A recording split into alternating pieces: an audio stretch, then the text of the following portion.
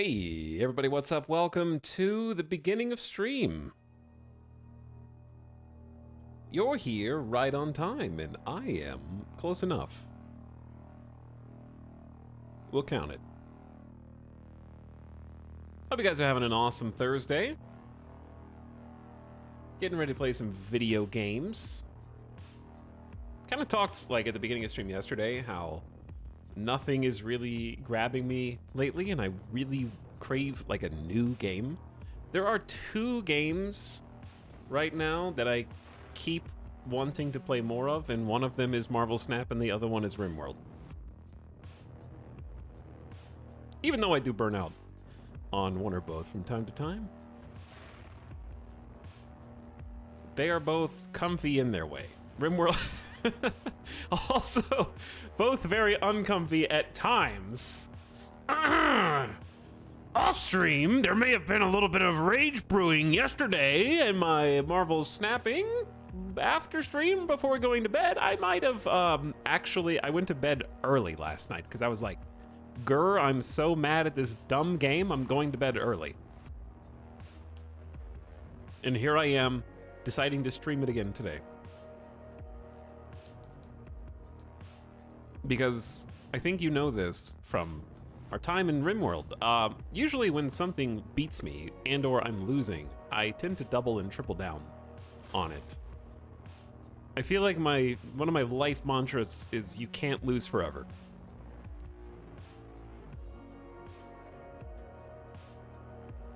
And sometimes you can, but you can't. Can't lose forever.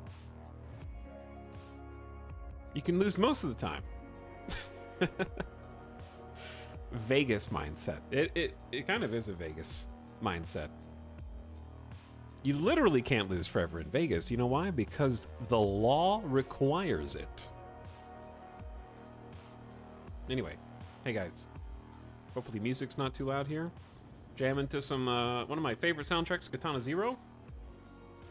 I feel your pain on the board of games and looking for something. I've been going backwards in history for games. We got Time Traveler in chat. But yeah, I just wanted to kind of hang out, vibe, and play some cards today with an objective, which is obviously gain rank, because it would be nice to be rank infinite again. It's not life or death. I've already hit 90. However, I have since fallen from that, but I've gotten all the like tangible rewards that I care about for this season. There's no card back at the infinite rank, so really it's just a status symbol and a bit of pride, I guess, so it's not that big of a deal. I've already gotten the things that I care about that are on the ranked ladder.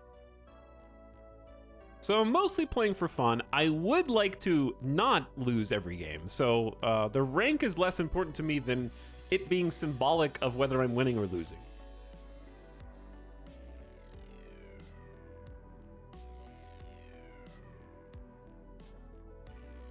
I'm down $100, but I just won $2. That's a win.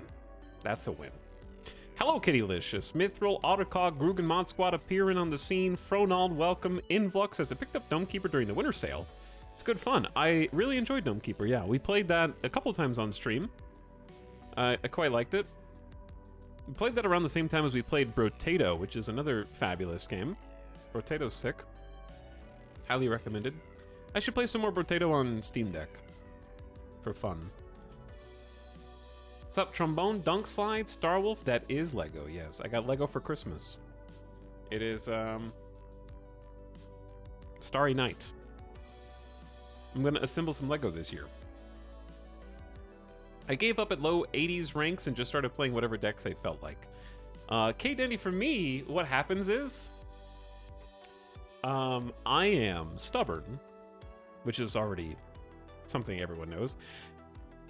And I actually tend to win and progress my rank when I have free time to play on days where there's nothing strange afoot in Marvel Snap, i.e. when there is no featured location and no hot location. Which, if you're unfamiliar with what I'm talking about, twice a week something happens in Marvel Snap, if you don't play the game and you don't know what I'm talking about, where there is once a week a new location that's added to the game And for 48 hours, it has a 40% chance to show up in every game of Marvel Snap. And it usually has some kind of text that necessitates a different style of play or adapting your deck in order to fit the fact that you're going to be seeing it 40% of the time. And then another day during each week, there's a hot zone, which is a 24-hour location that already exists that has a 60% chance to show up in every game. And when I play on those days, since I typically don't like playing around those locations, that's when I lose all my ranks, because I just stubbornly play decks that don't conform to the temporary shift in meta. And then on the days where there's just standard play, just regular play, is when I gain the most rank. He's wearing the Marvel shirt. I am wearing the Marvel shirt. And I think that probably influenced my decision. I looked in the mirror and was like, I think I know what I have to do today.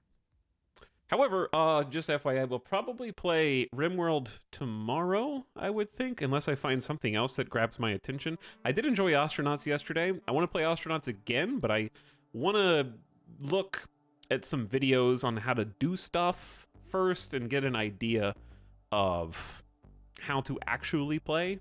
And I need to do some research, because it was very, very fun, very interesting, deep systems game, but one that nobody in chat can backseat except for 2 people. So there were literally 2 backseaters. And that was one of those games where I actually needed chat to backseat the hell out of the game. So that's on me. That's on the streamer for not knowing how to play the game. Obviously, a little bit of it is on the game as well for having systems that aren't really taught expressly, but it is an early access, and I have to give a very large berth of free pass for that. No Elp Nopers. Astronauts looks like it has a lot of depth and looked really neat. Yeah, I think just the building your own ship part and or scavenging a ship is a really enticing gameplay loop. But I definitely want to find out how to not soft lock myself on the stations.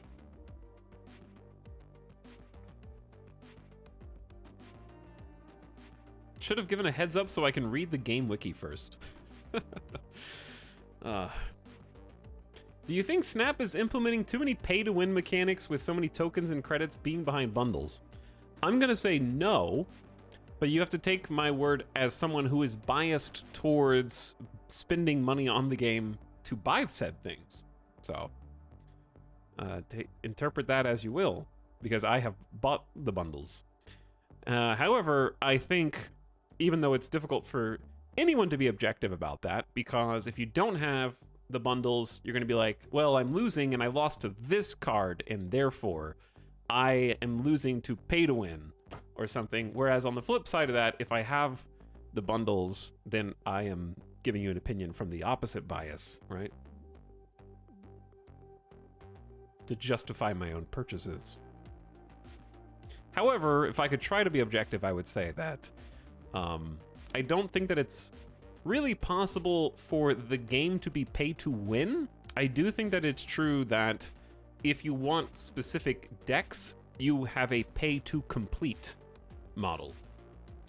However, I don't think that it's pay to compete, because pretty much all of the cards I think that are generally regarded as OP or too powerful by people who are in the middling ranks, all the cards that you need to counter those combos and those more advanced cards are found in the second pool of cards, which you will have unlocked before you get to Series 3. And those are the Cosmos and the Enchantresses and the Killmongers and all the things that delete the abilities of the Shang-Chi's, did I say that? Of the opposing players' cards. Any of the cards that you can get on the collection level tracker can be countered by those. Most of it comes down to deck knowledge and figuring out what to anticipate.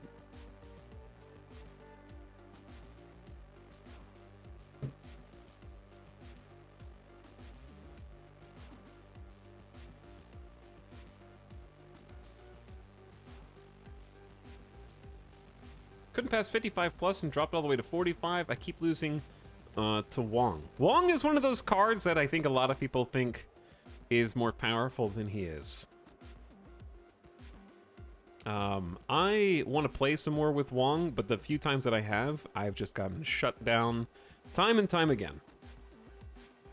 To other people moving my cards around with Polaris, Arrow blocking with Cosmo, shutting down with Enchantress, swiping with Rogue, throwing a Goblin or Hobgoblin into my lane. There's so many ways to counter it. The key is seeing seeing the play and then thinking, what is the best possible play that they could have with that card? Can I play around it or not? And then leaving if you can't.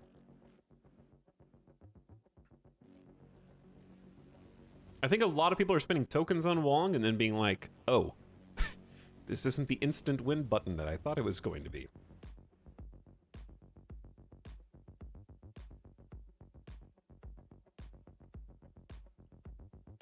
Anyway, I'm not good at backseating. That's what a backseater would say, Disillusion. See, being a bad backseater just makes you a Jeff. Which I had to be careful saying on Marvel Snap stream because I'm not referring to Jeff Hoagland, the Marvel Snap streamer, just our channel Jeffs. That's gonna, yeah, I don't wanna, I gotta be careful. They're different Jeffs. Jeffs in our community are not the same, okay? Jeff Hoagland would never backseat me in here, okay? I would probably be like, please help.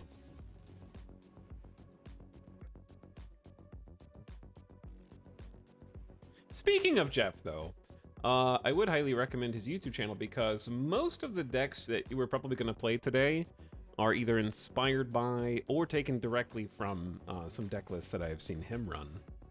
And I will not claim to be the author of all but one of them. So I'll post that link in chat and do a shout out later as well. But basically, like, I want to do some custom brews. Like, I want to make some fun, interesting decks with some unique angles, but I'm trying to focus on just completing my collection first, and I'm almost there, actually. So let's hop in. Let's do it.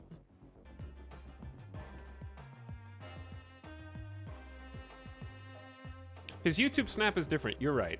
He has, I believe this YouTube channel is his full streams. You're right, you're right.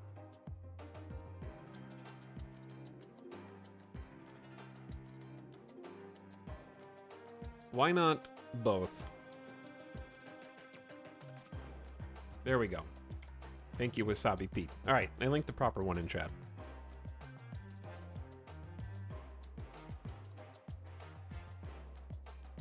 So small, camera's so tiny. Don't worry, we're gonna change to the other view once we actually start playing. If we're having fun, we're winning in our hearts. That is absolutely false. Okay, so I guess it's 7 p.m. today is when the featured location chills. This is the featured location Morag, which has a 40% chance to show up in every one of our games. You can't play your first card here each turn. So the premise is you have to play to a different lane, then you can play to this lane in a given turn. And that's per turn. So it's quite difficult to play around, especially if you're playing with huge high-cost cards. If you can only play like one card per turn, for example. Okay, we are. Speaking of pay to win, chat, I got some new Marvel Snap NFTs since the last time you guys looked. We got Wasp now. We've got Korg is telling the ghost to piss off. Remember the Fun Thor movie? I remember that one. And there's more buried in there. This isn't new, but you always get a good reaction to Morb has been. I need to play some more with Morb. Are you a 95-month subscriber to yourself? You can't subscribe to yourself on Twitch, you silly. But I like how you looked at that and not the little gift box that says I've given 850 gift subs to my own community. I like how you zeroed in on the 95-month sub and not the like nearly 1,000 gift subs.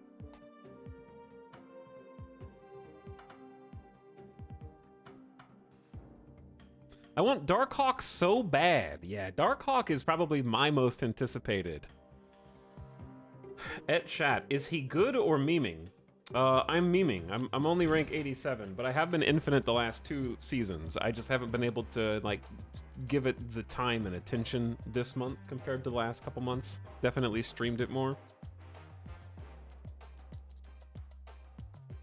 Yes, and I did get Luke Cage from Caches.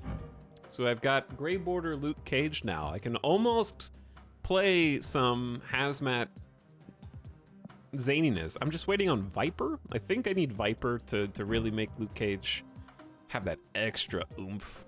Send a -2 over like a -2 hood over to their side, and then pop Hazmat would be cool. I am here for the Snap Marathon. Hello, Doshkats. What's up? People arrive. Rapid Recline. Welcome.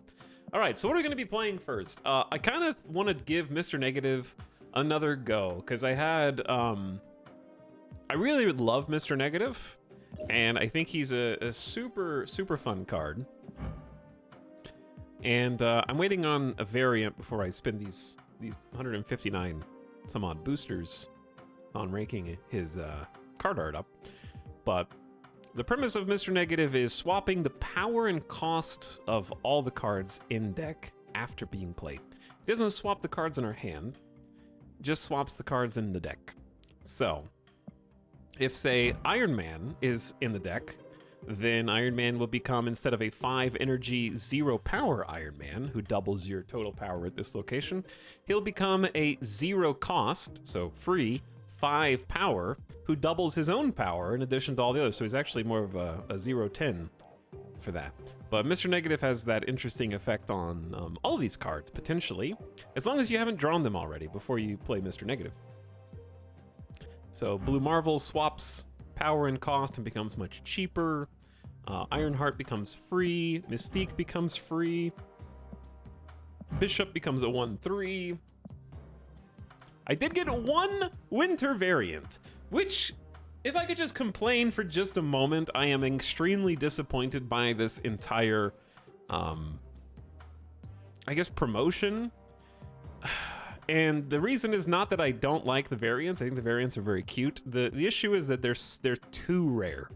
And maybe I just have terrible luck. But I was pay to winning, like, I use pay to win loosely. I just mean I was buying credits and stuff because I was anxious basically to get Lockjaw. We're definitely playing some Lockjaw today because I finally have my boy, the good boy, Lockjaw. So we're gonna play some of this for sure. But I want to start with Mr. Negative. Anyway, I was just so anxious to get Lockjaw that I was like, I'm gonna accelerate this. So I was wailing. Yeah, I was wailing. I got the Winter Wonderland bundle with 8,000 credits. I got the Chibi Sandman Spider-Man. I got some mission refreshes. I think I bought credits like 3 days. And with all of those credits, like probably 15,000, 20,000 credits total, I have gotten 1 winter variant. And I don't even, the winter variants page isn't even on the Steam version, so I can't even show you because there's no inbox on the Steam version, sadly. And there's like 5 of them. I think there's like 5 winter variants. So they're entirely too rare for such a limited amount of time, which is their prerogative. Like if they want to make them rare and say, oh, only a couple people got them, so that makes you feel special if like, oh, mine is the cute rogue one. That's fine. However, it's advertised as like this is a special promotion for a limited time event and you can only find these exclusive variants inside of caches or reserves, I guess. Winky face.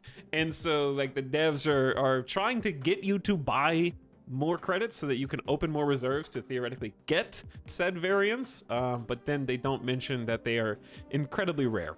So that's the part I take issue with. Like, rarity is fine, but putting them inside of boxes that you can pay to open, basically, and then making those entirely too rare means you don't get anything for your money, if that's what you were looking for, which I wasn't necessarily. Like, I wanted them. However, I was also happy to get some more cards out of caches. Let me see. Okay, we're gonna play. I just want to look and see what I got recently. I got Giganto. I got Luke Cage out of reserves. I got a variant for Squirrel Girl. I got, dude, Destroyer was like my 8th to last card. I have literally never played Destroyer. He is still gray bordered. I finally got Rogue, even though I already had Rogue from the bundle. So now he has a problem with this kind of monetization. I don't have a problem with the monetization of the game. What I have a problem with is making a super exclusive, like, variant aesthetic art package and then advertising it as something that you, if you want them, should buy more credits to open caches, and you still don't get any. If that makes sense.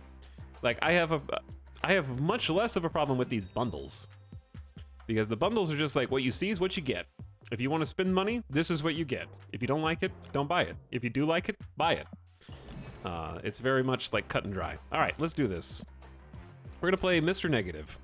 And once again, real quick, the plan is for Mr. Negative, my ideal hand is a turn 2 Psylocke. I can play Psylocke on turn 2, give a bonus energy for turn 3. So instead of 3 energy on turn 3, we'll have 4.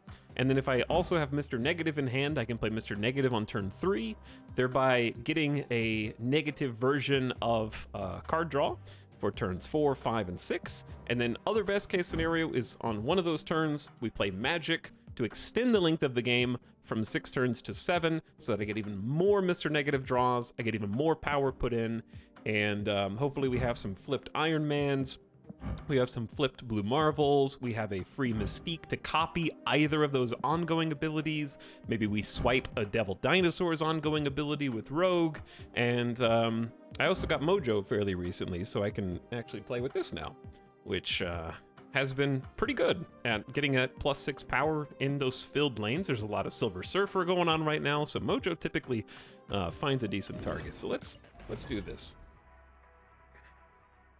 Oh, Vince! Yo, oh, what's that? That's you guys! Oh, Double Mod Squad. Hello, Kaibo and Nog. How's it going? All right, we have one piece of the puzzle. We got Psylocke. If we draw Mr. Negative, we snap.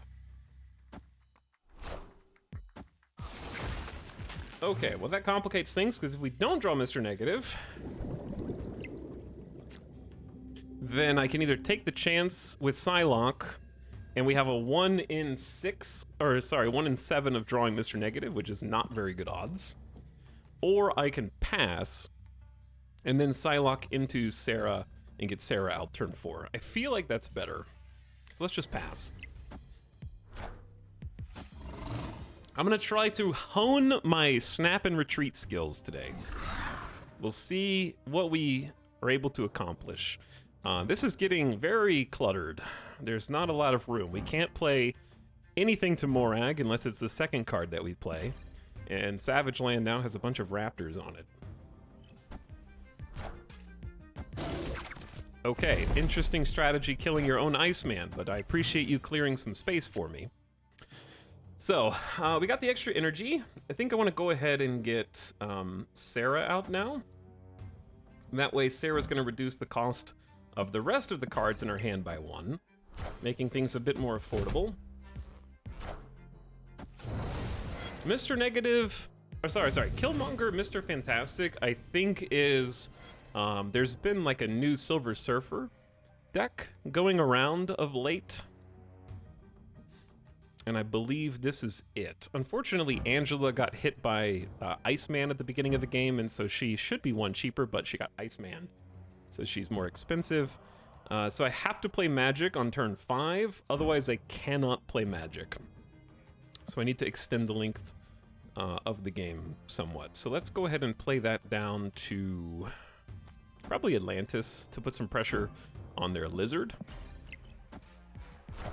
I do think that this deck that I'm playing against unfortunately has Storm in it.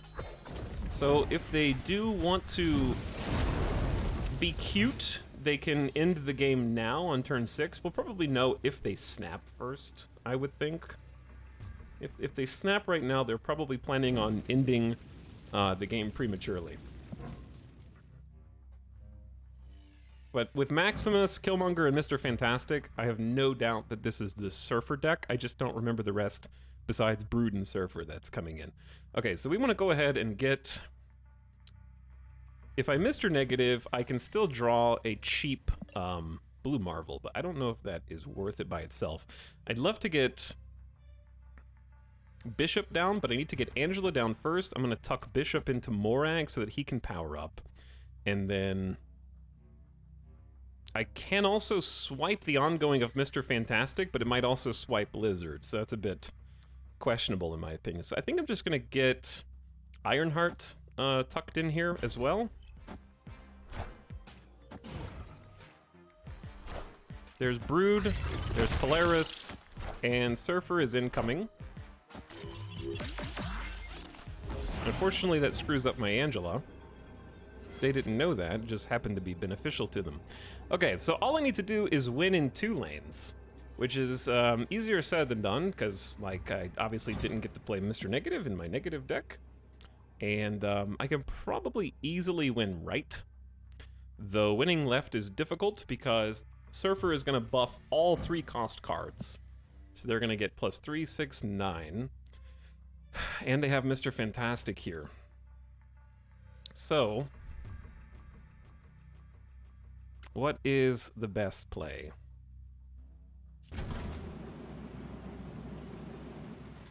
If I Iron Man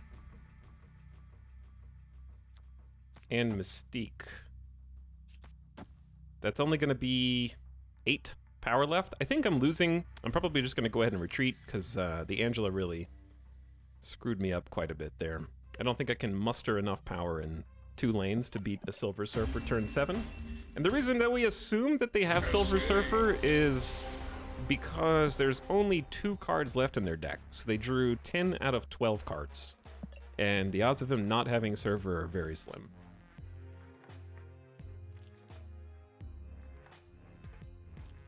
Mr. Negative was my nickname in high school. Hello, Queen of Spiders. Welcome back. Thanks for the sub.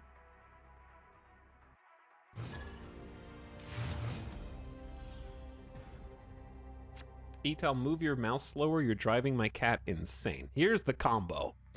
Unfortunately, Iron Man is in hand, but we've got the combo. Thanks, Queen of Spiders, for 21-month sub. Much appreciated. Okay, let's go ahead and I think we have a problem with finding space for Morag, but we're just gonna hope that this is a playable location. Oh, snap. We're gonna hope that is a playable location. So we're getting Psylocke out to ramp an extra energy. So we should have 4 energy next turn to get an early negative out. Space is running out. Space is running out.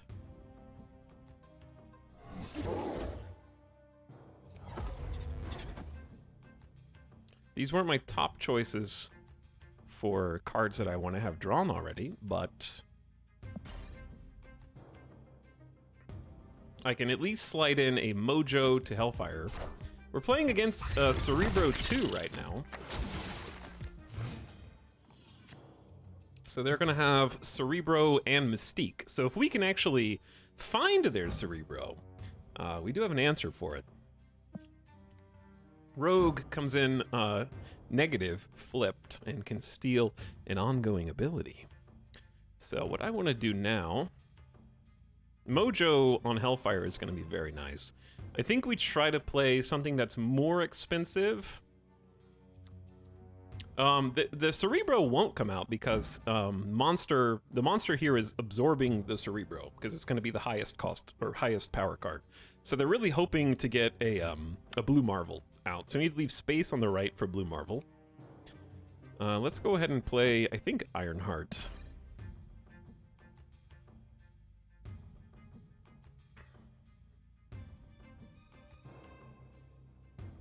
Should I make a new ETAL Snap with the new Galaxy card back?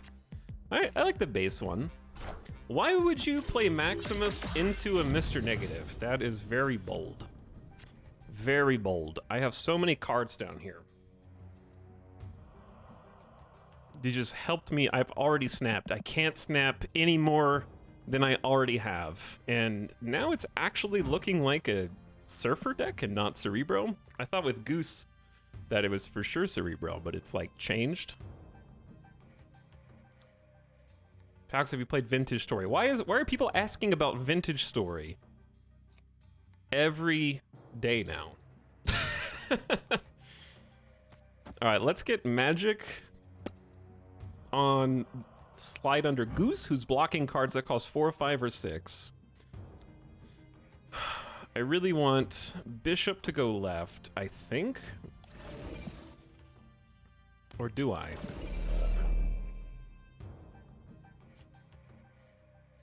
How about Bishop? Why can't... Oh, cards that cost 1 can't be played here. This is a bit awkward for us.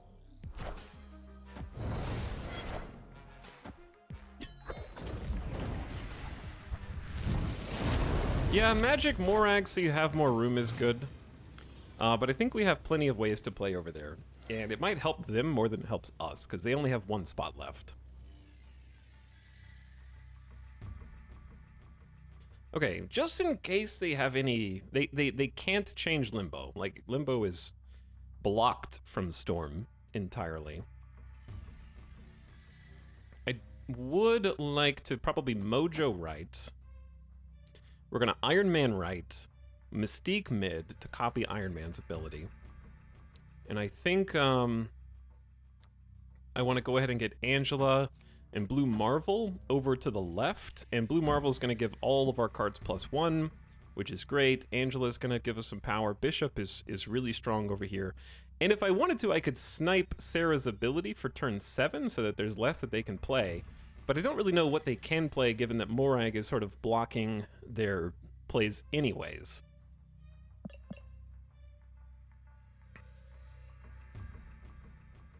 So I need to leave a spot open so that I can get Iron Man down. 5, 6, 7, 8. I won't be able to get Mystique down, will I?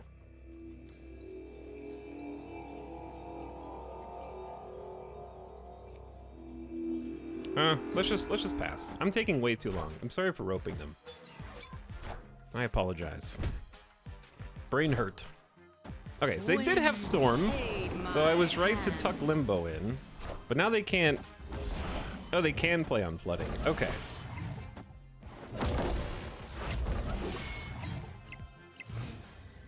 They can totally play on Flooding. So yeah, having Sarah would have been nice now, because then I could play Iron Man and Mystique, and now I can't. So, punished for not anticipating them storming this location.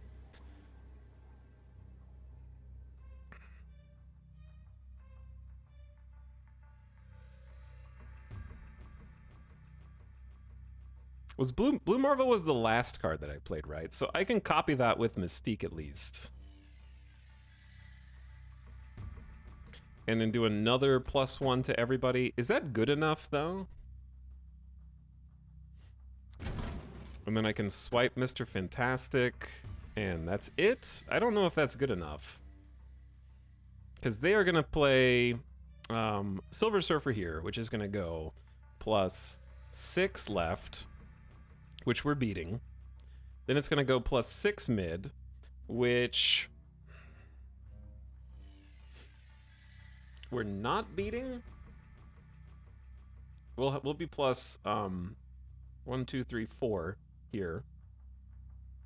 And then it'll be +0 right. So we are already winning right.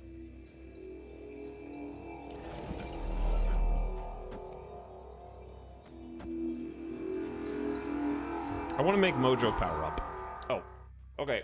I wanted to make Mojo power up. Listen, chat, there's a lot of thinking going on.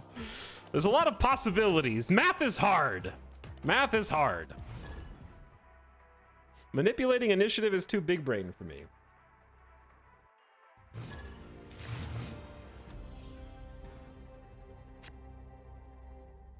We got there, chat. We got there. But yeah, this deck is really fun.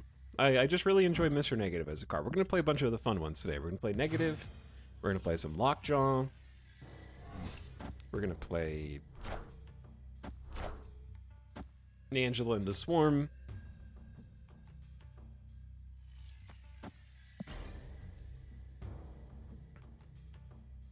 Your icon looks a bit like your Midnight Suns character. The Collector? Looks like my Midnight Suns character? I don't know if that's a compliment. Okay, Big House. Cards cost 4, 5, or 6 can't be played here, so we need to save some space on Sakaar because Mr. Negative does not have a home, and this is somewhat awkward, actually.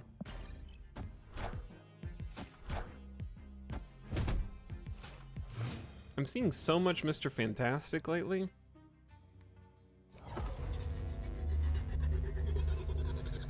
That noise is somewhat addictive. It's the only place Mr. Negative can go. Oh, that was like super... Uh-oh. Uh-oh.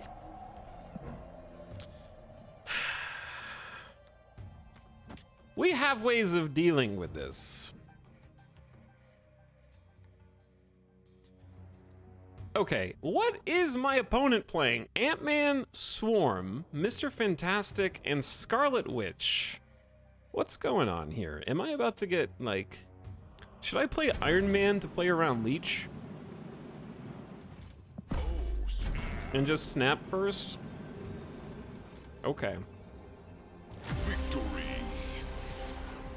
I don't know. Apparently that was not a good snap. However, I think it was just that I snapped with Mr. Negative, and now that's just a no-no. You have to snap before Mr. Negative.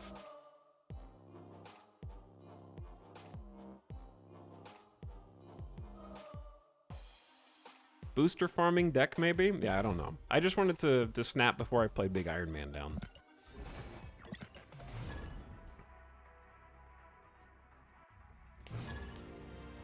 I like that in Snap, the game is not just made different by the opponent's deck, but also the locations. Speaking of the locations, yes, speaking of said locations, fun fact, if I play Mr. Negative, it will swap the power and cost of all the cards in my deck, which they will be able to draw with Weird World. So we absolutely cannot play Mr. Negative under any circumstances. Those are the rules. It's possible that Los Diablos will ruin that location, though.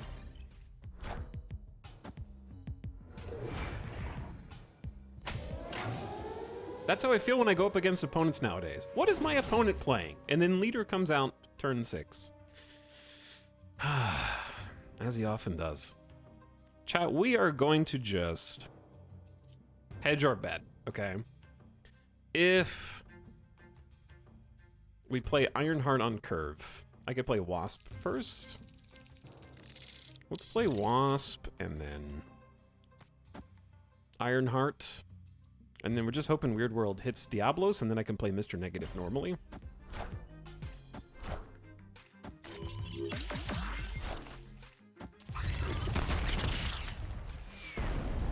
We will continue playing this Patriot deck. Okay, let's just focus on winning 2 lanes, I guess. What do you think is that they might... How many cards did we get before Weird World? 4? So Brood was one of them. They have 3 more cards that we don't know. It could be Patriot. Can we beat Patriot with Blue Marvel Onslaught? On the left, probably. So let's just go ahead and Misty Knight left. I just drew Wasp. Any good? Wasp is a very good card, yeah, but obviously all cards are good in the context of the decks in which they're good. Wasp is obviously a staple of this Patriot deck because Wasp doesn't have any abilities, and therefore Patriot buffs her. Very good in Lockjaw, especially, so might need some other cards to go with, but in general is nice. I'm scared to snap them because I don't know which of my cards they have.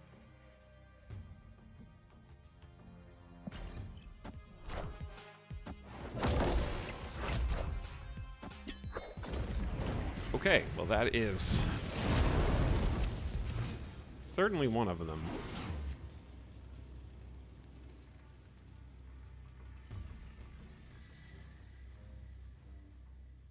Squirrel Girl value is minimized here if I want to Onslaught on the left. Onslaught is doubling ongoing effects at this location, so that's going to double Blue Marvel up if I want to go down that road.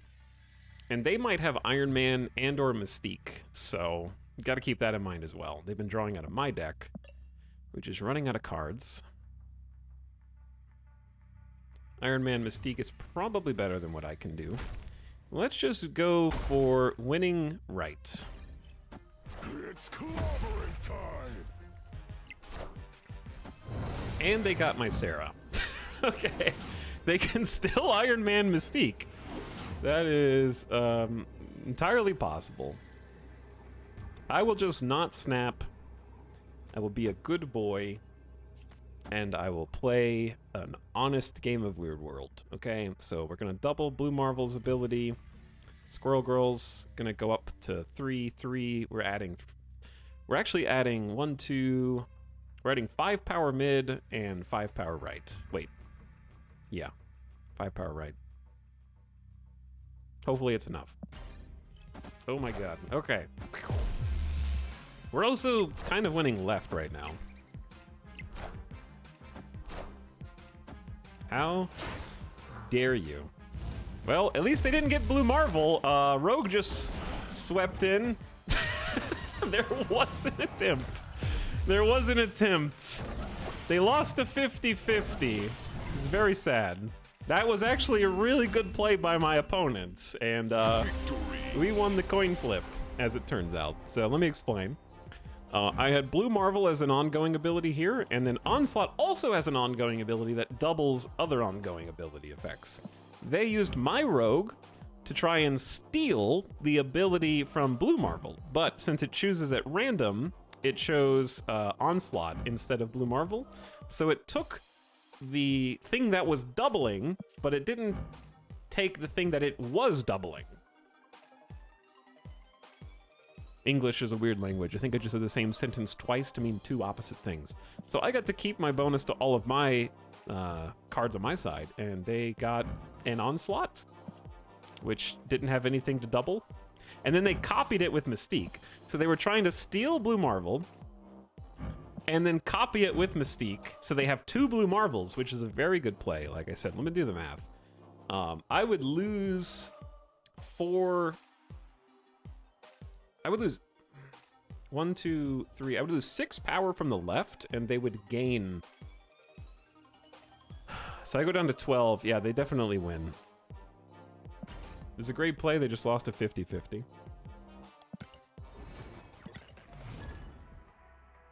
Rogue secret text: steal the ongoing card you don't want.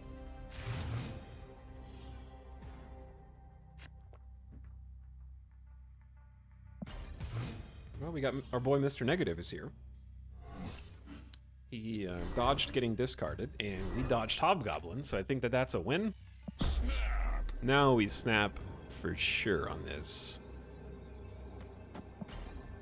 We dodged Hobgob, and we get to Psylocke into Mr. Negative, and Iron Man is still in our deck. I think that we have to snap that. We're spacing them out so that we have some room to play.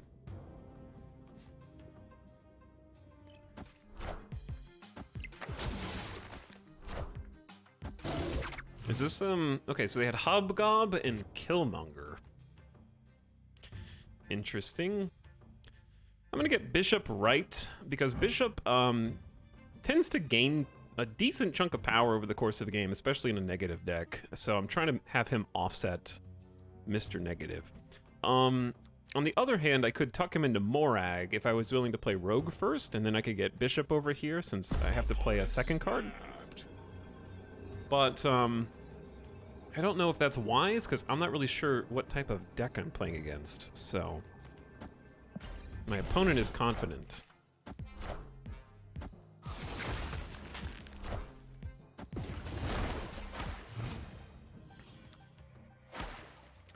Killmonger, Iceman, Wave, Hobgob. It could be a Galactus.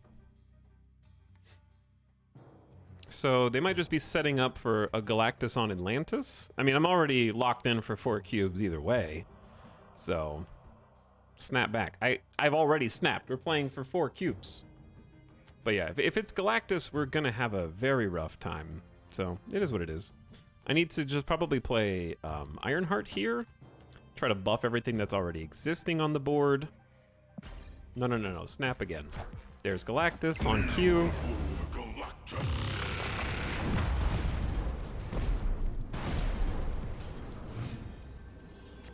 And unfortunately, they had initiative. So I did not even get to flip my card up. But yeah, I'm already stuck in here for too many cubes anyways.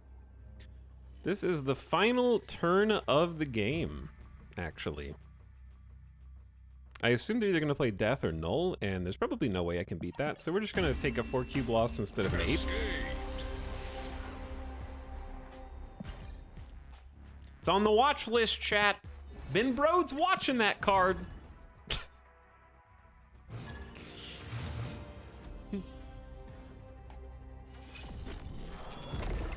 He knows when you've been bad or good, Galactus players. He knows. He's watching. He's making a list. Anyway, I'm just joking, because Ben Brode tweeted that Galactus was on the watch list, which is very mysterious and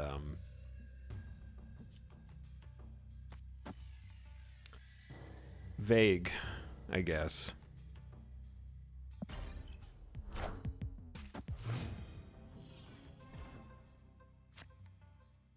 Well, that's a good Mr. Negative. I'm happy they said friend battles are in the coming soon. Me too. Friend battles would be very nice.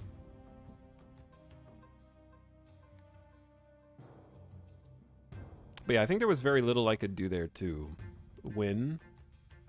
Especially with Morag blocking my plays in. Okay, I want to go ahead. Do I like Bishop on Wakandan Embassy is not ideal. I think I like Bishop into Sewer System. Because Angela scales up quite nicely, as does Bishop. So I like having 2 cards that scale in different lanes. Because Mr. Negative is a... I don't have anywhere to put you, Mr. Negative, and I don't like putting in Sewer System to get even more negative, so I may as well get Angela, and then we sort of set up for a Mojo and Mystique. We have 2 more card draws after this. If one of them is Magic, that's perfect, and then we have, if we get Magic, we have a 60% chance to draw Iron Man at 0-5. He's making a list, he's snapping it twice.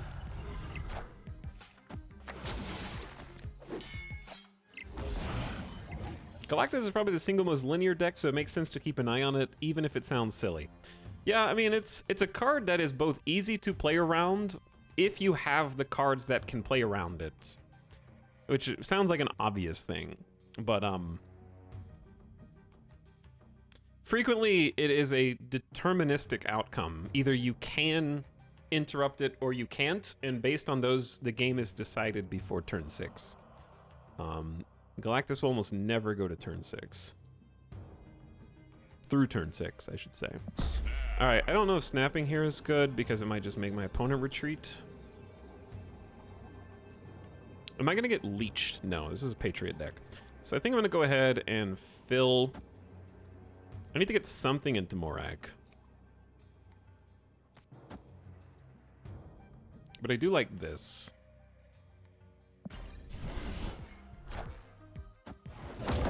I think I can put out more power than Blue Marvel Patriot. With Iron Man being a 0-5.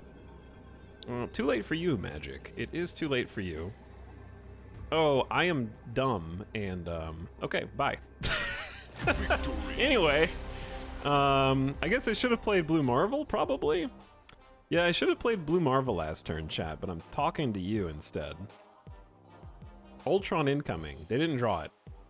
But anyways, we do beat Ultron, regardless, because all I need to do is play Iron Man mid, and then Mystique left, and just ignore Morag. 0-5 Iron Man is pretty damn good.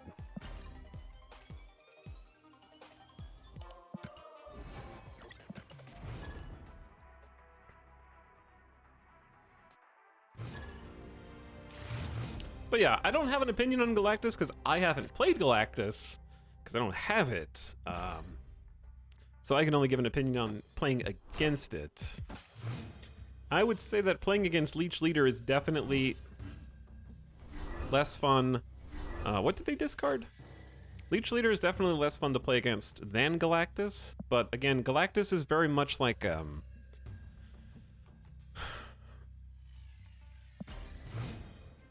there is no dynamic. It doesn't feel like there's any dynamic gameplay, I should say.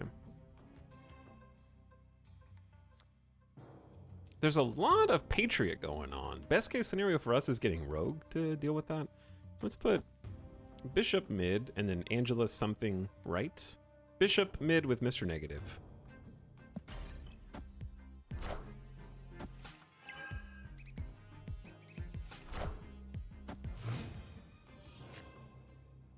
Too late for you, Psylocke. It's never too late for Psylocke. Khazar! It's Khazar Patriot.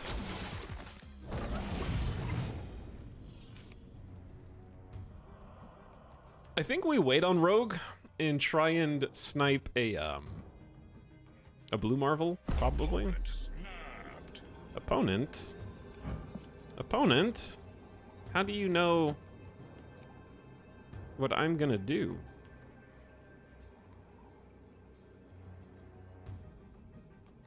What do I care more about? Leaving room for Angela so that Angela can power up more on Xandar. I don't really want to fill, just in case. If they have Misty Knight, they might also have Debris, so I need to leave some space open in case I get Debris.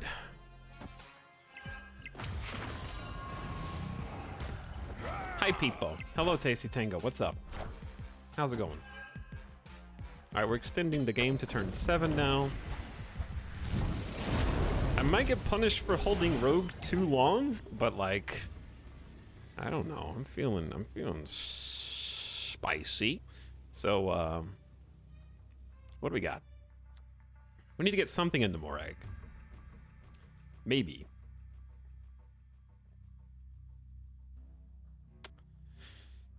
I also wouldn't mind playing Blue Marvel this turn, and that's it. And then our best draw is Iron Man. We have a 1 in 3 of drawing Iron Man next turn. Maybe we just ignore Morag entirely. Did I already snap? I might be biting off. If I don't draw Iron Man, I'm biting off more than I can chew. Probably.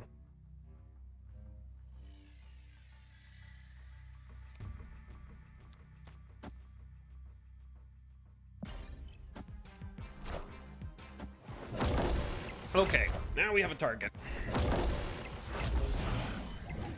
Chat. Oh, we didn't get Iron Man. Okay. No 1 in 3 Iron Man. We might still have a world in which we win this. Because I just Blue Marveled, so I can copy my own Blue Marvel with Mystique.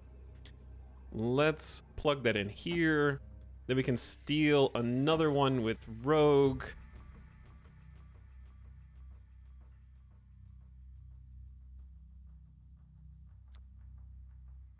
And then we can Angela Sarah on the right for an extra 7 power, plus we're getting 8 power on the right. Is that going to be enough to win? We're going to have 3 blue marvels on our side, potentially. Potentially. I guess that there's a world in which they onslaught blue marvel, and then we might be the guy that steals onslaught instead of blue marvel. Bishop's getting plus a bunch. Bishop's going to get plus a bunch. Let's just let this play out, and... Okay, big Ultron. Big Ultron. We do get to snipe blue marvels, so that's nice. Is it enough, though? We need a lot of power, and I don't know if we have it. Let's find out. Math is hard. A little sniperoo. I think we do. GG.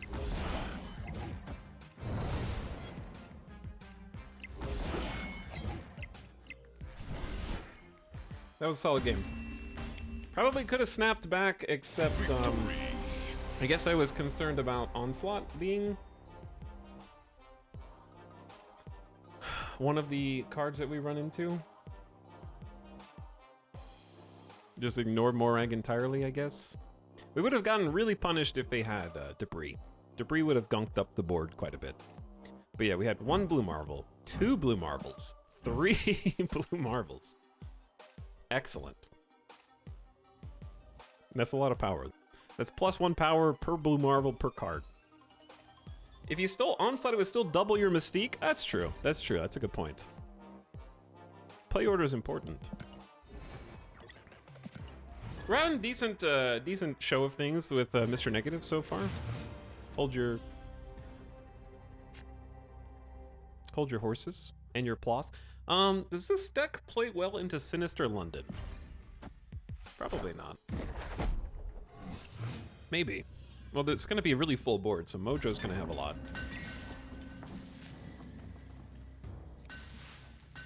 Fun fact, if you Mr. Negative on Sinister London and add another copy of Mr. Negative, you will make your deck negative and then positive again, which is not what you want.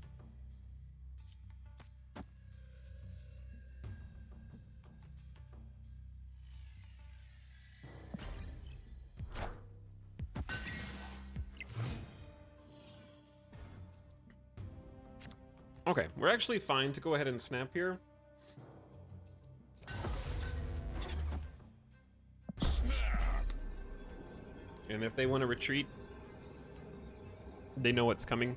I do often get retreated on when snapping before Psylocke or right after Psylocke. I don't know a better time to snap. Wind, aid my hand. Interesting to Storm Nidavellir. When we can add stuff to it with Sinister London.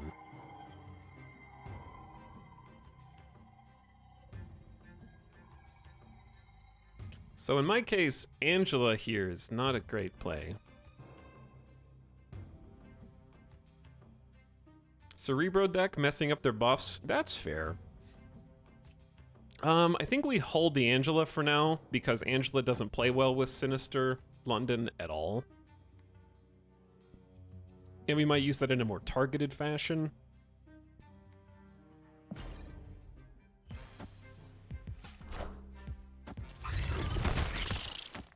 Oh, I was hoping for Mojo mid. Hoping for Mojo mid. The good news is, here's a pro tip, chat. If you're playing against an obvious Mr. Negative deck, I guess it wasn't that obvious. I just Psylocked turn 2, Mr. Negative turn 3, and they played Storm turn 3. But if you think you're playing against Mr. Negative, you save Storm so that later, when I play Magic on something, then they don't get to just... Like basically, I don't get to play a 7-turn game because they can switch Limbo back to the Flood location and then end the game prematurely is pretty good strat. So sometimes it's worth it to save, especially when there's a Sinister London. Okay, my question is, should I, to get any power here, maybe I don't want to play for Flooded, and I don't want them to be able to copy things? Or do I want to be able to copy things? I'll get greedy. Let's copy some things. They were going to be able to copy that anyways because of how initiative is working. And they're going to run out of space in a second anyways. Ooh, spicy rogue. That is a spicy rogue.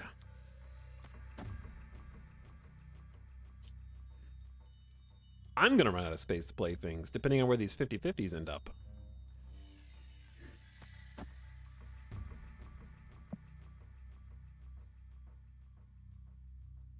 I think you gotta try it though, right? Because we're gonna have... Okay, Rogue is gonna swipe Blue Marvel, and then we're gonna have 4 Blue Marvels, is that right? And they're gonna have 1?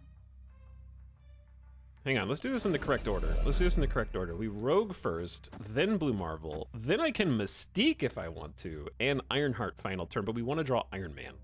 So let's do that. Oh, well, we might steal their Cerebro instead of their Blue Marvel.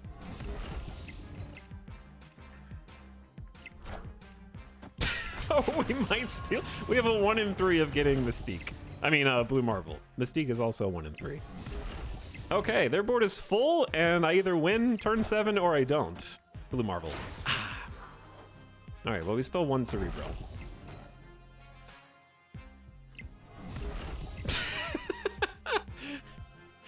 Surprise! The good news is that went in an optimal location.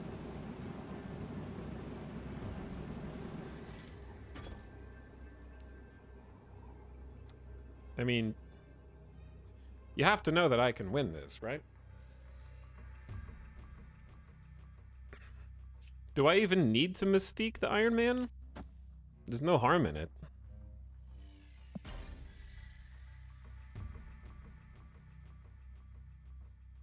GG. Victory. That is one example of Sinister London.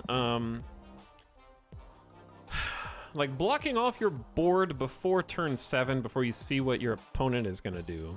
Granted, they did prevent their Blue Marvel from getting stolen. But what's funny about this is Iron Man actually would have been my highest power card. And Iron Man would have gotten double Cerebroed. So this actually represented a 0-9 on the board, which would have been a 0-18, doubling everything else that's there with Mojo. But very good. Would you have won middle with Iron Man? I couldn't play middle because it was a flooded location. Once you filled, oh yeah, Mojo would be the highest once I filled. That's true, that's true. Anyways, this is going pretty well. Not all negative decks run Magic, maybe, but like, I still think that Magic makes most negative decks better because it gives you more time to draw. What is a, like, I'm not saying you're wrong, but I'm genuinely asking for some examples because I would like to see.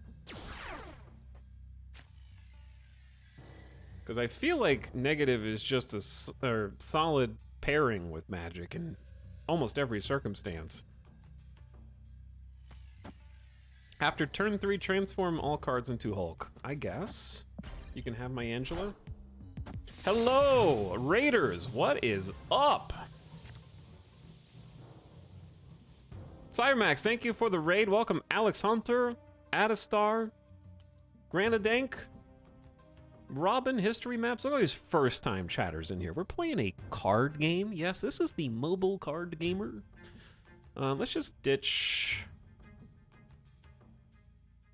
Ironheart, I guess. I don't know. Is Mojo more valuable than Ironheart when you have Iron Man Mystique?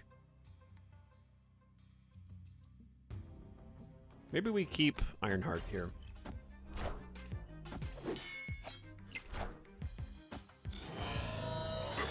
But thank you so much for the raid. Hope you guys had a good stream. Hello, Cookies. Bloodflower. Krusty Nov. Jam to the guitar. Mr. Lofio. Hi, everybody. Hope you guys had a nice stream. I don't know. why you have been sent to watch a mobile card gamer. However, that is where you've been sent. We're playing my favorite card game right now, Marvel Snap. Ooh, that's a spicy Giganto. The goal is to have a higher number on 2 out of 3 locations on your side. So right now we're losing the left, we're winning mid, and it's 0-0 on the right. So it's a 6-turn game. Typically, we're gonna make it more than 6 turns in just a moment. I think we just toss Magic off to the left, actually. Very fast games. I have played an extensive amount of Hearthstone and Magic the Gathering, and I would say that Snap is probably my favorite of the 3.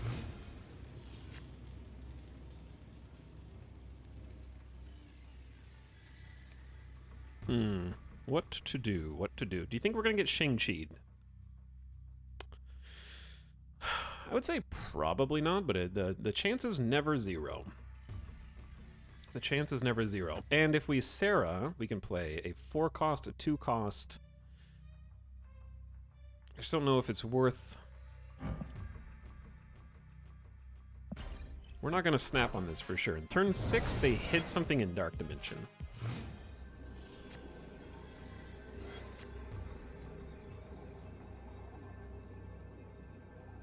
Some Lockjaw runs leader, the really bad dogs. Some of them. How could you sully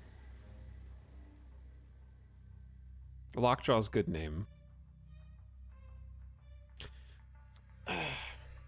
Okay, well, let's just play and see if we can get more points than my opponent. That's just a solid way to do it. We do have a secret Ironheart here that's going to hit some things, so we're just going to go Iron Man left, Mystique mid, and we have a pretty good chance of winning. Maybe Iron Man will surprise them. Mystique copies Iron Man's ability to double everything mid. Iron Man. What do we got stacked up on the right? Dr. Doom. Odin. That's a lot of Doom bots.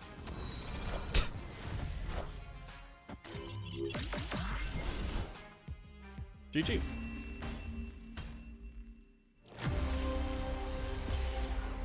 That was technically winnable, but it would have required all 3 of Ironheart's buffs to go left. And then we actually would have won.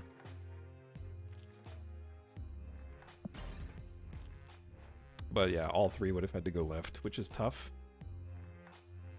So this is one of those situations where Ironheart was worse. We should have sacrificed Ironheart instead of Mojo. Mojo would have won us the game left, actually. Anyways, what were you guys playing? Raiders who just came in. Playing retro, that tells me almost nothing. I have 0 information. The X-Files. You have to elaborate. There's an X-Files video game? Of course there is. X-Files FMV games. Oh, nice. So welcome, Raiders. Glad you joined us.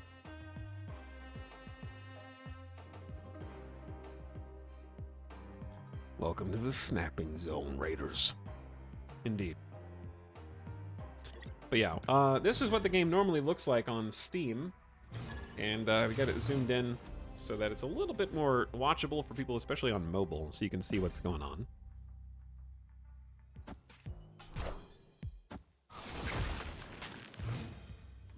We're playing a deck whose entire premise is based on flipping the values of the rest of the cards in the deck. But if you have any questions, or you're new, feel free to ask. I don't mind answering some of the basic stuff. I sort of take it for granted. Ooh. Is 2 energy better than 1 here? Brett? Excuse me, Brett. Ah, Brett. What if we just play a Psylocke mid? Oh. Wind, aid my hand. Okay. I guess I won't be duplicating anything, will I?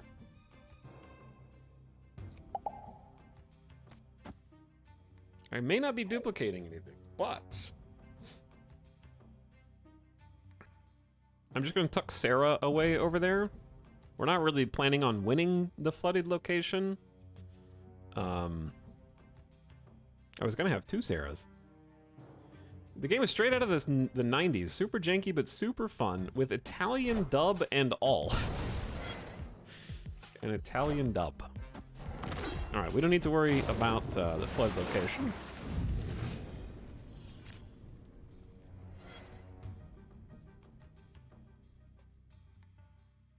So the only way for us to get the extra turn is by not playing in Dark Dimension, because this won't reveal cards till the end of the game, so we need the card to reveal so that Magic's effect can take place. I might go ahead and just tuck Mojo in under Dark Dimension, though. Hoping that they fill it with, like, Brood or something. Wakanda forever. Okay, are they planning on, like, Arnim Zola? They might, like, Odin Arnim Zola? I don't know. I'm not really sure what's going on here.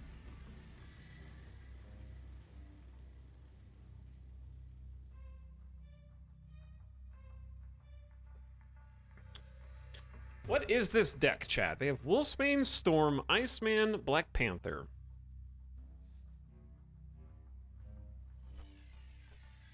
Arnim Zola is almost certainly in this deck. But I'm very confused on what to anticipate other than that. The Zola decks usually run leader too? So that's a little bit what I'm afraid of with Iron Man Mystique over here.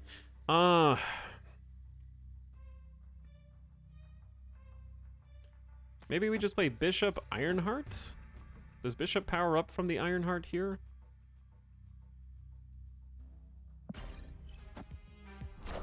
Okay, there's Arnim Zola. That's a very large BP. And then what comes turn 7?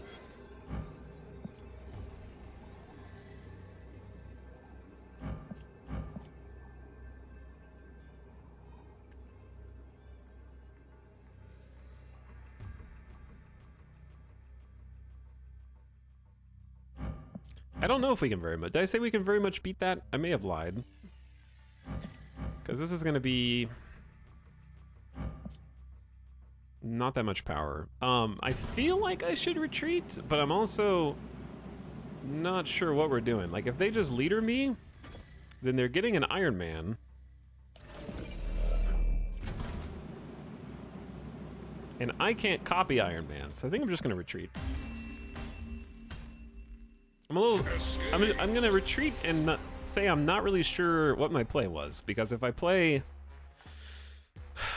Iron Man Mystique left, Bishop goes +4, so we have 9 power mid, which is very beatable. I guess we could have 10 power if I also played an Angela mid.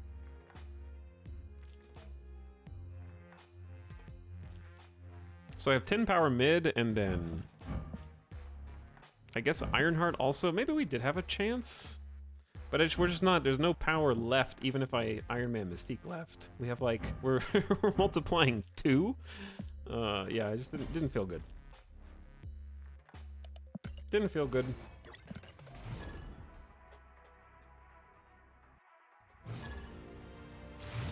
Is there a difference in retreating and just losing? Yes, big difference. So this little cube up here at the top left of your screen is how many ranked cubes I'm playing for. If you retreat before the game ends, you lose the number that's in the box. But if you look at the final turn, you'll see a number under that that says final, and it'll be double whatever the number is in the cube. So anytime you snap, we need the exclamation snap command back. But essentially, you lose less ranked progress is the short answer.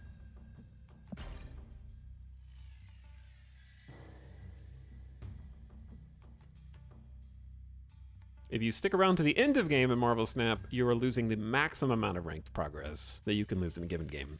So you're highly encouraged to retreat from games that you think you can't win to mitigate your ranked losses, and double down on games you think that you have a chance at winning. But the timeliness of your snapping, and therefore doubling, is also very important. I think I'm gonna throw Bishop mid to kind of stack for mojo. We're gonna get X mansions. Gonna spit out a random card for both of us. Just win, yeah, just win. It's easy.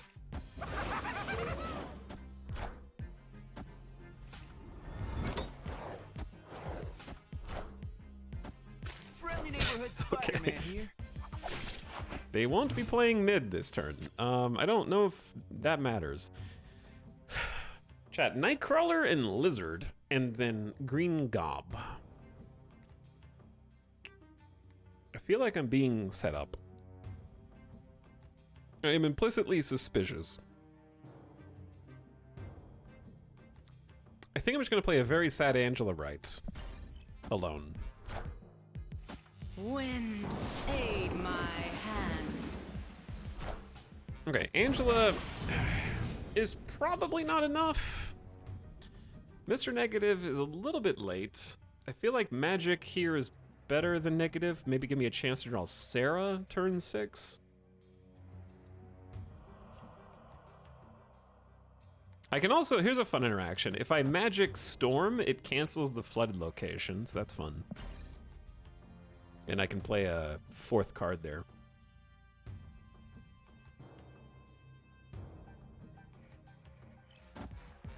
Friendly neighborhood Okay. Spider-Man here. They have an actual Spider-Man. How dare you hit Iron Man with that?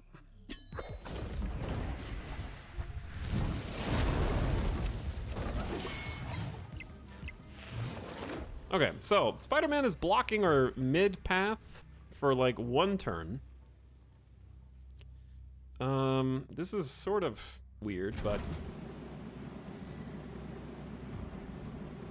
do we just give up on Miniaturized Lab, chuck Iron Man on Limbo, and then pop him with a Mystique Ironheart final turn? I feel like that's pretty good.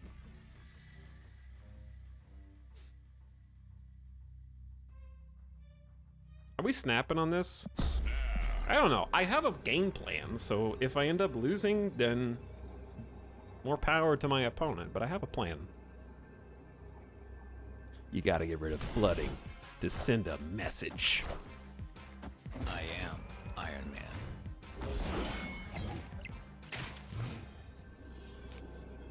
Okay, so the awkward part of this is I am really, really committed to this 50-50 Ironheart.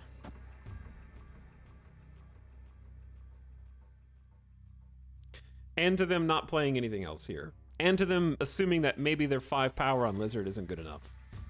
There's a lot of ifs. I think this is a Opponent snapped. This is a questionable 8-cube game that we're playing.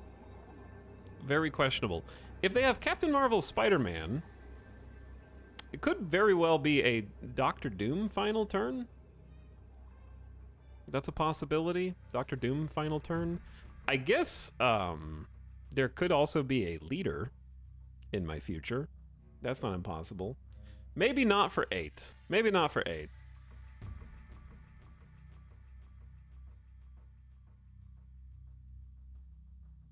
Any believers? We lose to leader. I'm just gonna go ahead and retreat. I don't think for 8 is good. Escaped. Okay, let's analyze the board though. If Ironheart gives 3 other game, it's okay, I already left. 2 power to 3 other cards. If even one of those hits the right, we get +4. So we're winning the right if even just one Ironheart buff goes right. Which statistically, we have a great chance. We have 3 50-50s. 3 coin flips. If 2 of them go right, we get even more. Mystique is doubling this, so I'm pretty sure we won mid, no matter what happens. Let's say that they don't leader and that they play Doctor Doom. They'll have 15 power. So the only way that I can beat 15 power is if 2 of the 3 Ironhearts go right.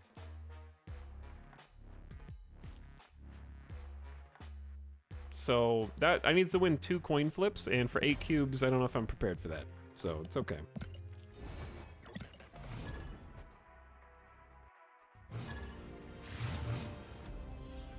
That being said, if they didn't Doctor Doom, they might not have played right, assuming that I couldn't add any more power there. Blue Marvel would have been an amazing draw. That would have been great. Blue Marvel would have been probably worth staying for. We're about to have some free and powerful rocks. Those rocks are all gonna get flipped. Oh no! Chat, I lost Mr. Negative in my Mr. Negative deck, thanks to Sokovia. I got plus rocks, minus Mr. Negative. That's okay, right? That's how you win in this game, I think. Bishop versus Morb. Bishop versus Morb. Morb is probably winning this.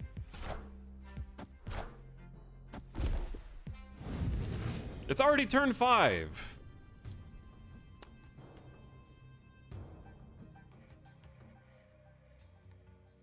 Is the 7th turn good for me? Probably. We don't really have an I win condition.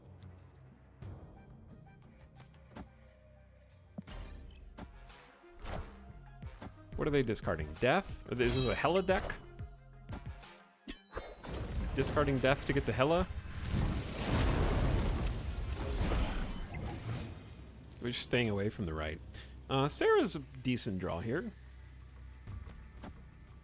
I can also swipe Morbius's Ongoing, but I would just, it wouldn't add any power for me. It would remove power from them though, which I guess is interesting.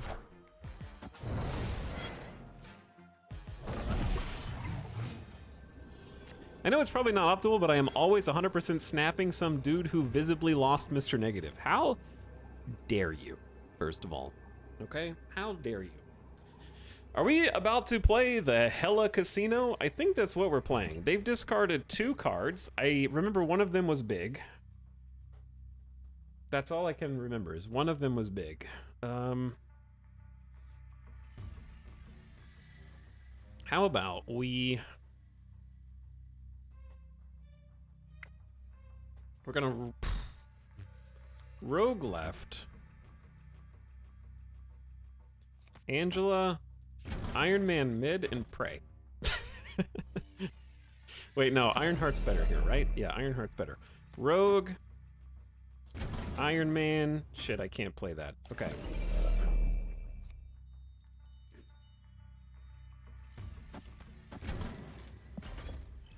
Hela, here we go.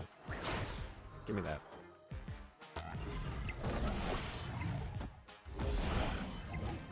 I am Iron Man. Don't go left. Don't go left, random discards. Go right. Oh no, I lose. Actually did win if Death goes left. We had a decent shot at winning that, I think.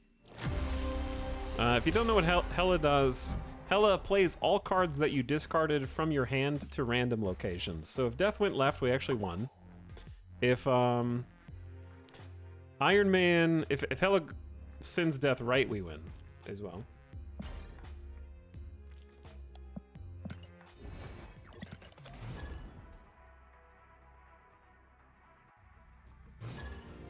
Chat, if you're gonna thumbs up after a game, at least have the confidence to snap on your play first, you know? You're just patting yourself on the back for 2 cubes. It's embarrassing.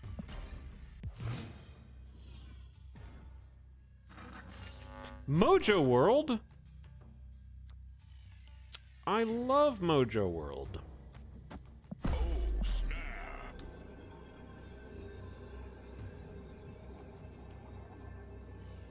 Yeah, but they're mine. They're my cubes. What Hela usually does for me is get discarded immediately. Yeah, that's been my experience in general as well.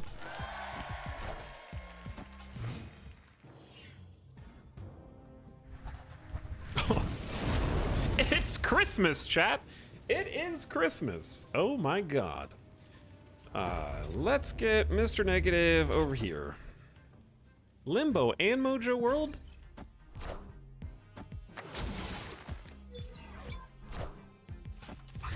Route to Strange Academy on a 7-turn game seems brave.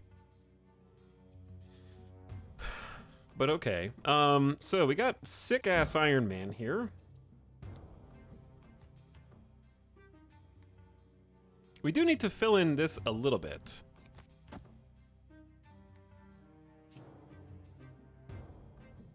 Are we competing against the Broods? Maybe, but Strange Academy, not so much. I don't know if filling Mojo right now is correct. And showing them that we have it. Alright, they've got a lot of power in the Strange Academy. Turn 5, these cards are gonna go flying. Ooh, that 1/3 bishop is unfortunate.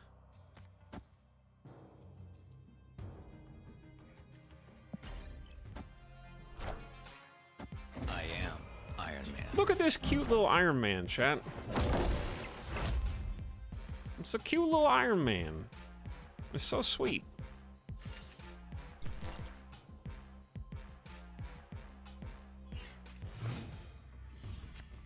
You call that Iron Man? This is Iron Man. This is Iron Man. I can actually play all of my cards out right now. I don't know if we're supposed to play... Like, I don't know what Iron Man is doing in this Brood deck with Wolfsbane. Because Wolfsbane to me says it's a Surfer deck. I am always cautious of Leech. I think if they snap this turn, I'm probably getting leeched. Let's just Bishop. Where do I want a Bishop? Bishop left?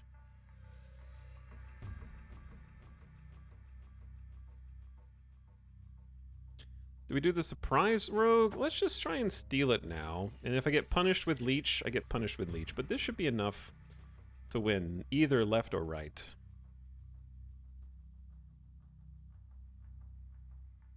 Mystique the Blue Marvel and Rogue the Iron Man. I don't hate that. Yeah, I don't hate that, because I can copy my own. But I could also just copy Iron Man's ability, which is probably better. I think... Okay. Victory.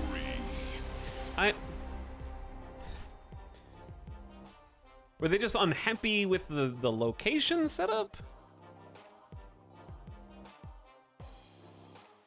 Because I didn't snap on this turn. You took too long. No, I mean, yes, but that's not why they left.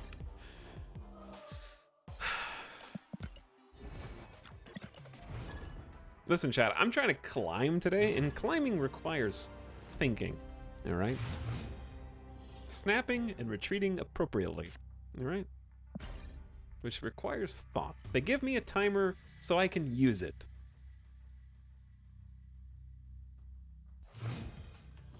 But yeah, it was a juicy rogue target. Often in Mr. Negative, it's fairly clear when you've won or lost.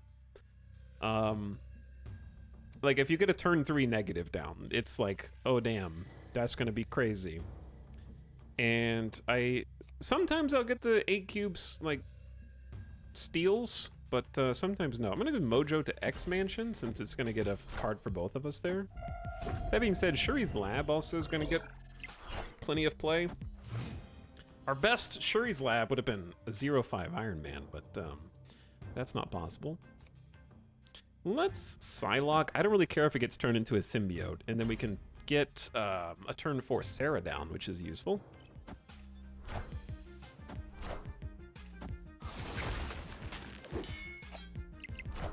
He says before getting Iceman. Medusa? Electra? X-Mansion is struggling this time of year.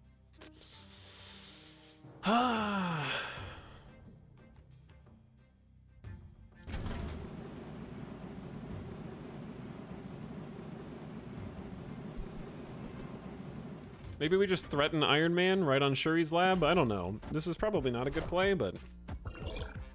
Okay, now I have to play something there. Sentinel, Iceman, Angela, Daredevil. I am Iron Man. So I know what they're gonna do. They're probably gonna hobgob Shuri's Lab. So we're about to be in danger. They are about to hobgob the Shuri's Lab.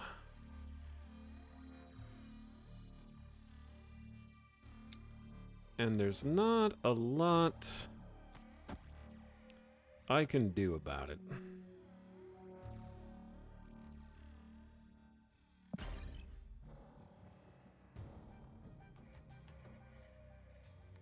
But of course I didn't know they had Daredevil until they just played it.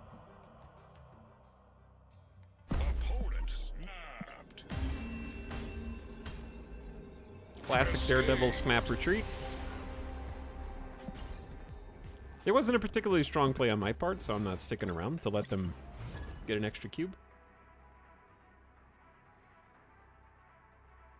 Mystique is gonna get eaten? No, the cards already got turned into a symbiote, so it was clean after that. And also, Mr. Negative only affects the cards that are in your deck, not the cards on the table or the board. So since it wouldn't be in my deck, it wouldn't get flipped. And if it did get flipped, it also isn't. I don't know why, but with Mr. Negative, the question most people ask is how does Mr. Negative interact with Green Goblin or Hobgoblin? And the short answer is not in any beneficial way. Your card cannot be played to give you 8 energy, unfortunately.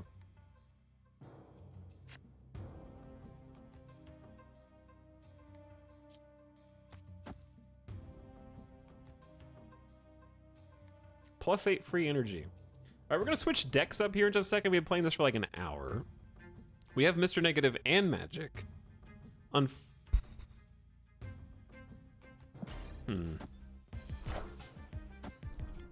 Helicarrier. Here it comes, dropping off some friends. Helicarrier, when discarded, gives you 3 random. Chad, is it just 3 random cards or 3 random 6-drop cards? What sucks about this Mr. Negative, though, is that I might not be winning Asgard after this. The only way I can win Asgard is if I play Negative there. And then Dark Dimension is going to make Magic too expensive to play, so this really isn't as good as it seems. So I'm not going to snap on it. They're definitely winning Asgard right now. They are definitely winning Asgard.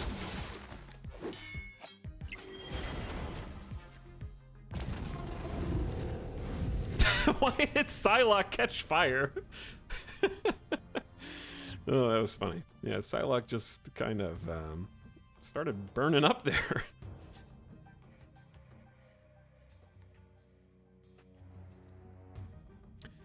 Do we Iron Man now? Or just play... okay, let's do the math. This is going to be 5 energy next turn, and this is going to be 1. If we draw Mystique, that's also going to be 2. So it's going to be 5, 6, 7, 8. Wait, no, Mystique's going to be free. Mystique's going to be free. Do we just play the saddest Ironheart?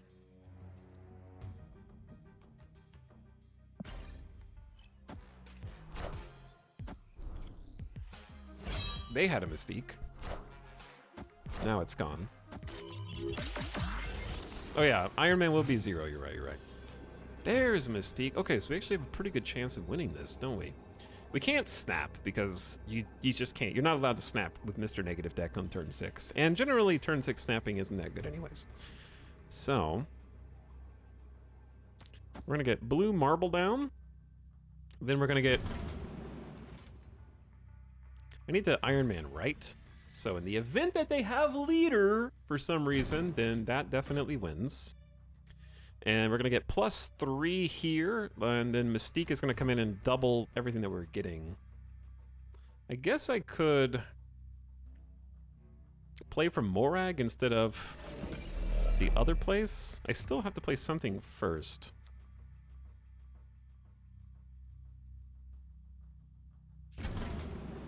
Chad, is it correct to just Iron Man, then tuck Mystique and Blue Marvel in left? That's gonna be 14 power left? I don't think that that's right.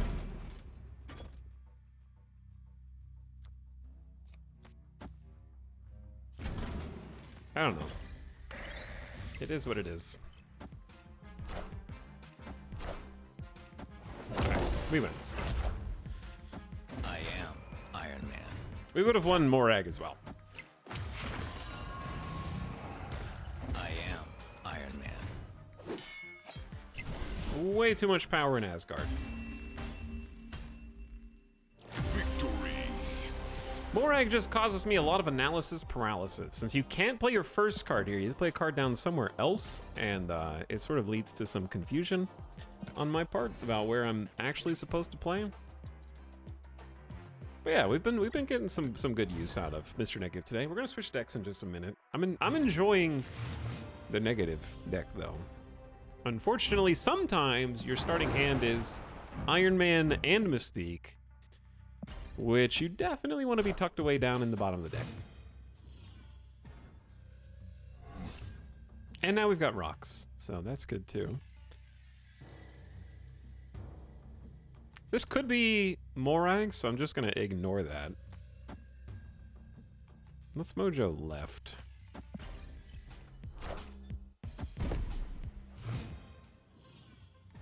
Who is he? Who is who?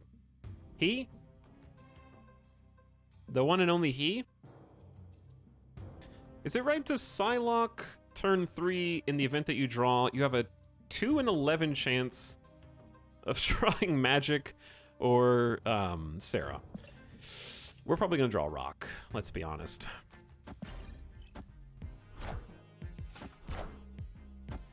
Probably drawing a Rock. That we are.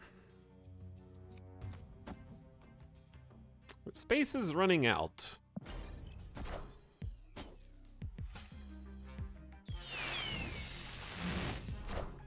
Yeah, Lockjaw is the deck that has a lot worse interaction with Subterranea than we have.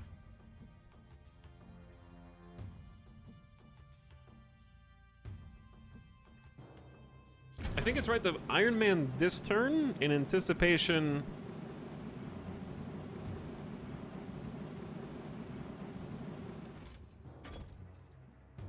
of Mystique, and I think my next best draw would be probably Ironheart, I guess.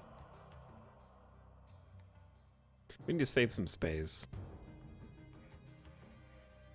Just in case I need to adjust my plays. We get 1 power for Bishop. Snap on them? No. Snapping on a Lockjaw deck, even if it's got a bunch of rocks in it. Mjolnir.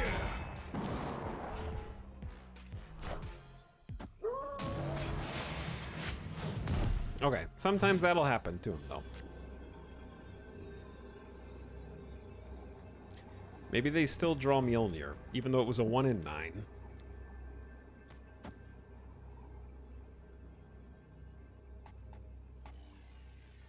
Best case scenario is they fill Mojo space. Is it better to just Blue Marvel Rock? And then we have plus 3, 4, 5, 6. We go to 11. We go to 11 on Subterranea, and then we're doubling a lot more for Hell's Kitchen. The reason I say that is because it really depends on if they get Mjolnir or not. But I don't think we have enough power on the left to win, because I don't think they're gonna fill. Yeah, they didn't. How? A 1 in 9 with all the rocks in deck and they insta draw Mjolnir? That's chat. There. That's why.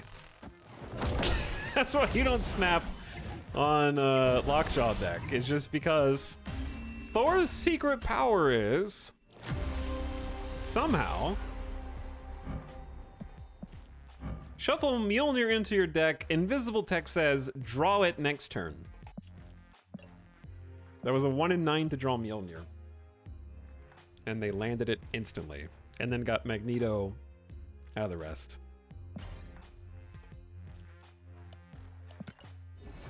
That was just really awkward all around.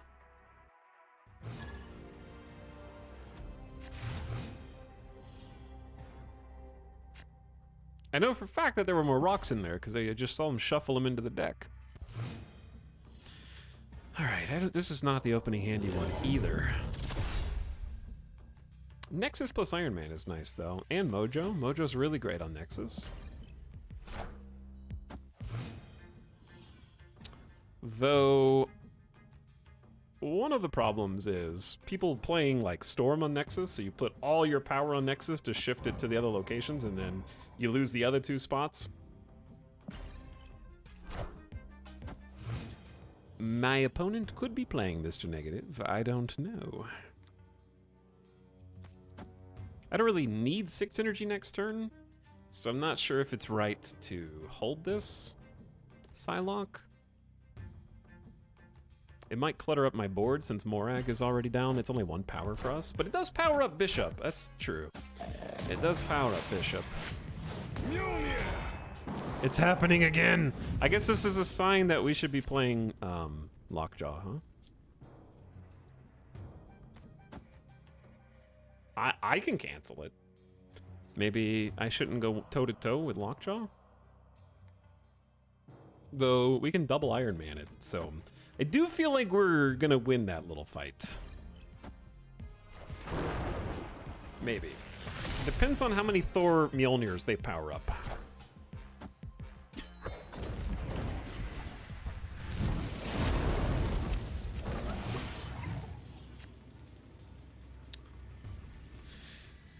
Okay, yeah, I regret not playing the Psylocke earlier now. You are playing against Odin, but Odin, and that's baby Thor.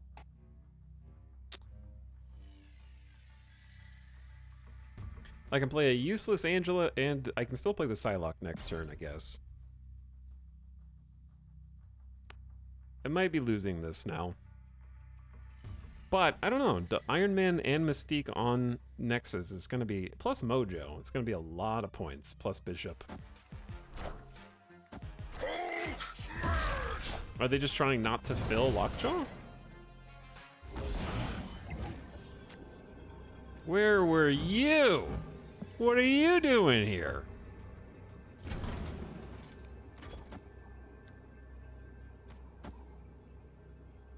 Okay, that's gonna be +3 to Bishop. They have Mjolnir. I know they have Mjolnir, so they can get +6 with Mjolnir alone, and then shuffle it back into the deck to get something else. And we're gonna have, it depends on if they let Mojo fill or not.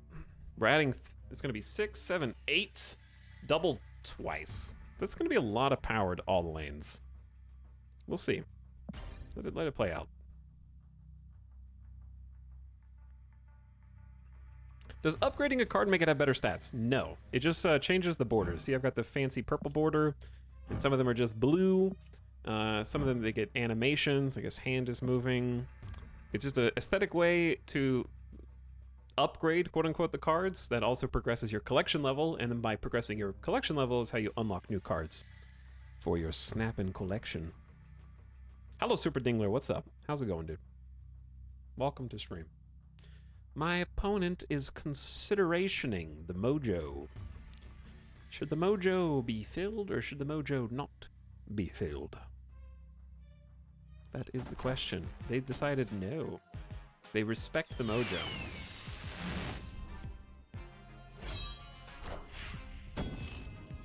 Mjolnir, to me!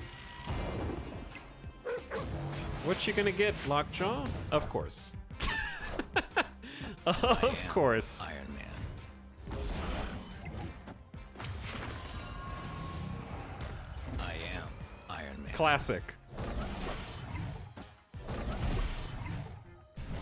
Close game. RNGesus took the wheel and decided we were supposed to lose. They'd have a 50-50, so there was only the RNGesus taking the wheel was Jubilee had a 1 in 3 chance of grabbing Infinite right instead of Lady Sif, and then we lose left and right anyways. Lockjaw always be doing that. Yeah, Lockjaw and Infinite. Name a more iconic duo. I'll wait. Okay, let's change the decks up. Let's play something else.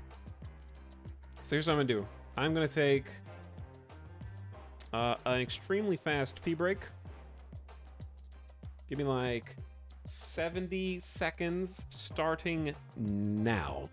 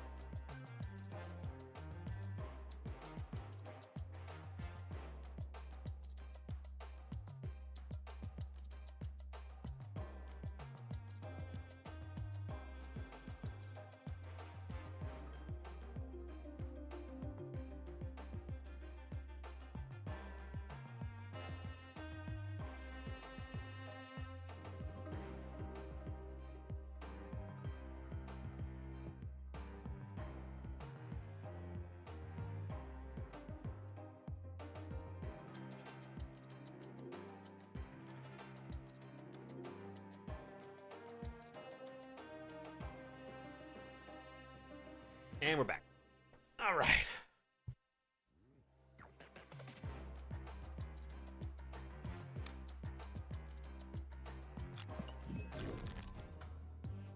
And I wash my hands. Thank you very much. Look. Look at these clean. They're clean.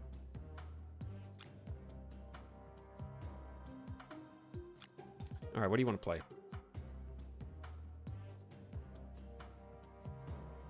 Let's play. Well, I saw all the lockjaw being used against me, so why don't we use it back? All right, let's we got chat. I got M'Baku, so I have extra reason to play lockjaw now. M'Baku is going to win us games, unlike the last stream, okay, where we tried to get M'Baku to do anything. But I finally got Lockjaw. When you play a card here, swap it with a card in your deck. So what we're trying to do is get Lockjaw down in one of the lanes, and then play cards to it, say Wasp, which is free, and it'll go back into our deck and summon something that is hopefully large to replace it. Best case scenario. So we have things like Infinite in here, Magneto to move opposing 3 and 4 cost cards, Hulk just smash, America Chavez can also be summoned via Lockjaw, even though it can't be drawn before turn 6.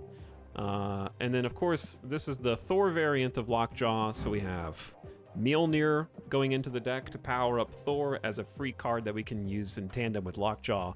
And then Jane Foster Mighty Thor can retrieve the free cards from our deck, such as Mjolnir or Wasp. We can use it again. And then we can also send M'Baku back into the deck, so he can obviously come and win the game for us. It's easy. So step 1 is... I can take a screenshot of this real quick.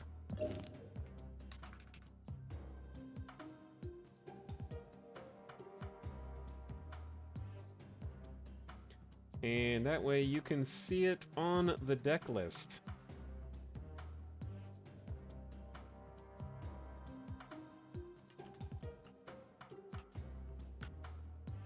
Okay. How about now? Boom. Wasp variant is very good. I'm glad you like it. I just got that yesterday. A streamer washing their hands just means they don't respect chat's time. A true dedicated streamer skips hand washing for maximum content.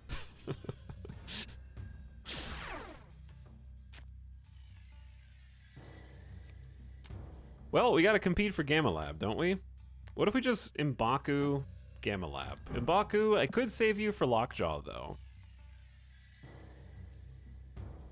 But I can also just Jubilee on Lockjaw, and that's okay as well, but it'll fill one entire lane, which I don't know if that's good.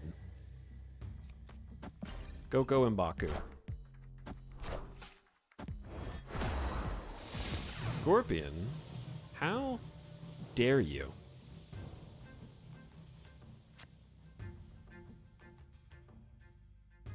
Okay, we're armoring anyways, because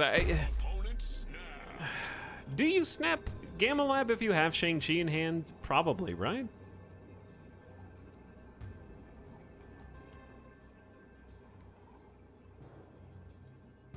Like, are they just gonna get 4 of them? Okay. Scorpion, Thor, and Wasp. So they're playing Lockjaw as well, I guess?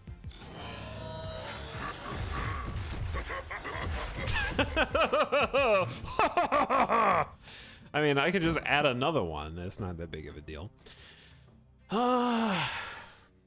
Here's the thing. If I Jubilee, what do we have left in the deck? We have Wasp, which would be a terrible pull. We have America Chavez, obviously. We have Thor. We could also pull Jane Thor. We can also pull Vision. So any of those except for Wasp is like a decent Jubilee pick. If it's Wasp, we probably just retreat, I guess. Oh my god, we're just mirror matching each other.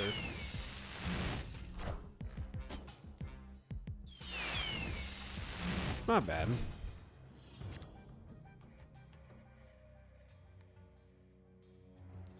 One of these weird Lockjaw games where we don't actually Lockjaw, I guess. Is Thor the right play, though? Instead of Lockjaw. I guess it depends. We have a 1 in 3 of drawing Wasp. We have a 1 in 3... No, we're going to draw America Chavez. We're guaranteed drawing America Chavez next turn. So, I think we're kind of just losing.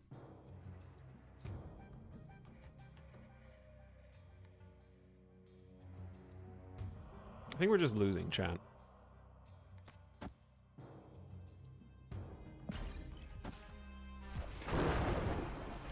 Yeah, and they got their Mjolnir back, but Mjolnir doesn't do anything. It just lets them Lockjaw. Lets them activate Lockjaw. Here's the thing. The reason it's not over is because New York is a hell of a drug.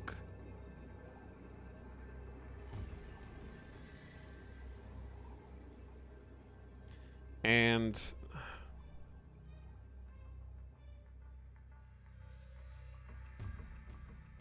if we could somehow win left and right. Was I supposed to just pass last turn for Infinite?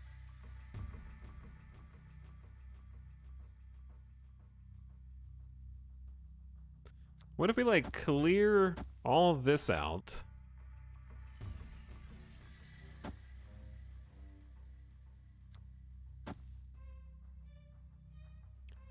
Vision left. And then I'm just gonna retreat. Like if I don't have a game plan, I'm just gonna retreat. I finally got Lockjaw. I did. Maybe we'll get to play him next game. I think that there was too much going on there. Ooh. I can upgrade Wasp to Ultra, or I can wait just a little bit and I can Infinity Split a different card. Which I kind of would rather do. Do you snap Gamma Lab to make your opponent think you have Shang-Chi? No. Bluffing is probably not a great idea. However, snapping into Gamma Labs is fairly rare, I would say. Maybe not if you know you can move the cards later.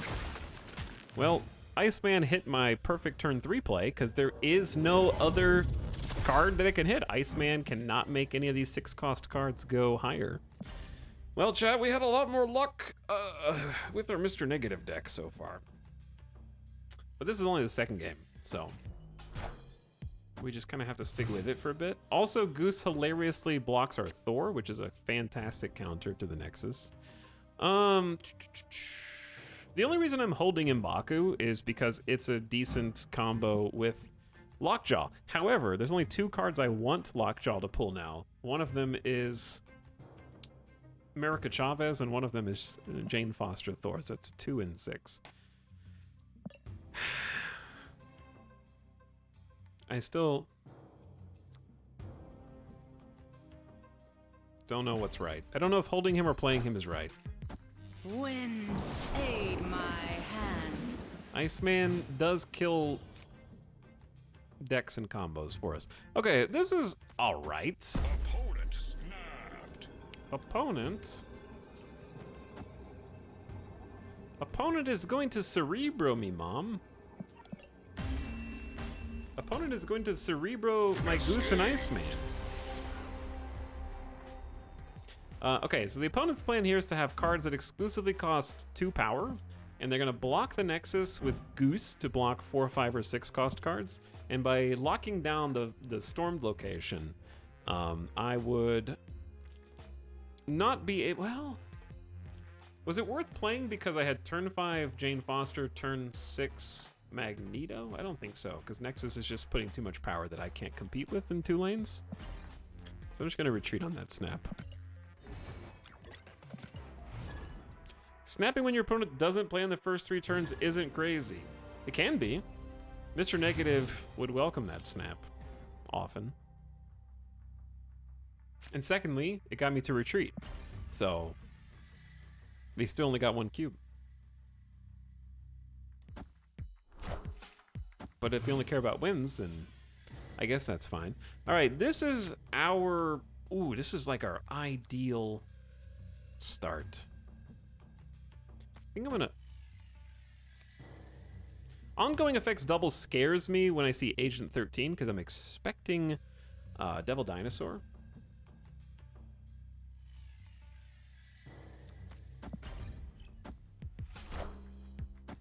A Naked Viper? All alone? Oh, they were... They got to the party too early. That would have been a great Viper target, actually.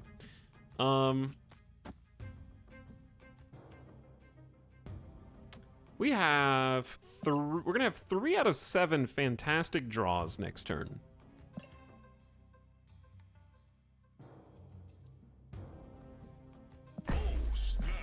My plan is to kind of sneak into Morag, I think, even though Onslaught Citadel is a bit sketchy against a Devil Dinosaur deck. Punish for tempo play, basically, yeah. All right, that's fine. That's not my favorite, but it's acceptable. I would have rather it hit. I don't know if I'd rather it hit, because, damn. Now I'm punished. See, now them hitting Jane Foster Thor is actually worse. We could have drawn Wasp, Mjolnir, or M'Baku. Would have been a great combo with Lockjaw. Instead, I am playing a baby Lockjaw out by himself. And we know the Devil Dinos are coming. All right, so I have a play now. I'm gonna get to Vision and then Wasp. Unfortunately, the Wasp is likely 2 out of 5 to hit Mjolnir or M'Baku. It's gonna go surfing in the deck, but Vision at least can move and play to Morag, so that's nice. What are my other big cards? We get America Chavez. We get, we already have Hulk in hand. We get Magneto, which Magneto drags Moon Girl and kind of fills in the left a little bit.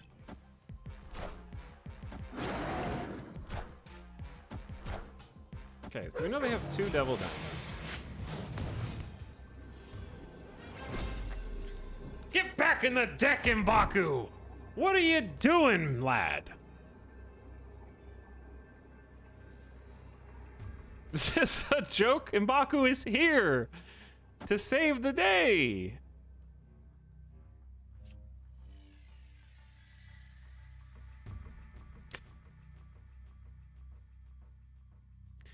Hypothetically, if I played this, we have 3, 7, 5 plus 12 is 17, and they'll probably play 1 card, and then they'll have 20. So I have 17 to 20.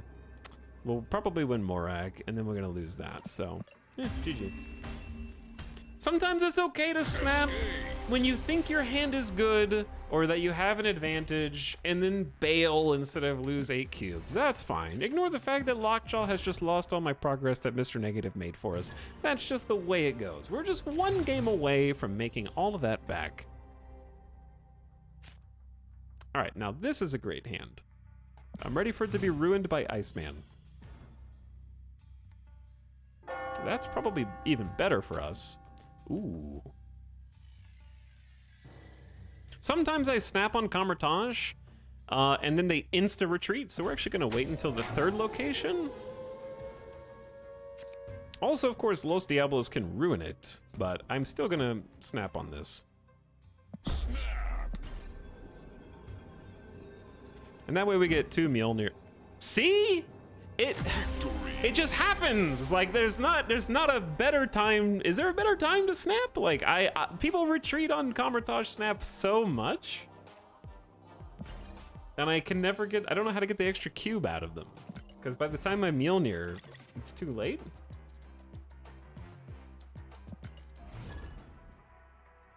Free cube, yo, free cube. It happens all the time. Sorry, chat, you don't get to see the Lockjaw deck play because I am trying to earn cubes and not play for content. It's content, it's just a different kind of content. Might be in danger here.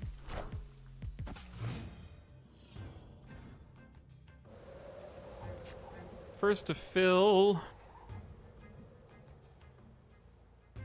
How desperately do I want that 6 cost? It's not just a 6 cost, it's denying your opponent a 6 cost.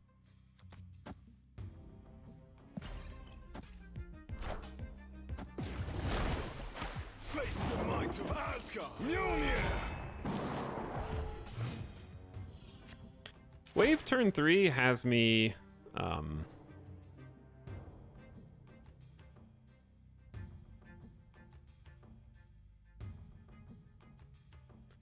somewhat cautious.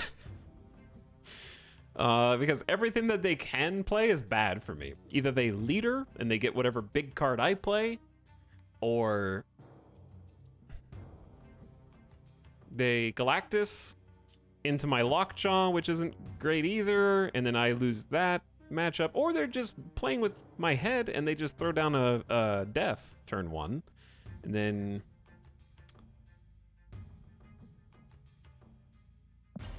let's see which one it is. It was leader. Enjoy your Lockjaw. Thanks for playing.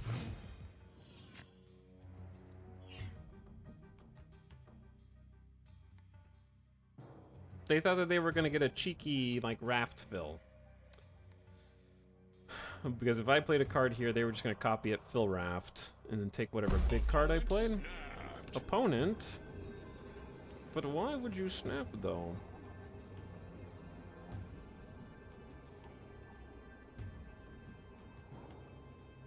Is a free 6 cost enough to win you the game, I think is the question you need to ask yourself.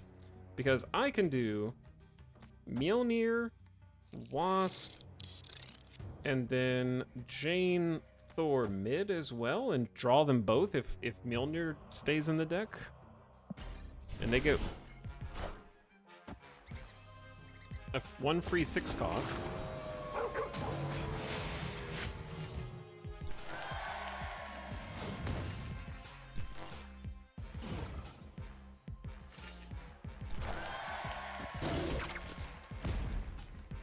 Lockjaw is being a very bad boy right now, chat. Lockjaw is being a very naughty boy. Or is he? I can't tell anymore. Mjolnir, to me. Go, Mjolnir.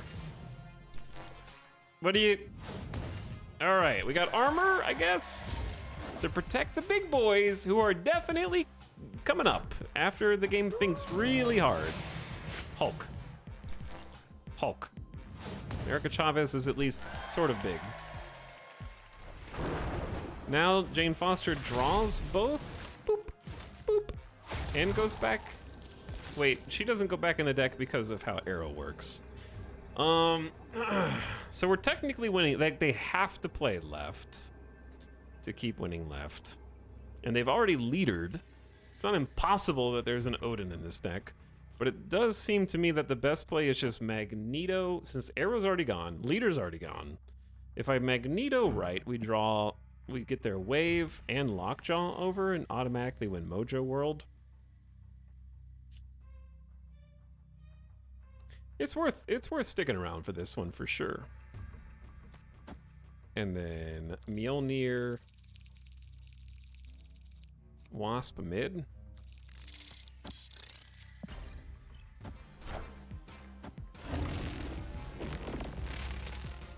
Okay, so we win Mojo. Power up Thor. Mjolnir, to me! Maybe get Shang-Chi.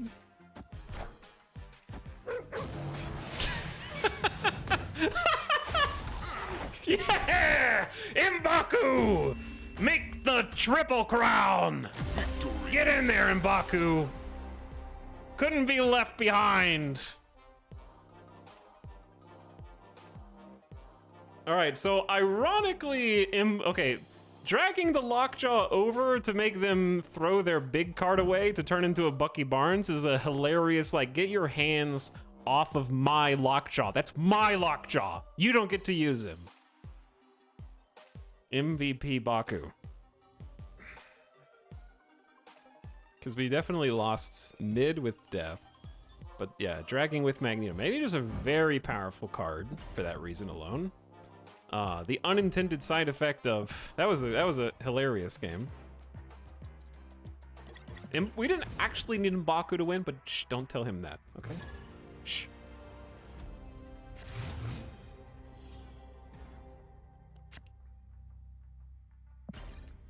Them using my good boy Lockjaw against me, getting Arrow and more was definitely like a I am a genius! Oh no! Moment. It was slow developing, but one of the funnier leader cell phones I've seen. Ooh. Turns out Lamentis is not ideal for a Lockjaw deck.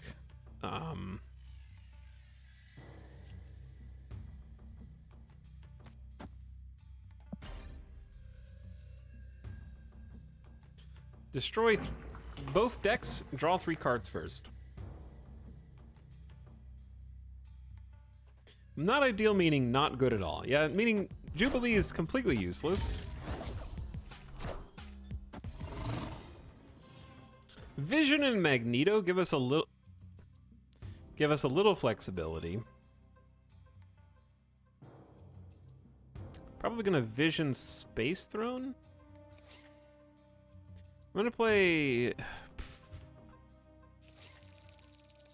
Wasp to Lamentis and sneak M'Baku into Morag.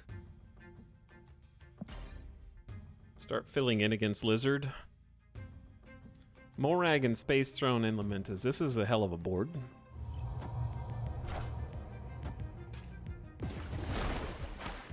Are they gonna... Surely they're not gonna Galactus on top of everything else, right? Opponent snapped. Are they? They can't. Oh yeah, they can't Galactus because of Morag. Wait, yes they can. They can Death Galactus. That's technically possible.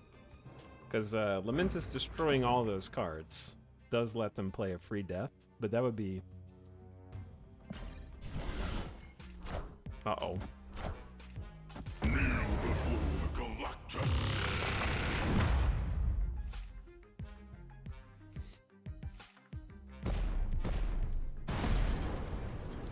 Does that mean that Null is in my future? Why would you sacrifice your own death just to get Galactus down?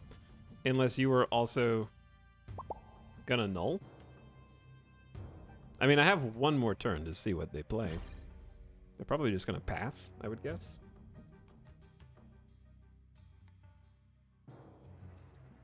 Oh, yeah, because we can't play anything. Nobody can play anything.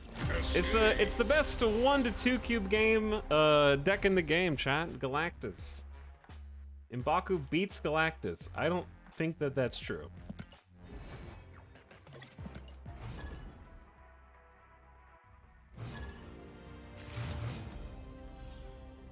I don't think there was any way to play around that either. In my head canon, it's true.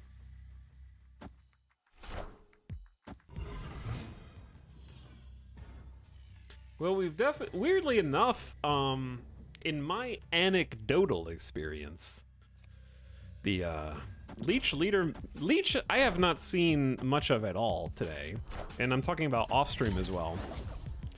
Galactus, however, the surprising number of players.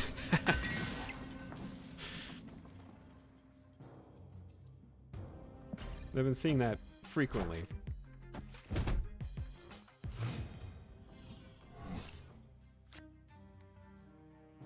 Where, oh where, has my good boy gone? Where, oh where, has he gone? I really want Galactus? I don't. I hope Thanos is the Series 5 card that I randomly open in a cache. Because I think Galactus looks really boring.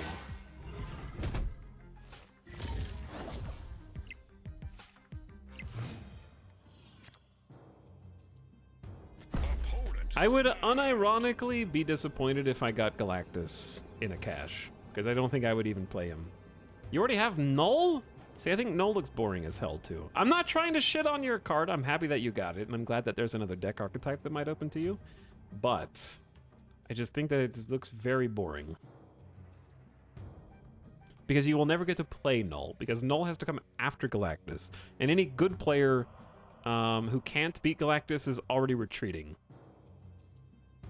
I want Valkyrie and Bast. I agree with that. I also want Valkyrie and Bast. I think those look very fun. I don't really want to keep playing this particular match for 2 or more cubes, so I'm going to retreat. Escape. Because my hand is a bit awkward.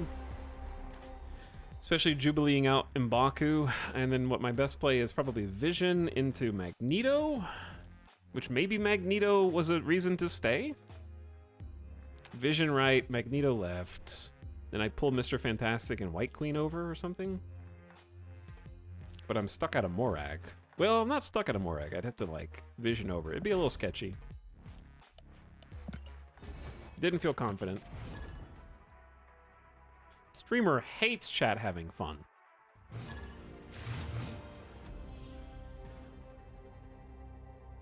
I'm just saying I want the new PC mode. The new PC mode, like the new app, yeah. I definitely would like to see the revamped PC app for sure. Okay, we're gonna snap a lap on this.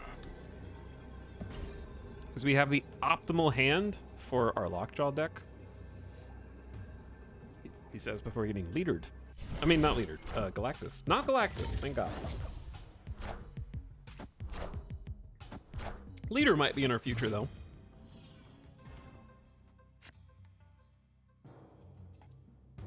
Okay, so the reason I like this matchup so much with his hand is because Armor 2, Thor 3.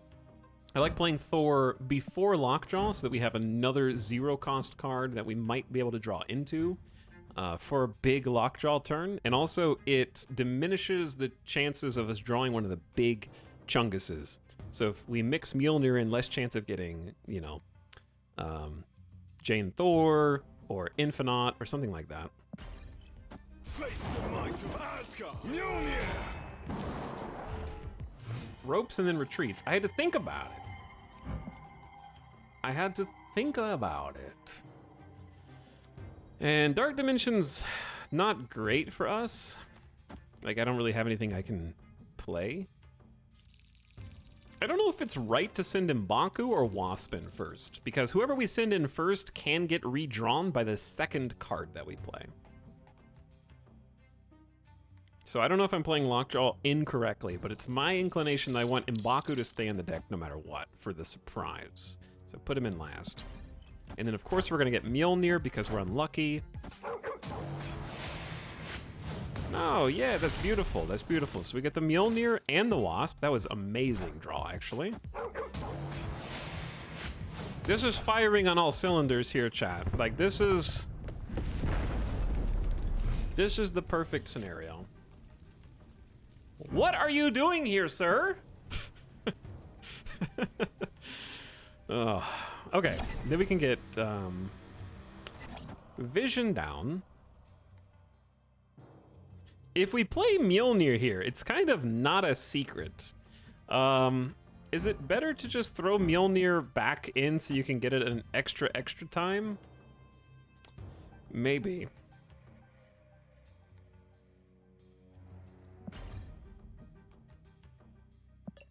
Why do I think this is a bot? It's a short name with the Ironheart avatar, and there is no Mjolnir, to me. title either. Okay, left side is stacked as hell. There is now no more armor mid. Jessica Jones gray border. Nova Enchantress. I don't know. I'm thinking that this is a bot, to be perfectly honest. I think we just Magneto right to just pull stuff off. Shang-Chi left is devastating.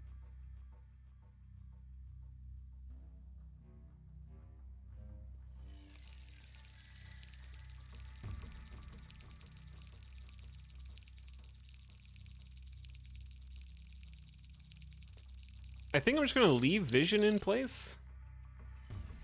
And then hopefully we win mid and right. The AI is currently examining my play to make the perfect counterplay.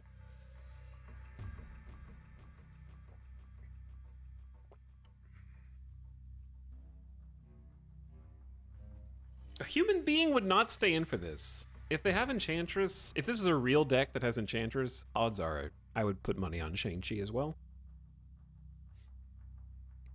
And then I would have only 10 power left, and they would beat that. But then they have to also win mid and right. It's taking a long time, whoever it is. Bots can take arbitrarily long times as well. It's so beautiful. It rhymes. Oh, I forgot about Jessica getting moved. It was RNGesus. RNGesus just won the game, chat.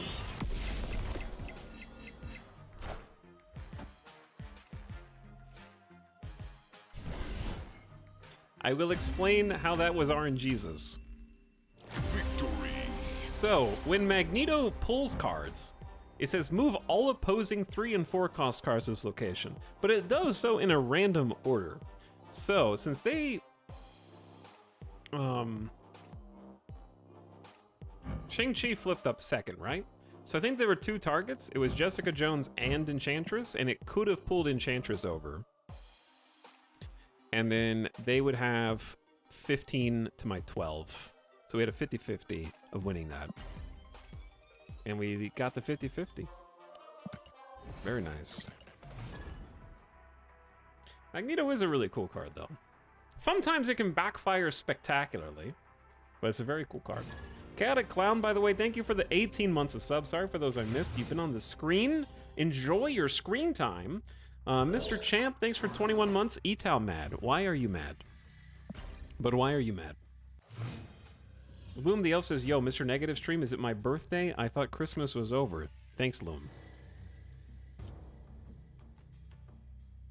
Okay, I actually like not playing, I don't like playing Lockjaw to Avengers Compound because it can be very awkward, so I prefer playing Thor to Avengers Compound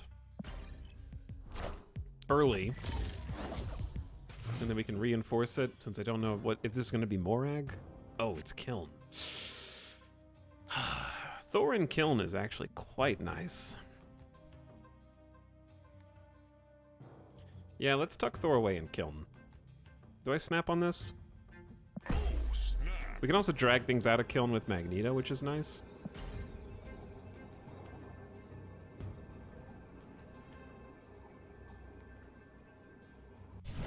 Face the might of Asgard. Mjolnir. You could have played Hulk instead and won right. Maybe, Kate Danny, but I didn't know what their face down cards were.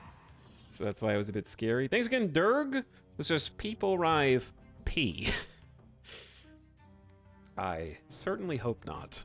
I hope not. Chat, we are going to be exceedingly lucky. Lockjaw is going to draw Infinite, and then turn 5, we're going to play Jane Foster, get Wasp and Mjolnir, and then just go to town. It's going to be easy. And it's not going to be M'Baku or Mjolnir that comes out of Lockjaw. Guaranteed.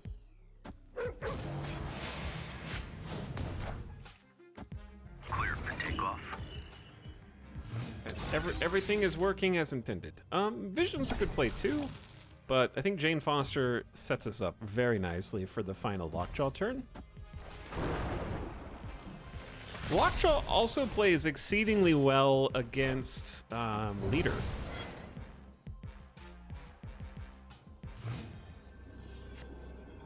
Okay, I'd be surprised if they stayed in for this one. We're definitely not using Juggernaut, because Juggernaut might push their cards into Kiln, which we definitely don't want. Sarah Nova Cyclops is very interesting. All right, we're going to Mjolnir.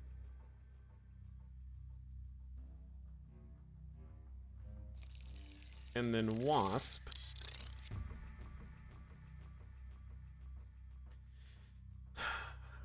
I don't see anything wrong with Magneto mid. Unless they play Leader, in which case they might Magneto my Thor or Lockjaw. But then we probably win anyways.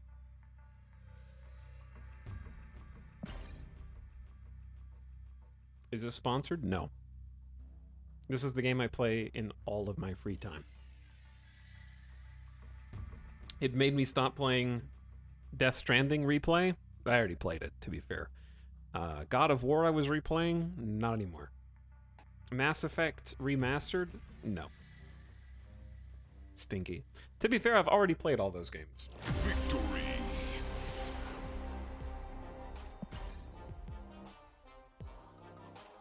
This would be the dream sponsorship. They need to pay me so I can buy more variants.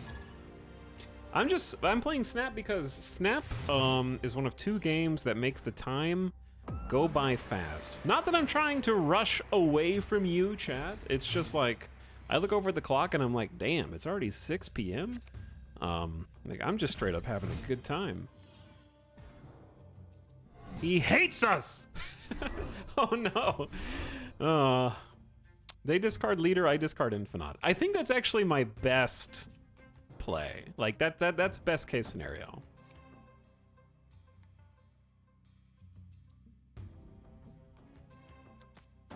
I like Thor on Necrotia. I think that scales well. Face the might of Asgard. And then Lockjaw right.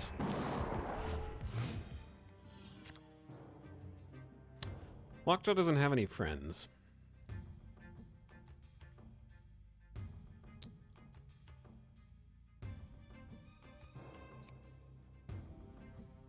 Lockjaw is correct unless my opponent has Arrow, because I've been screwed over by some turn 5 shenanigans before.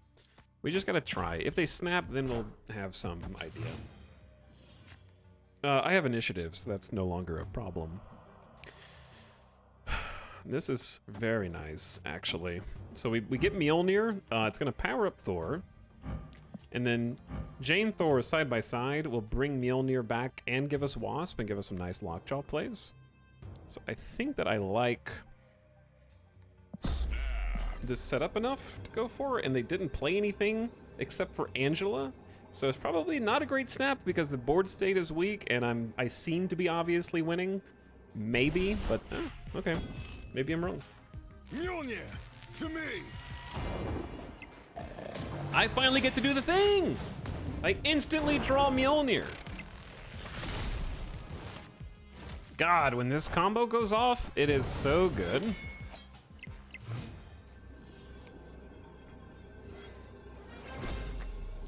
The downside is I actually don't have a great play to Warrior Falls, I guess. The question is, I know they don't have Leader. That's been discarded, so I don't have to worry about getting Leadered, which is, this deck is very good into Leader anyways. The 2 cards left in my deck, I believe, are Hulk and M'Baku. Hulk and M'Baku. So unfortunately, if I play into Lockjaw, that is all but guaranteed to come up. However, I still think that it's the right play.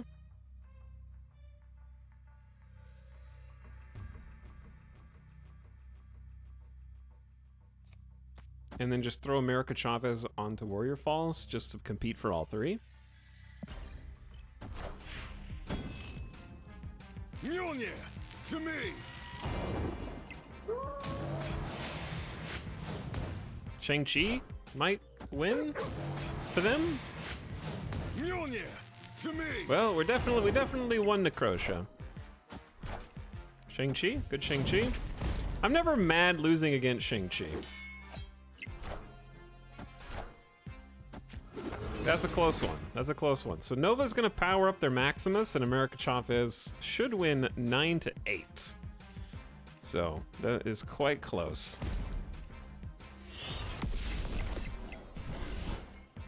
America Chavez actually picking up the W feels good. I really want a good variant for America Chavez. What's my current rank? 87, I think. I haven't had as much time to devote to getting to Infinite this month. So we're just, well, 88 now. But I've gotten everything that I wanted to get. I also happened to fall 5 ranks yesterday off stream, which was very sad. I was a very upsetty gamer. So I capped out at 92 and then fell back to 87.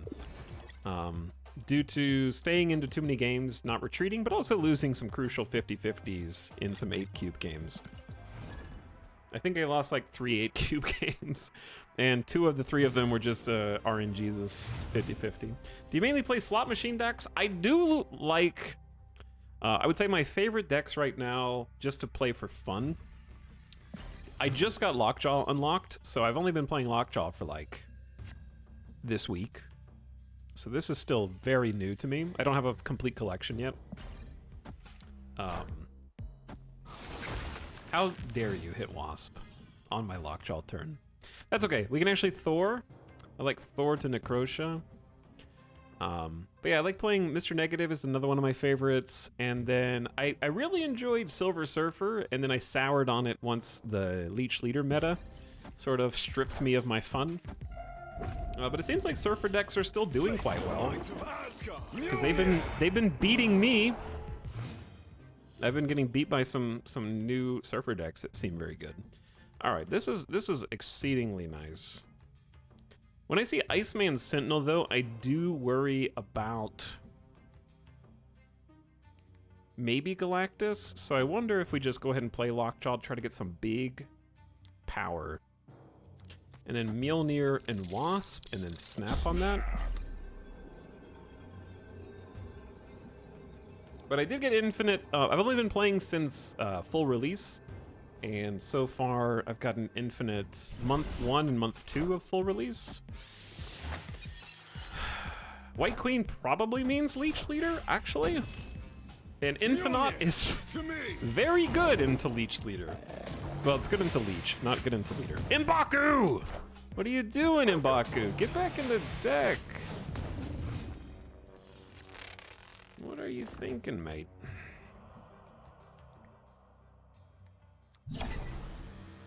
All right, now what I'd like to do is just play Vision, because Vision is also a fantastic counter to Leech Leader. And so is Lockjaw. Has Etop been getting cubes today? We've been ranking up, slowly, but we're ranking up. We're trending in that direction. Play Vision right. Then I can move him into Kunlun turn 6 if I want to for a +2 power bonus.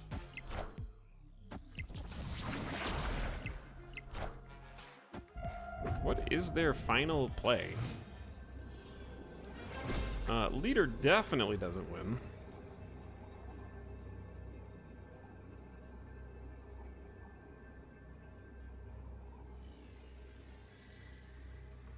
Shang-Chi only wins 1 location.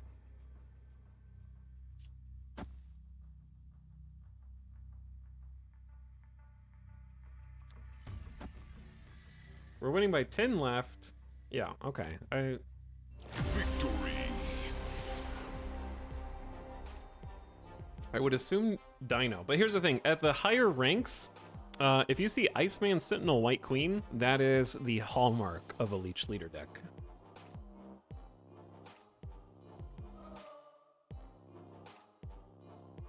I like Destroyer decks. I actually just unlocked Destroyer. It was like my, out of the 75 or however many cards in Series 3, it was my like 68th unlock. So I have literally never played Destroyer. Okay, that's not true. I played Destroyer once on my girlfriend's account. She's playing a Destroyer deck right now. So I have actually played Destroyer, but I've never played it on my own account. But we're gonna switch decks up. We'll do a few more. And I got some more fun decks to play with too. But yeah, our optimal draw, like the reason I'm snapping early is when we get turn 2 armor, turn 3 Thor, turn 4 Doggo plus something else is very nice. Also just turn 3 Thor, turn 4 Lockjaw is very nice, especially when you have Jane Foster Thor. It's John Marvel. He knows. Ooh, Sinister London Carnage is nice. Ah, is that ideal, or would you have rather waited on that? Those are still some big boys. Sinister London, it's my nemesis. Okay, so we're probably losing this now, but I'll stick around. Subterranea into Lockjaw is tough, but double Mjolnir, double Thor is very powerful. So, because each Mjolnir will actually hit both Thors. So here's what we're gonna do. The plan is throw a rock, get a rock. Lockjaw loves playing fetch with rocks.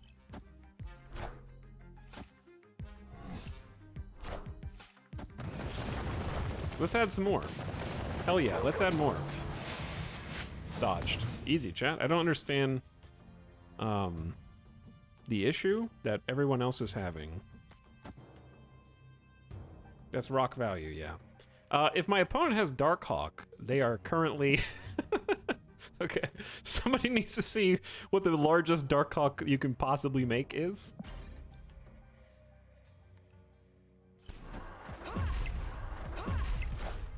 Rock.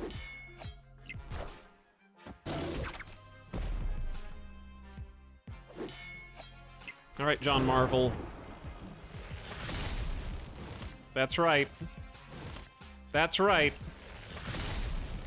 I got them all, baby.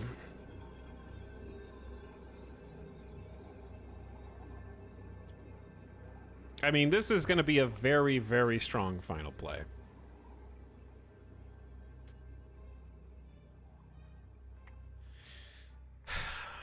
I don't need to snap because...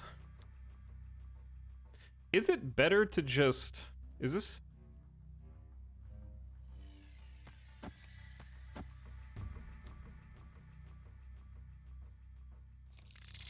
This totally dodges leader. 100%. I'm not gonna snap. I just want to see what happens because I feel like if we snap, they leave. And if I lose this, I just want to see how. But it's too late to snap, so we'll just play it for 2 cubes. No, no, no. That won't be enough. Mjolnir, to me! John Marvel, please. Mjolnir, to me!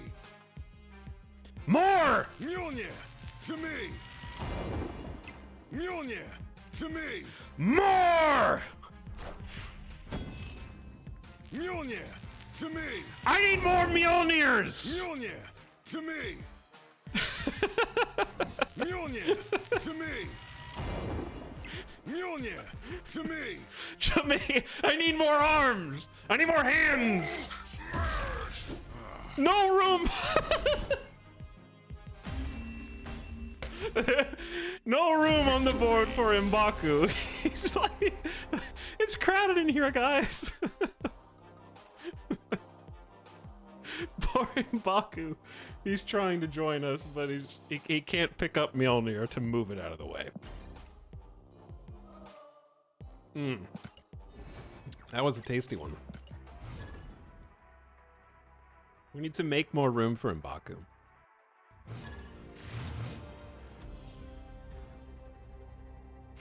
To me. This deck is incredibly fun, as you can see. It requires a lot of pool 3 shenanigans. You don't have to have M'Baku for this deck to work either. He's just fun. There, I said it. M'Baku is fun. It's also the only deck that I know of, aside from using Crystal, that will let you shuffle him back into the deck to possibly land on, say, Sanctum Sanctorum, for example. Okay, so our optimal draw here is Thor in Washington, D.C. to beat Cerebro. We also need to watch out for, we need to watch out for Storm in Hala, I think. Lockjaw also beats this, but yeah, I'm worried they're gonna Storm Hala and then, like, basically limit all my plays. If they Storm Hala, I can Jubilee their next turn. And then, I don't know what we play to Washington, because Lockjaw's a great play against Goose. Goose is blocking us out right now. So I don't know what is better. Maybe we just Jubilee Hala? Oh, okay. Maybe I panicked.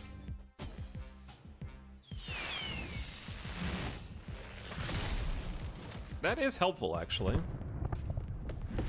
Unfortunately, my cards are dead. But it is helpful, chat. It is helpful. So what they're planning on doing is hobgobbing. They want to hob my gob. I know that that sounds crazy.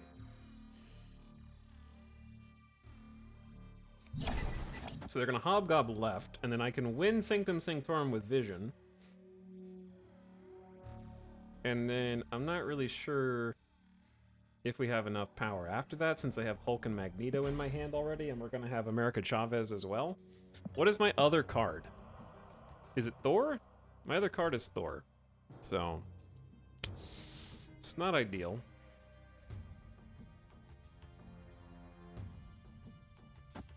Here he comes. How are you so sure? Because I know how this deck that they're playing. I know how it plays and what's in it.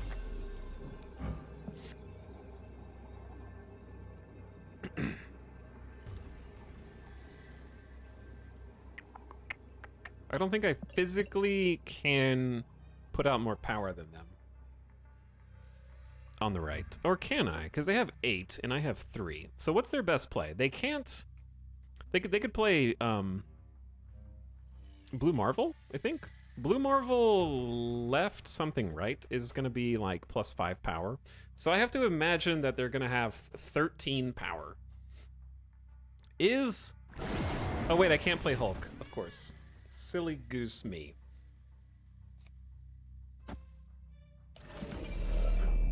I can play Lockjaw, M'Baku. I can play Lockjaw, Wasp, M'Baku, and then Thor will come out. That's 3. Yeah, I don't think I can win, right? 3, 4, 5. +4 is 9. 10? I'll have 10 rights to their 8. Yeah, I don't think I can win. Escaped. You might cycle the hammer, though. Oh, I might cycle... Okay, hang on. Hold on. So, if I Wasp, I get Thor. Thor cycles a hammer into the deck, and then I have a 50-50 of redrawing Wasp or the hammer. And if I draw the hammer, I win, and if I draw Wasp, I lose. And then I move Vision right. Okay, that may have been worth a 50-50. Oh, Wasp is 4 power on DC. Chat, you guys are smarter than me. The hive mind is strong. That's true. Wasp would have been +3 power. They may have been able to take advantage of that, though, in a Cerebro deck. I'm surprised they didn't. They can also move Nightcrawler to Sanctum and make 2 spots for something. I don't know. I think that there was a reason to stay in there for 2 cubes. I just didn't see the reason until after the fact. It would have been a crapshoot either way, but it may be a good enough reason to stay. We will not be playing Lockjaw. If they get Washington Buff, it breaks Cerebo. You guys are on fire today. This land is always changing. It's this. This is the same. Okay. They. This is the same thing, though. Neither of us picked these decks. Weird world. All right, I did slide Lizard in there thinking it was going to be Morag. Now we can play Medusa for the first time in ages and actually get the +2 power. 2/4 is acceptable. All right, left is going to be challenging. Beatable. Surfer? No.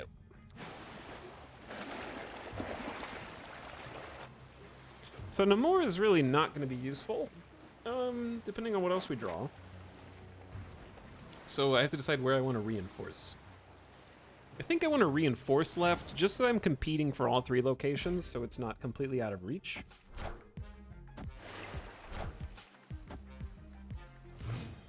I heard you like random effects. Oh, I do. This is maybe the worst Bast in the history. Some weird world was trying to set me up for a Bast Surfer deck. It isn't working. I actually have to pass turn 5. Because I can't. Silver Surfer doesn't do anything. He buffs all our 3-cost cards, which I don't have any on the board. I can play Infinite. Yes, I can. But what are the odds my opponent had leader in their opening hand?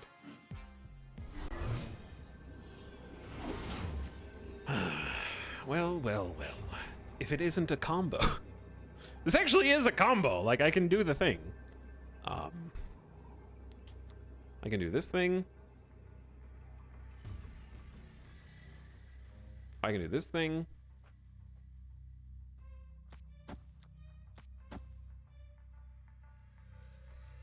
If they put something in Morag, though, I'm losing Morag as well. This is probably not worth playing, but Lizard is 5 power, and this is going to be 2, 4, 6 plus 3, 6, 9, so it's going to be 15. I'm adding 15 power to mid. Yeah. Let's see what happens. What'd they... Ooh. Cheeky. All right. That was a nice little Wasp Ronin that I did not anticipate. M'Baku never abandoned me. He was always by my side. Even when he was removed from my deck, he was reincarnated by District X. And he lives to fight again. So Infinite also loses? Yeah. It's hard when you're behind by 2 locations.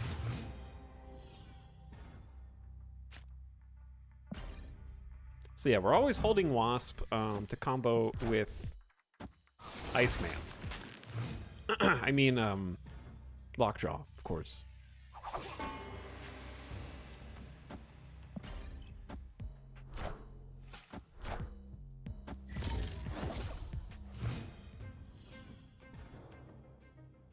Iceman, Daredevil, Thor.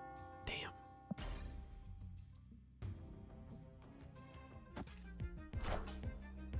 Wind, aid my hand.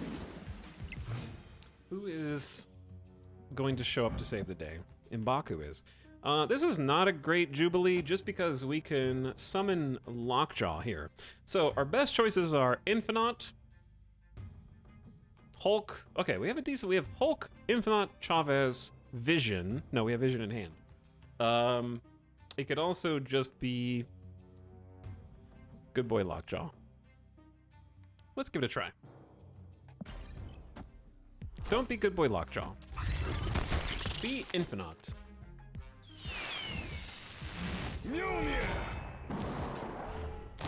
Okay, so we're playing against, is it Cerebro 2? Opponent snapped. I think it's Cerebro 2. Now, what's funny is they have to, if they want to play Hobgob, they have to play it mid. So if I can just block mid somehow, then they won't have anywhere to hobgob.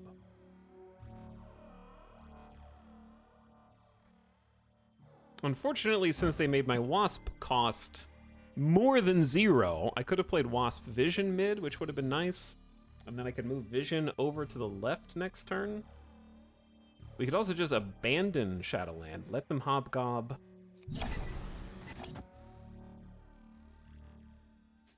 And then compete for Kamar-Taj. Also, we could just play Jane Foster, which will...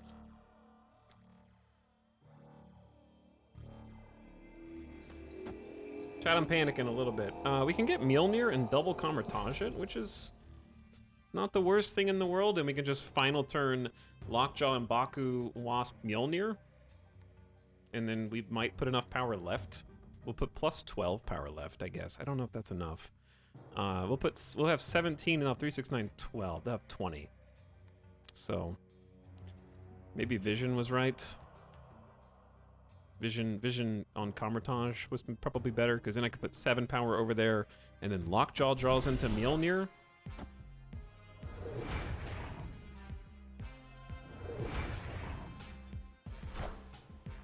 Okay, there's Cerebro. So what they want to do is Mystique the final turn, I guess. What's fun is we have a guaranteed Infinite in the deck. So, like, that is definitely gonna win Kamar-Taj. And we can also just win mid, right? Lockjaw, Hammer. Hammer goes in. Wasp can bring it back. And Baku can bring it back. And I think we snap them back here.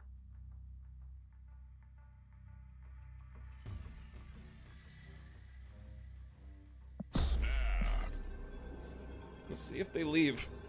I don't know, sometimes the opponent gets cocky when they have a lot of power on the board, and I might be losing this, but I feel like...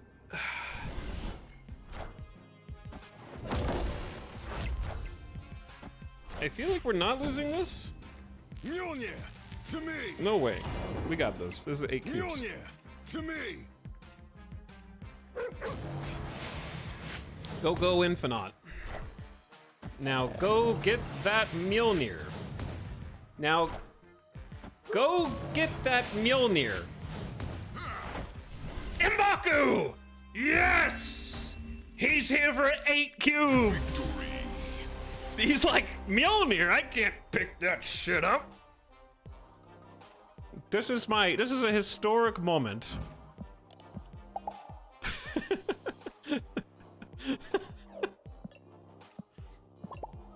I'm not trying to be a dick. I don't know if they emoted first. I just fist bumped instead of doing the cheeky thumbs up. I don't know if that's BM or good manners. I remember you shitting on M'Baku when you got him. This is my first 8 cube M'Baku win.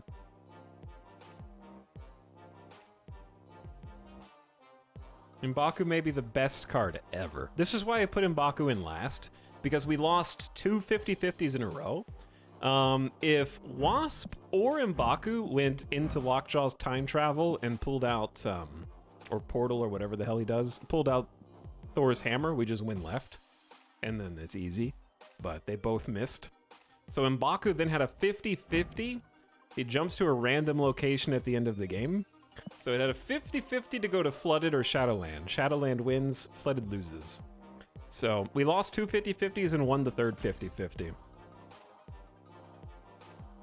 Yeah. M'Baku broken? YouTube video incoming. Super fun deck. Nobody can get mad about M'Baku winning a game. He's got too much spirit. I agree. 50 plus 50 plus 50 is 150. You can't lose. What other decks do we want to play tonight? I've been wanting to retry Cerebro because we played it last time and I just had a bad time with it. I don't think it's a bad deck. I just kept having situations like this where if we were playing Cerebro just keep just a retreat machine for me. Just bad RNGesus. Morag is gonna make this interesting. Vision, our hand is loaded with stuff. I don't like snapping here necessarily. Let's just let it go.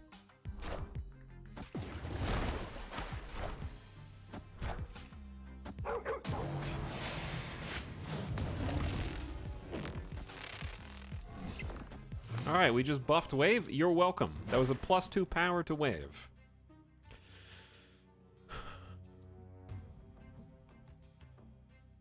Jane Foster Thor doesn't do anything for us. I also am absolutely... They can do two things with Wave. They can, number one, play Death early for free. That's been something I've been seeing fairly frequently. The second thing is they can just play Leader to try to copy my big thing and get an extra big thing. I typically just play around Leader instead of playing around Death, because if I get Death, it's like, oh, Death. If I get Leadered, it's like, you piece of shit. So, I don't know. Maybe it's wrong to play around Leader instead of just playing around Death, but I'll give them a Wasp if they decide to Leader me.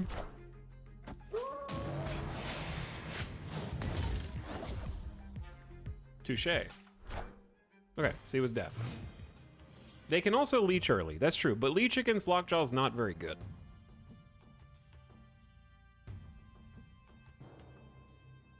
Is it better to Jane Thor to pull Wasp back? Or is it better to Vision so I can get easier into Morag? I'm gonna say Vision into Morag is better. So they just passed turn 6, which is dubious.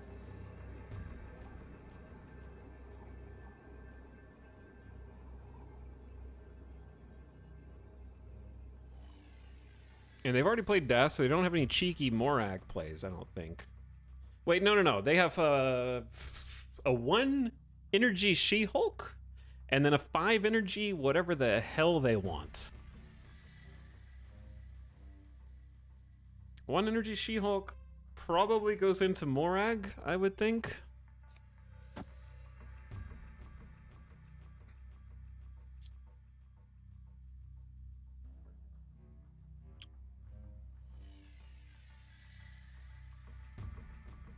Chat, I like Vision left, Hulk. This just ties. This ties. Do we win the breaker? If they arrow left, they have 14. I have 24. So I win by 10. And then we actually true tie. If they arrow left, She-Hulk mid, we true tie. Is that my best chance? Oh. Victory. Overthinking. Overthinking. There's no such thing as overthinking. Typically, I expect Leader final turn. And what I found is Vision is so good into that. Any excuse I have to play my fancy Vision, which I've now split 1, 2, 3, 4 times. Hopefully, when I get this green one upgraded, he'll get a fancier effect than just little sparkles. You also have M'Baku. Oh yeah, I had M'Baku as well. You're right. So I actually would have broken that tie. Very cool. Vision has synergy with a ton of locations as well. Yeah, it gets you into those hard-to-reach places.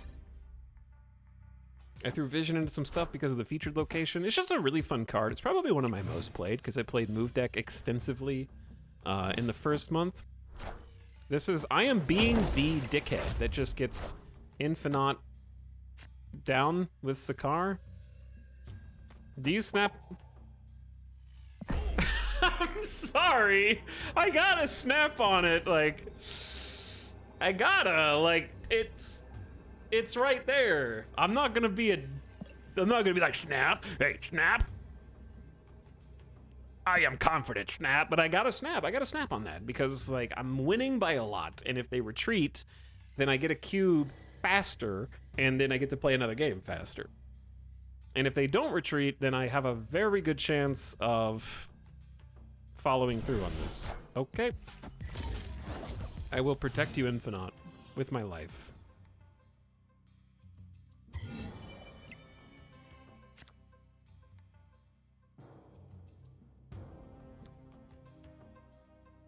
Cards with the highest power here get +3. We have a good chance of being that card. However, I feel like I can just play Magneto to Monster Metropolis for the final turn, and then Lockjaw over here is better.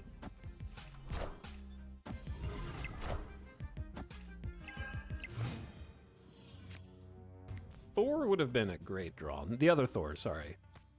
M'Baku could get Wasp, but M'Baku could also get Hulk, and M'Baku could also get America Chavez. Or it could be Jubilee. The worst case scenario for us is probably Jubilee into Wasp. Here we go. I always expect the worst case scenario. Oh, all right, there we go. They're gonna have a large board. Blue Marvel double Patriot is big. It is big. So now we have to play for the other bits.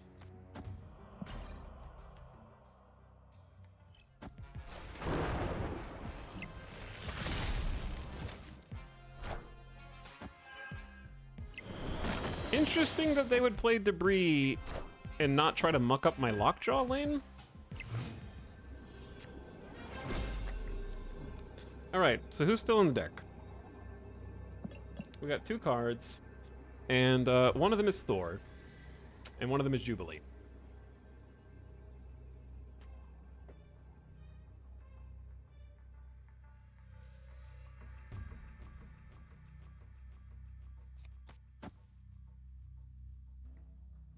If they play, I mean, they could play Ultron, I guess. And then they get +6, 12? They get +12? And then I get +12? And then that's just gonna Thor.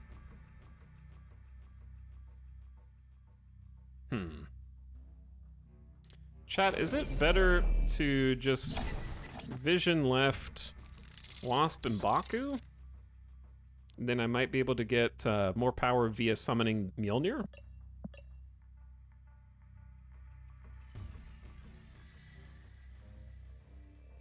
What is worse? Let's find out. If they win, then GG to them, you know?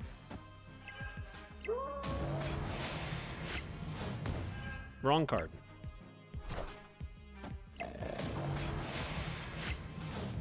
That's too bad. Oh well.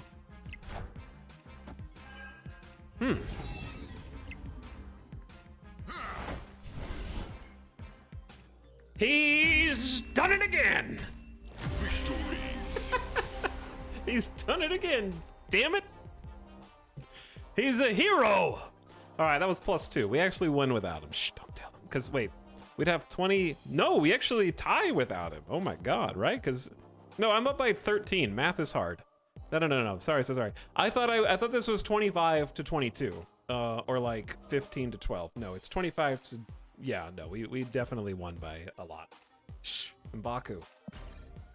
He definitely won us that game. 100%.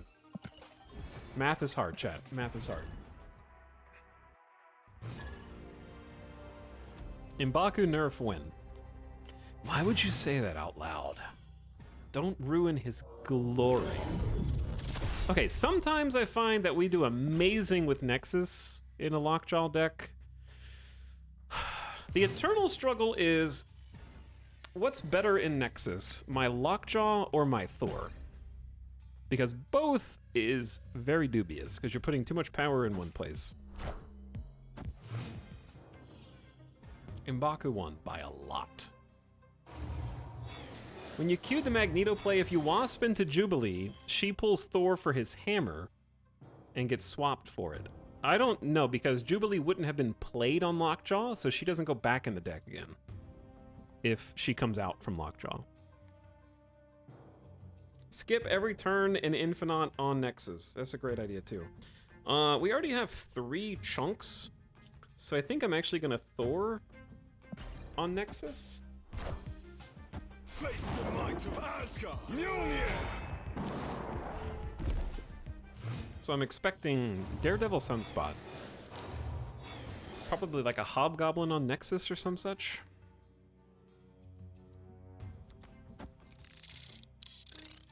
Oh, after turn 4, swap the position of each location. So this is just sort of a crapshoot then, yeah?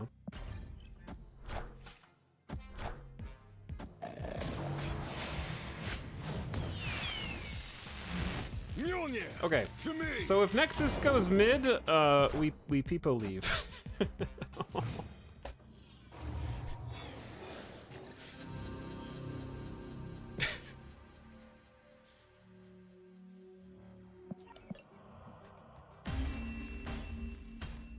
Escape. And that's okay. Bye! That's okay. Infinite mid. They have Daredevil, which means that we have a basically 100% chance of getting Hobgoblin mid if I leave that space open, or Professor X mid. So, that would not work very well. Yeah, I should have played into Starlight Citadel on the right, I guess. Okay, they lose Wave, I lose Vision, gain M'Baku. I'd say I won.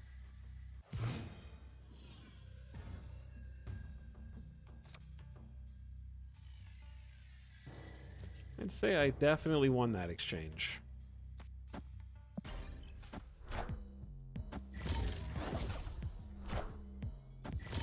This is a very armored board. Nobody's getting blown up today. Ooh, that's good. Thor's a great draw. Then our next best draw would be a turn 4 Good Boy. Lockjaw will have a 1 in 7. Face the might of Asgard. Mjolnir. Electro. So Electro gives them +1 energy a turn, but they can only play 1 card a turn right now. I think we have some decent options that can get Jubileed, though here's the thing. We're punished if Jubilee draws Lockjaw over here, obviously. We are less punished if Jubilee draws something good over here, so we're just gonna go with that. The Claw. Mjolnir. As intended, To me. of course. That is what I meant to do.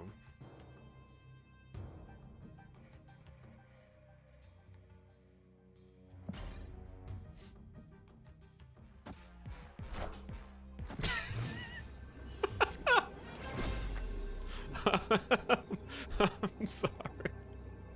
Hello. How are you?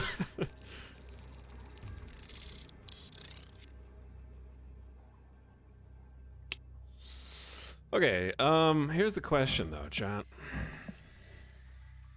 Obviously, this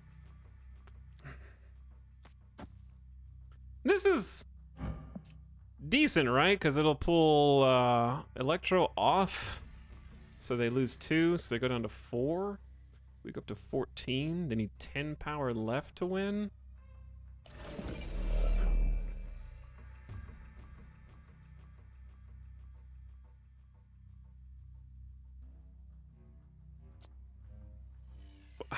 I think I'm still, like, not necessarily winning this.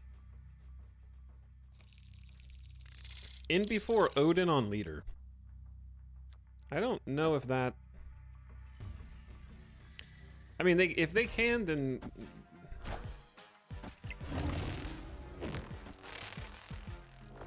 That's a good play.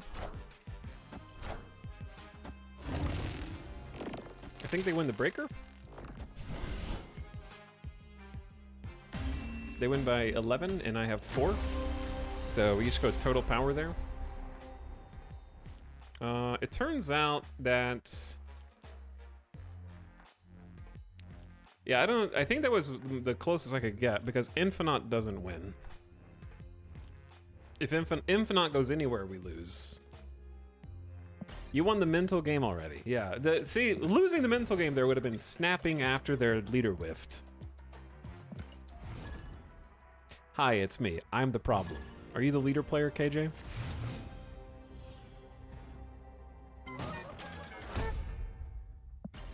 Is that why you're part of the problem? By the way, thanks Digitin for the 6-month sub. Appreciate Digitin. And I think I got Chaotic Clown already, but thanks for a year and a half. Once more. But yeah, Odin on leader is an extremely greedy play. It's not impossible, but it is greedy. Okay, no playing to Lechigia. After turn 3, destroy all cards. What if I said no?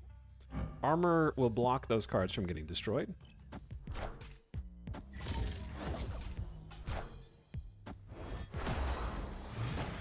Scorpion doesn't hurt this deck too much. Ooh, now that's spicy.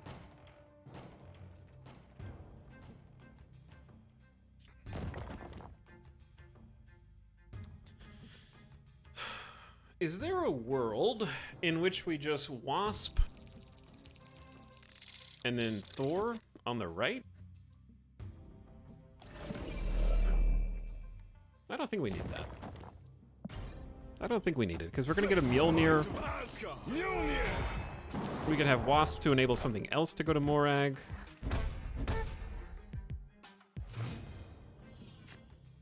Well, there's Mjolnir.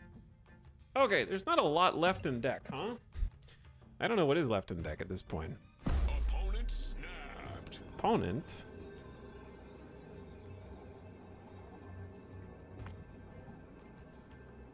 What can I can draw into Vision. So I think it's Vision, M'Baku, Lockjaw, and America Chavez.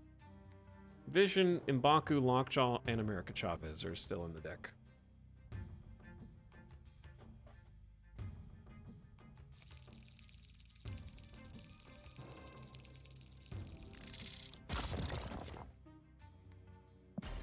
I'm gonna stick around, see what happens.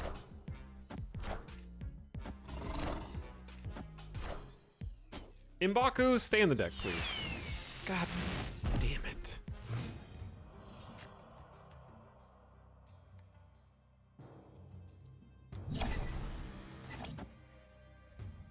Well, I got nothing to lose by staying now. He's got the fighting spirit. He does have the fighting spirit. Hola, Talix. Hello, sheep. What's up?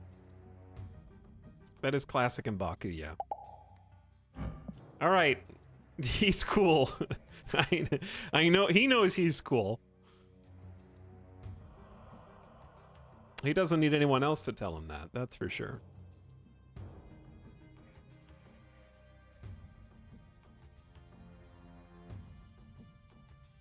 Surprised Pikachu face. They're just smitten by M'Baku. They're not sure what to play. Heaven knows which of my 3 6-drops was just copied by White Queen.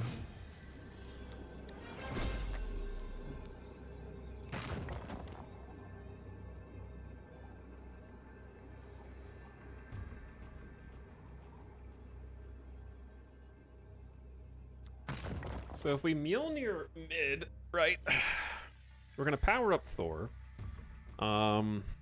We also sort of dodge leader because they can't play leader to Morag, and we're gonna be ahead by more than 4 on Murder World.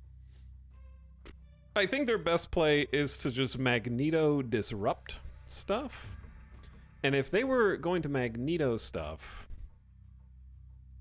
they would drag things here. So if they're gonna drag things here... Okay, but what if they leader my Magneto? If they leader my Magneto, then I should have played Hulk. And if I play Hulk and they leader, I should win. Left and right.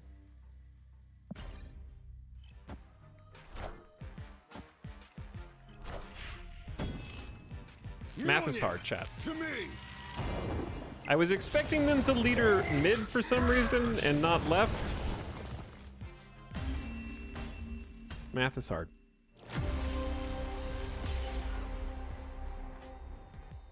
Okay, how do I beat leader left? Let's use a learning opportunity. The only way to beat leader left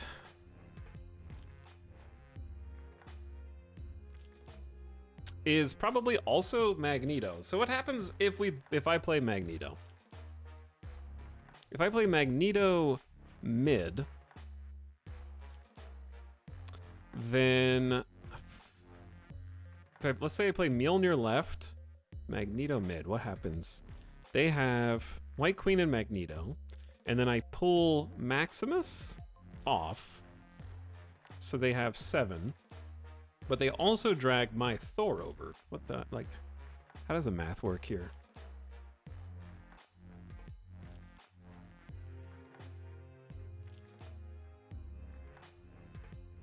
I'm trying to figure out if there was even a chance to win, but like my brain is breaking. Okay, so they'll pull Thor over. Thor's 9. So I'd have 21. We pull Max over, they have 25. And still lose, I think? Maybe it was like a fail state no matter what. I think the only way to win was to have like other cheap cards to like fill so that they just don't get a Hulk mid. Like if I still had Wasp, but I used Wasp to open up Jubilee earlier. Because like if in a world I could have played like Wasp, Mjolnir, I don't know. Only win was Vision right and Magneto right. Maybe? I already clicked off the screen. That way it pulls both Max and White Queen. But how many spaces did they have open? They had 2 spaces? Yeah, that may have won.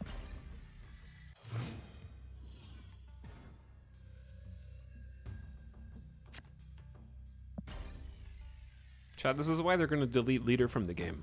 It requires you to come up with, like, oh my god, the rocks. Subterranea has it out for us today. This is why they're going to delete leader from the game, okay? The person who plays leader has to make, like, 3 calculations. The person playing against leader has to make 3 times the number of plays that you can possibly make, times the locations that you can play them at, calculations in the same turn, basically. So you just have to like five-head your way through every single game.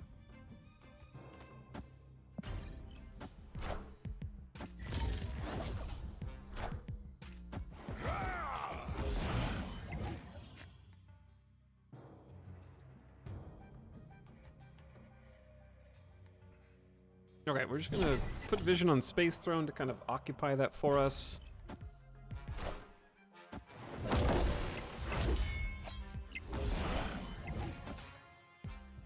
We'll probably lose. How's this game already over?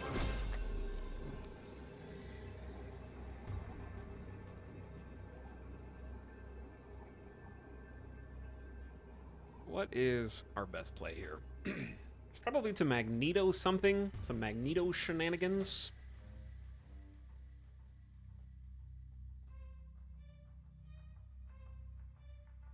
Chad, do we just assume that whatever they play on Space Throne, Vision can win?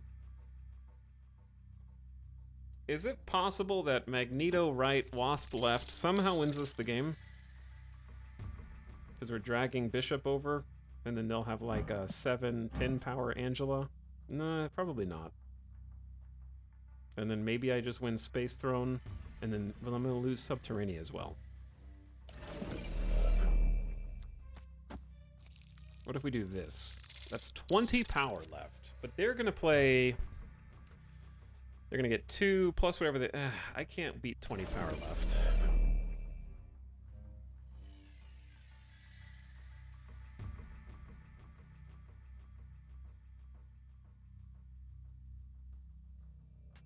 How the heck?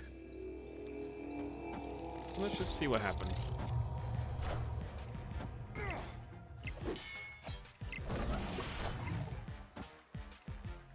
They're gonna win with Bishop. Too much cards.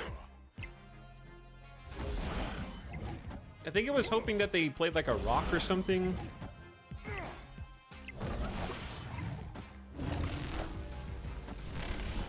We tied mid with Titania. That's funny. Titania is a cool card that I wish I had, for sure. Probably should have retreated there. Getting close to 89 again. Actually, we were 89 for a second. I need to take Midas the doggo outside. He is in need of an outdoors visit, so he can go pee real quick. So what we're gonna do is we're gonna put the standby screen up. We're gonna come back. And we're gonna game some more. While I'm gone, you guys listen to this. No, this. No, this. All right, I'll be back in just a few minutes. Thanks for hanging out with me tonight. Hope you're having fun. We got some good M'Baku in. While I'm gone, chat, you pick. You can have a 5-minute poll. More M'Baku or new deck time? Vote in the chat. I'll be back in just a few minutes. Thanks for waiting. Thanks for watching. BRB.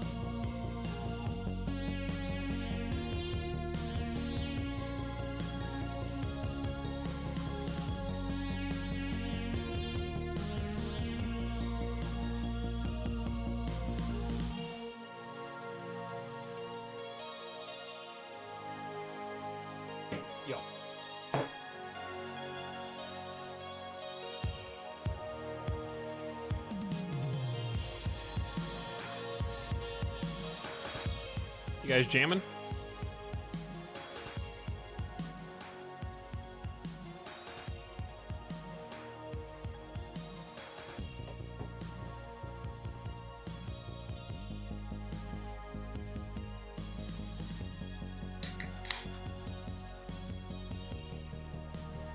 Chat says new deck time. You're tired of M'Baku already? Wow. Already soured on him.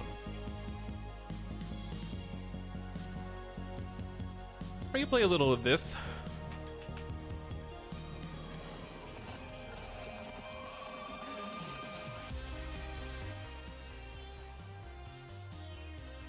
Thanks for waiting though, and also thanks for hanging out tonight. Welcome back, everybody.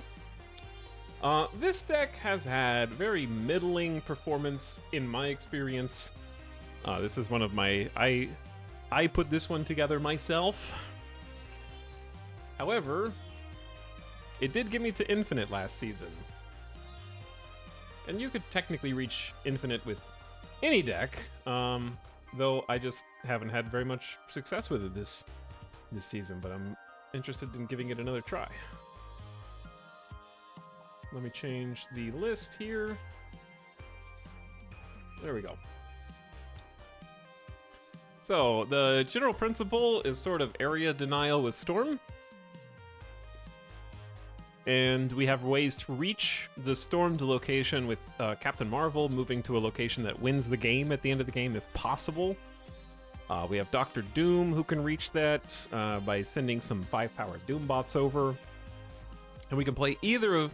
We can play especially good as Captain Marvel being played on top of Rescue, who buffs to a 4/9 if you play another card here next turn. So you can kind of buff that with Captain Marvel and then have Captain Marvel go wherever. But we have the classic Storm into Jessica Jones combo to lock down a lane. And then we have a little destruction package here just to add some extra power. So we can create some 1/6 demons with the hood, and then hopefully clean up this -2 body with either Carnage chewing through it or Killmonger destroying it from afar. We also have some flexibility with Killmonger against some of the weenie decks, like we just ran into a Kazoo deck. Can destroy a few Patriot rocks and things like that. Why not Storm to Drax? Because Drax is just a worse Jessica Jones there. And Drax is just a worse 4-cost card in most contexts, actually.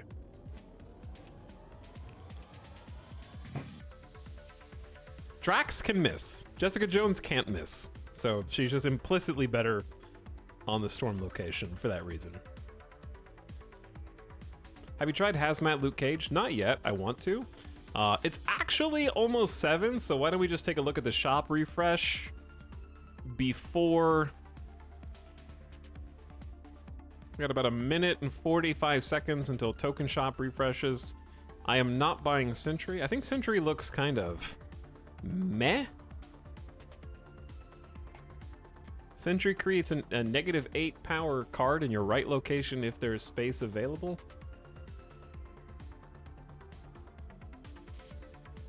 Is Mysterio, Mysterio Series 3, yeah.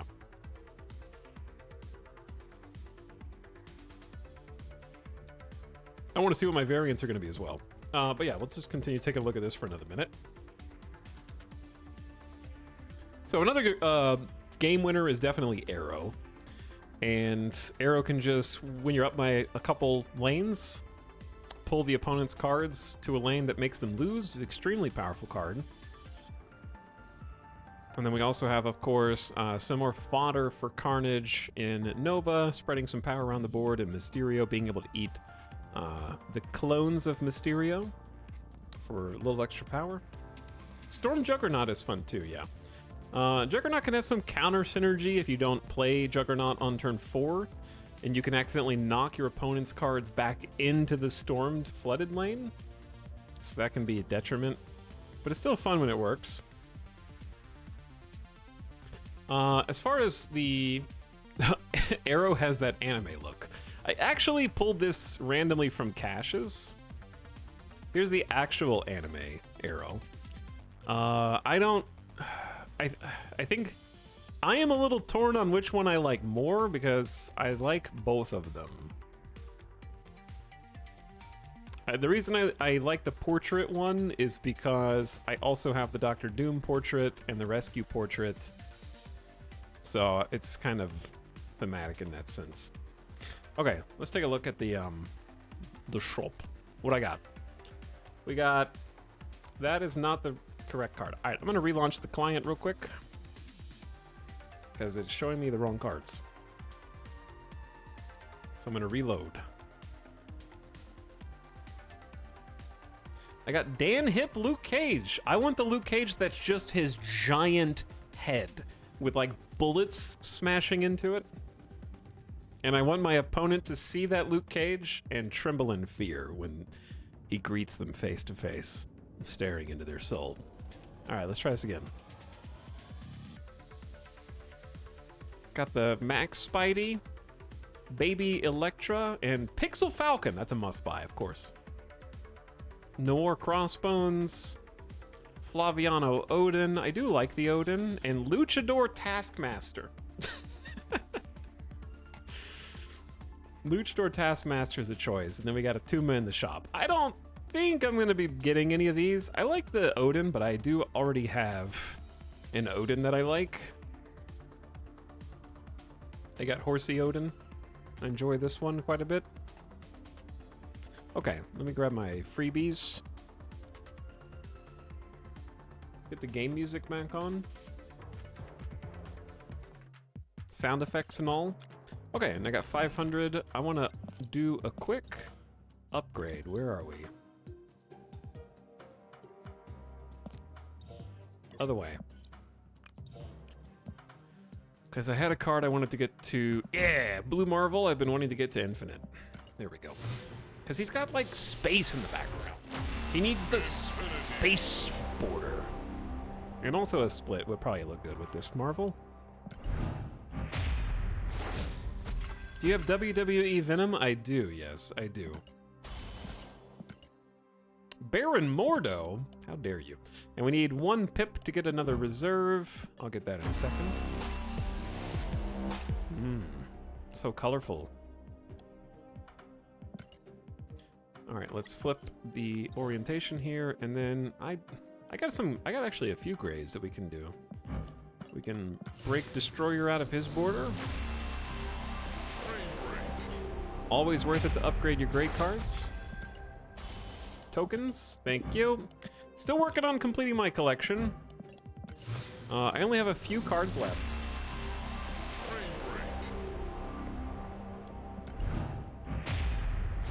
Not far to go now, chat. Check this out. So, out of the Series 3 cards, I need Black Cat, Electro. I need regular Nick Fury still, so that's 3. Omega Red's 4. Rock Slide's 5. And then Viper's 6. So I am down to T-6 cards, and I'm gonna get Viper with tokens is my plan. So 6 cards, I still need to get from caches, and then I'm finally Series 3 complete. And then I can start getting extra tokens for the Series 4 and 5 cards, which I'm very excited about. Okay, let's do some Storm Chasers. Hopefully not lose all the ranks that we just gained. Just unlocked Doctor Doom. I love Doctor Doom. Very powerful card that I often, ironically, don't get to play very much, or at least not as much as I'd like. What is better here? I'm gonna play Nova on Adelon. Rock. When I see Korg now, I sort of automatically assume I'm playing against Darkhawk. Okay, but what is better? Is it better to Mysterio then Carnage, or should we get Storm? I don't want to get Storm out because we may not get anything to follow it up with.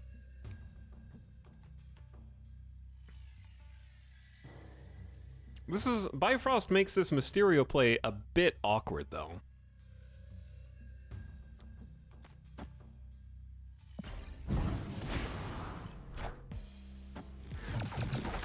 Alright, it probably is a Darkhawk deck then. Korg Black Widow is Darkhawk City, which is actually It just stacks up so well against my Jessica Jones.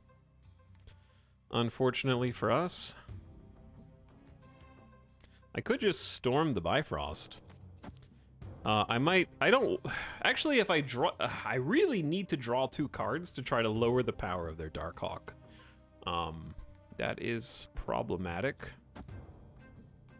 I don't know how to do everything.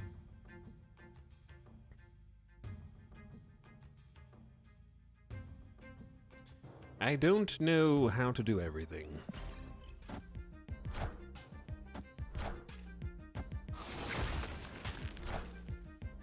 Wind, aid my hand.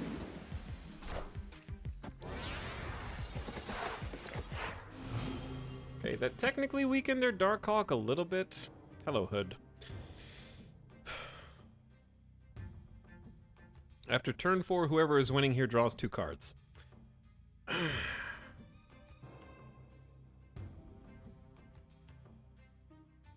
What is better? Just Jessica Jones, focus on the flooding. They might play Darkhawk to flooding. If they play Darkhawk to flooding, I'm gonna have a minimum of... God, the math is so difficult.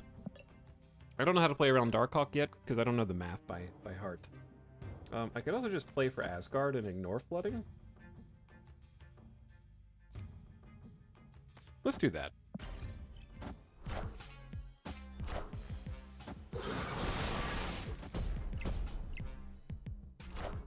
Okay, we actually just got Asgard. So we're gonna get to draw 2, make their Darkhawk much weaker. And we're actually winning Flooded because this is the real Mysterio. Which is very nice as well.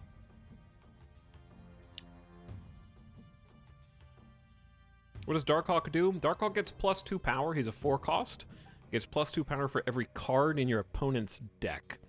So they try to add cards to your deck with rocks, stop you from drawing your cards with Black Widow, use Rock Slide to add 2 more rocks to your deck. I think it's like a 4/1 that gets +2 for each one. I think I'm gonna go ahead and just Lizard.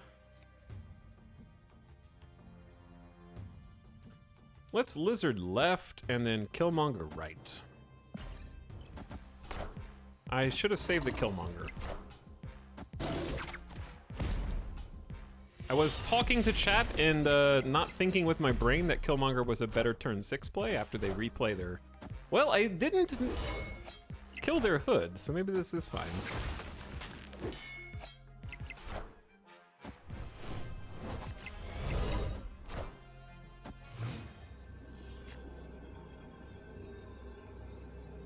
Okay, they have 4 cards in hand. Like, 2 of them are 4 cost, I think. Maybe this isn't a Darkhawk deck? Because now they can't play Darkhawk Mystique. They can still just play regular Darkhawk, but it's not going to have any power. I think...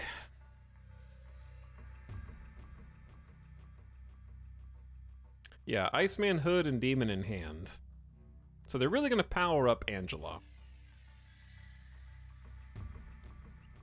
So if they're really going to power up Angela,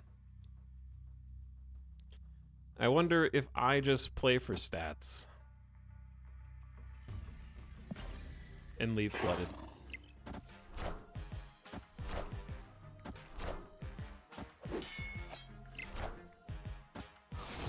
Seems good. Playing for stats was right.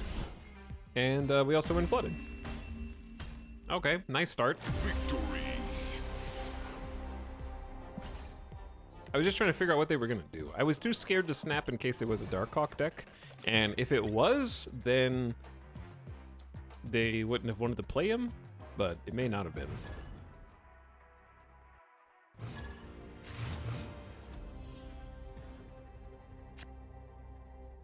All those ranks that M'Baku won you. M'Baku did.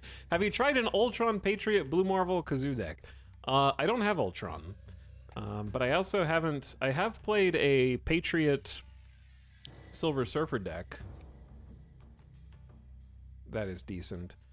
What are we doing with this?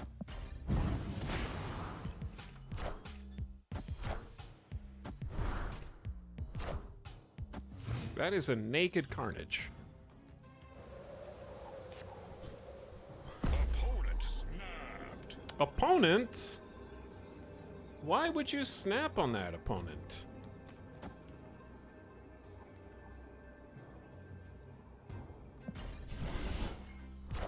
Me too. Wind, aid my hand.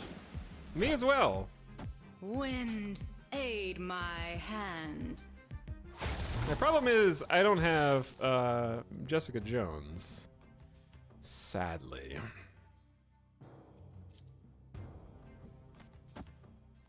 Well.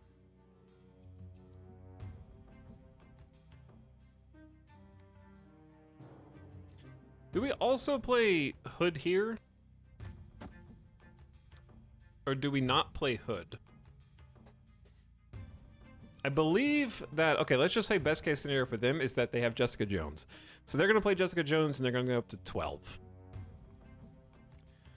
I'm gonna play Lizard and we actually go up to 11. So if I Captain Marvel, that'll tie their Doctor Doom on the final turn. But I have to play it on the final turn. So very dubious. And then they'll win Sanctum Sanctorum. Ah, shit. Okay, well.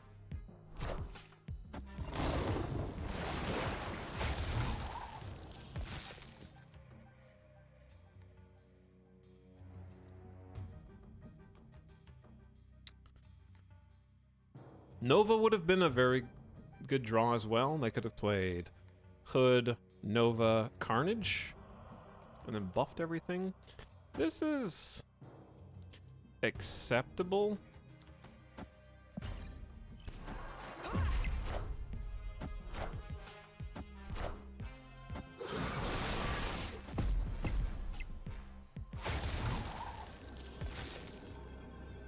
Okay. Final turn. If they Doctor Doom, we tie Flooded. And then they win left by a lot. So they're very much winning the tiebreaker, I think. Because my best play is Demon and Captain Marvel.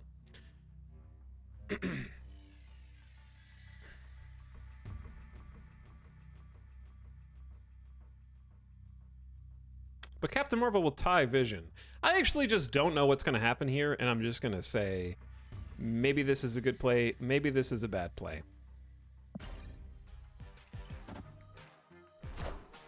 Well, it isn't Doctor Doom. And we...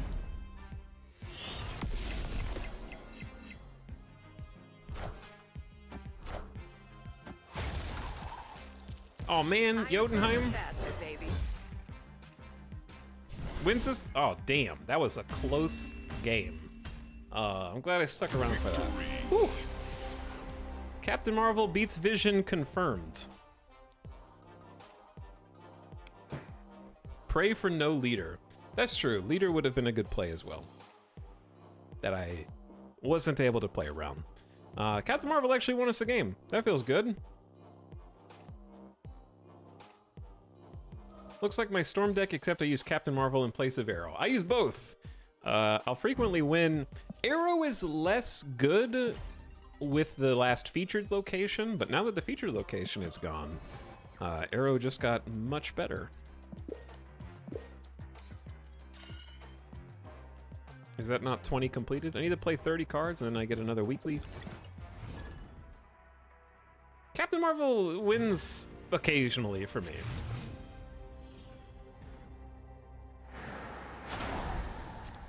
Ooh, Isle of Silence. Disables ongoing effects. Lizard is happy to live there.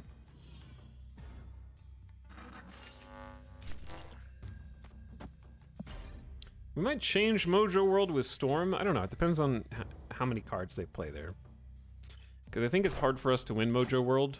We don't tend to play a ton of cards unless we get Mysterio and some friends, maybe.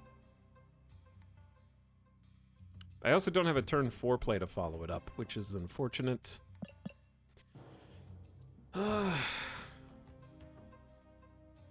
I think I'm gonna storm it anyways, because I do think we're gonna struggle with it. Wind, aid my hand. Passing 3 turns scares me.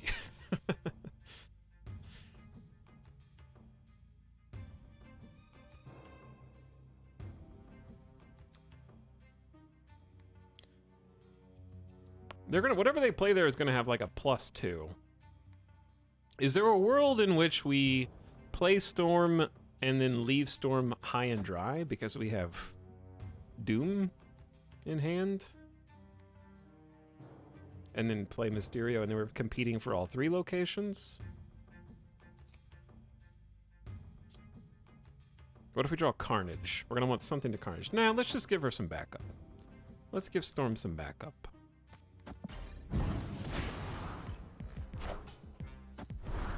In before Galactus. I just always assume that it's Galactus, yeah.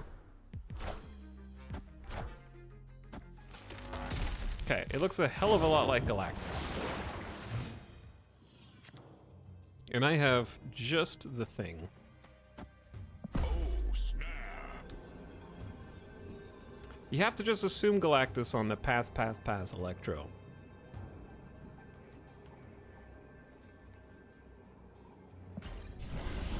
I have initiative.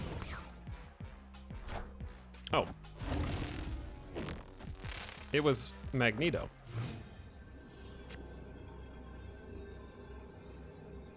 Consider me very surprised. I had to try. Right? I had to try.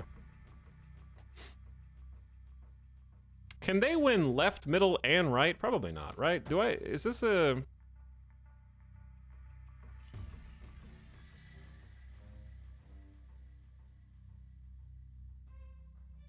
Carnage beats leader? Wait, no he doesn't. Yeah, he does, because he'll eat the leader.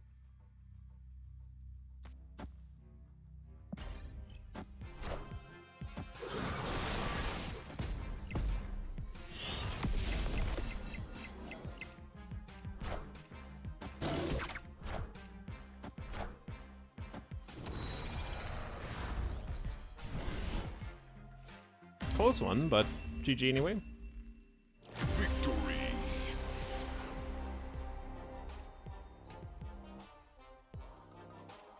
So we won the tiebreaker because they're only winning the left by 1, and we're winning the right by... We basically have more total powers. Our total power is 23 plus 12 is 35 plus 5 is 40, and then we have 40 to their 34. So we end up winning that breaker. The real Galactus was the friends we made along the way. I wonder if it's just actually... No, I don't think a Galactus deck would run Doctor Doom. But do Galactus players in general change their play when their opponent snaps on Electro? Because I will snap on every blank board Electro if I have Arrow in my hand and Initiative. Because I have to, I can defend against Galactus and I want to get an extra cube out of it. Someone said, congrats on your 2 cubes, Mr. Streamer. You meant 4, right? You meant 4. Of course. Are we competing for Kiln? Yeah, I say we put Real Mysterio in Weir Island.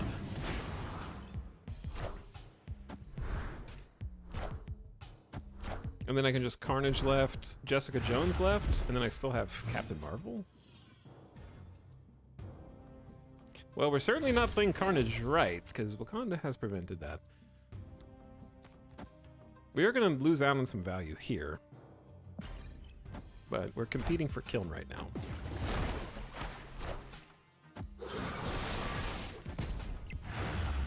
Who has initiative? Did it not flip to me? It did flip to me.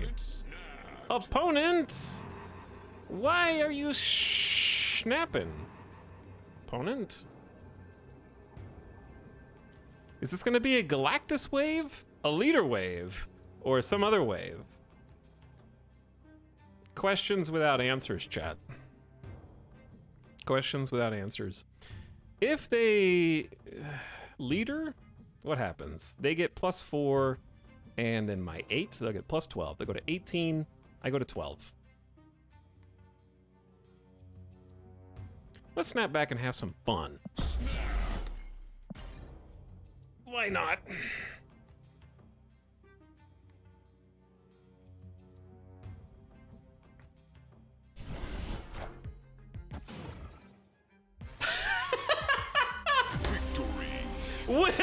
We'll never know. Scientists will study this game for generations. Archaeologists and researchers will, for their entire lineage, passing it on from father to son to daughter to just children down the line, trying to figure out what is under that card. What is under that card? A secret taken to the grave. The saltiest retreat in the world. Maybe just don't insta-snap on Galactus. If somebody snaps back on the same turn, it was M'Baku. It was M'Baku all along. Why would you play Sunspot with the Galactus though? Because you're frequently passing. I haven't played Galactus, so this is my inference. You're frequently passing. Galactus players want to have initiative, and that way they can flip their card up first, so it can't get pulled like I just did. So you can see who has initiative by whose name is highlighted. And I don't know all the details because I'm just saying what I remember. The initiative will pass back and forth in the event that we are totally tied. But if one player is winning by more locations or overall power, like 2 locations will always have initiative if you're winning 2 locations, but I'm just gonna play Lizard to Dark Dimension.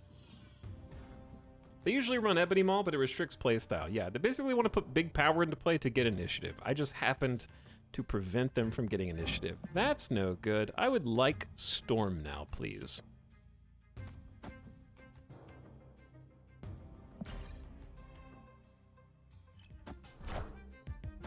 So there's just general...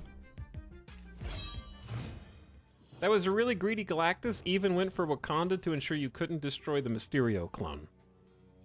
What did it... Ooh, what did Lady Sif discard while I was reading that?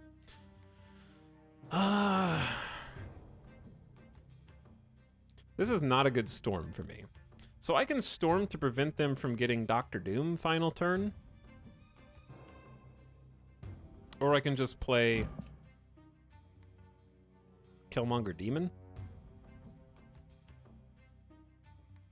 Or Rescue right now.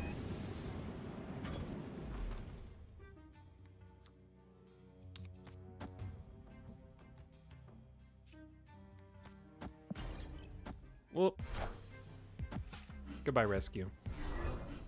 Helicarrier. Wind, aid my hand.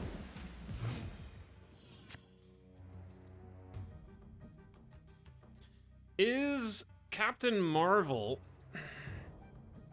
better than Mysterio Killmonger?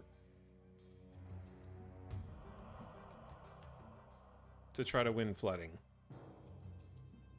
They discarded Giganto. Okay, so Hela incoming. Basically. So the Storm location we probably shouldn't play for anyways.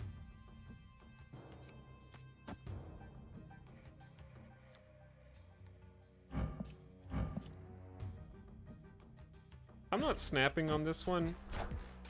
Interesting.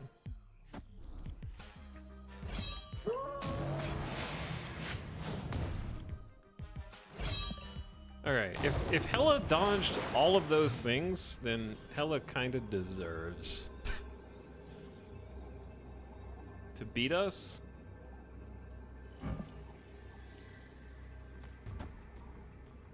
I don't know, there's a non-zero chance they didn't draw Hela. It's 3 cards left in deck, and they have Helicarrier, so I assume it's Hela. Let's throw some cubes around and see how it goes. Oh. Victory. Alrighty then.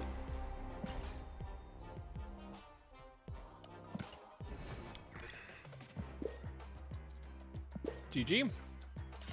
Give me my box. Thank you, Ben, for the precious credits. And you're gonna give me even more credits. Or no, a Christmas variant. I don't even know if they can spawn it here. Christmas variant. I'll take the blue marble boosters.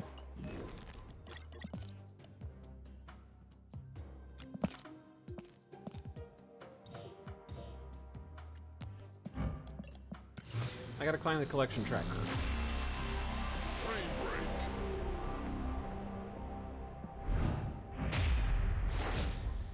Didn't draw Hella? Yeah, I think that they probably just didn't draw Hella. Would be my assumption as well. I think I want to upgrade either Doom, since we're playing with him, to Ultra, or Wasp. Chat, Doom or Wasp? Doesn't matter, I'm gonna do both of them, but which do you like more? If you run into me on the ladder, please snap 8 cubes and then throw the game. No, I'm the streamer, you throw the game. Chad says Doom.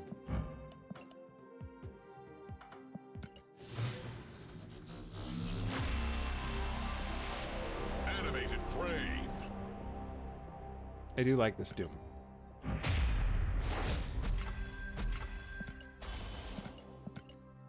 Scorpion boosters.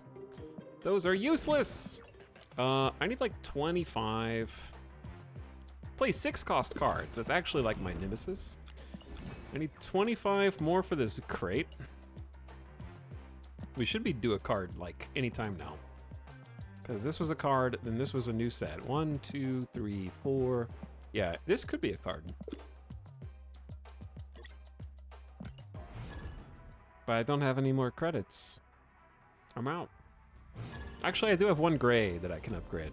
I don't know if I have 2 though.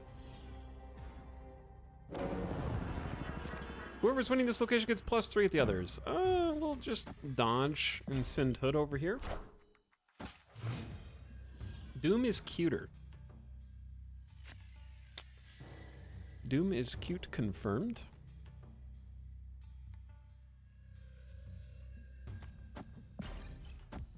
Are we gonna storm Baxter Building? I find Baxter Building makes other storm locations quite difficult to work with. Angel? It's useless.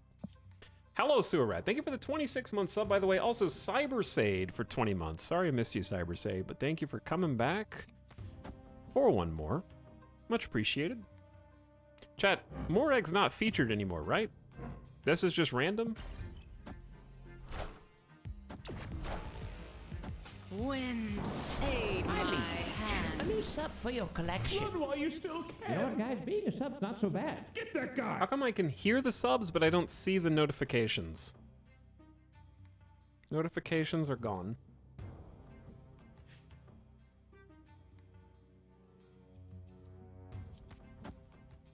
I'm still gonna play for flooding.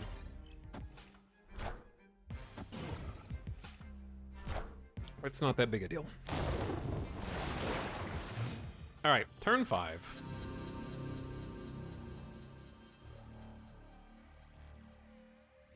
They probably want a green gob, right? Warning, you are approaching the gift sub threshold. It appears you have gifted at least 25. gift subs. Thank you for your generosity in support of the Alex. YouTube channel. I can't focus right now.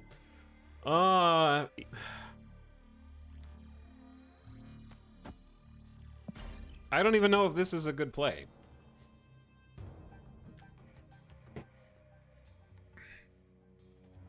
I'm certainly not gonna get Professor X'd. Actually, oh shit, I might get Professor X'd. If they snap, I'm leaving. Because yeah, if they Professor X, they just win the tiebreaker. I didn't think about that. This is your captain speaking. I don't want to alarm anyone, but it appears that we've been flying heavy ever since we took off from the It's gate. too many subs. After a cursory examination of the baggage underneath the plane, I have discovered that there are stowaways, dozens of them. Everybody, abandon ship!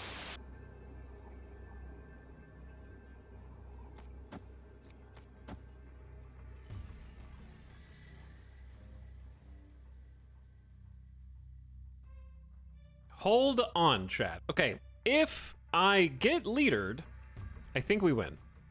There's too many subs. I'm just gonna press in turn, lock it in.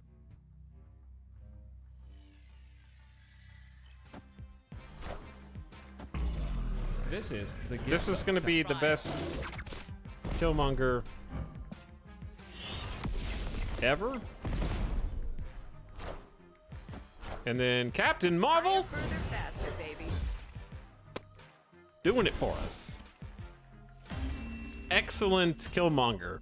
And a showcase of what this deck is capable of. A new sub for your I collection. get it. You know what, guys? Being a sub's not so bad. Get that guy!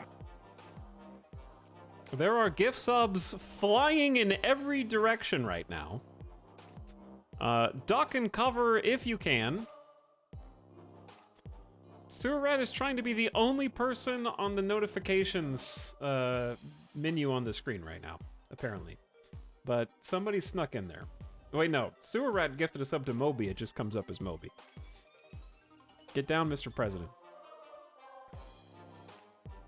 Ultron summoned the subbots. Sewer Rat is gifting a gargantuan number of subs. Once again, thanks to Digitin and Cybersade, who snuck in before that. Sewer Rat says, got some time and thought I'd check a live one. Still no Midas cam, I see. Amazon stuff is currently backed up big time, and also I do have a camera that I am trying to find. It is in a box. I have 4 boxes. I'm looking. He's right there. He's right there. He's sleeping right there. Sewer Rat gifting 5 subs, and then 25 subs, and then 30 subs, and then 5 more subs. That's like 66 subs, I think. Thank you for the insane sub support.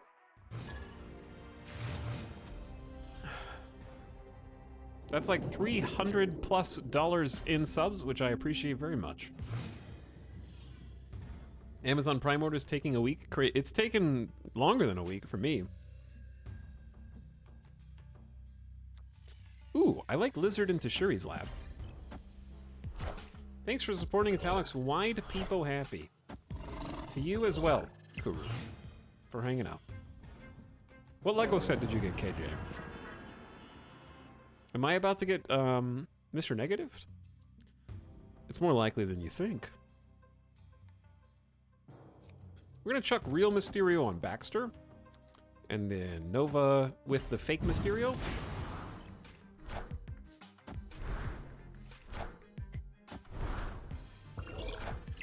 Thank you for doubling the 0. Hey, it is Mr. Negative. See, I would have snapped on that if it were me.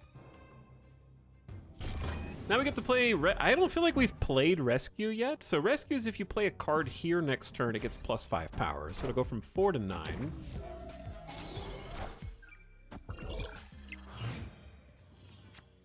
We're currently in danger because Mr. Negative is capable of putting a substantial amount of points on the board. What we're hoping is that they didn't draw magic and then we can just arrow their turn 6 play. I think is our best case scenario. So we get to play Captain Marvel to rescue, power rescue up, and Captain Marvel can move flexibly, which might be worse than just getting a 12 power Shuri's Lab Captain Marvel. All right, so they didn't have magic, and we have initiative. So it's at this point that we just hope we can gum up their board by sending a bunch of things left. And it's pretty much the only hope we have. Rescue Captain Marvel is a very good 1-2 punch. I agree. I just think I maybe should have played Captain Marvel to Shuri's Lab instead. Victory! I don't think that they liked their Mr. Negative draws very much.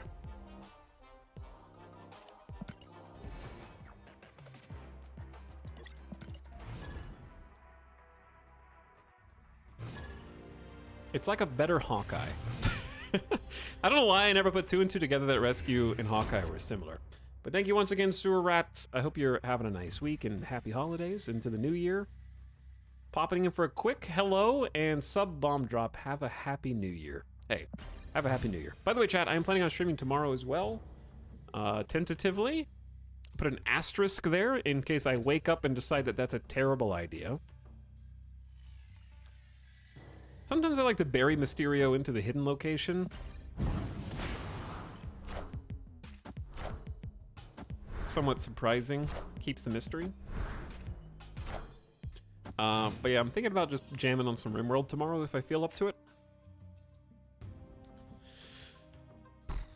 This is pretty good. We can get Hood and Carnage down. Part of me wants to snap because I like my rescue arrow plays, but part of me, I don't know how this deck stacks up against Patriot, because Patriot can put up some big numbers. So I don't have enough, see, like, like that. Especially Patriot server. And I don't know if I can compete with just rescue alone. Because you can't play cards on the vault on turn 6. So maybe we just ignore it and then go for the vault so that way we can move to New York if we want to.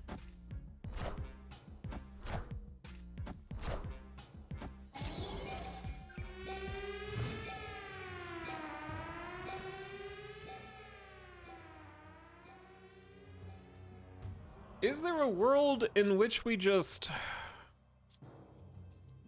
storm New York?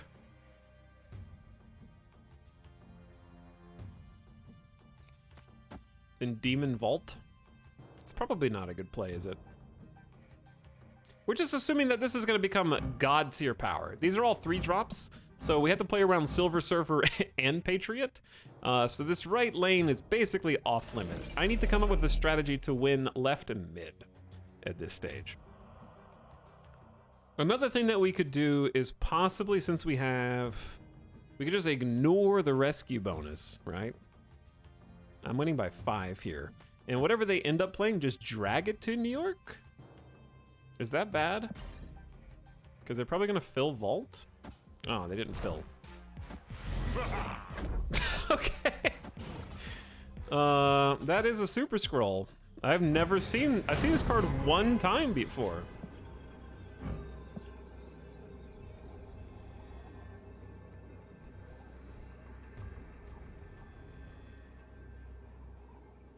This is a first. What if they move all Broodlings to New York and then buff the Broodlings? New York kinda sucks.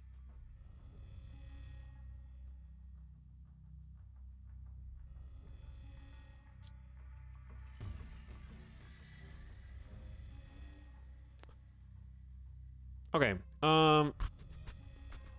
chat, what if we just Killmonger,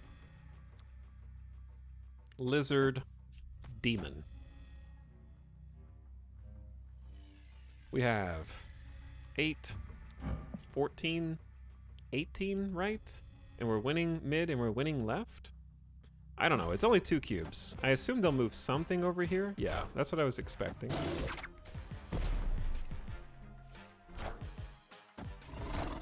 And then we're just playing for right.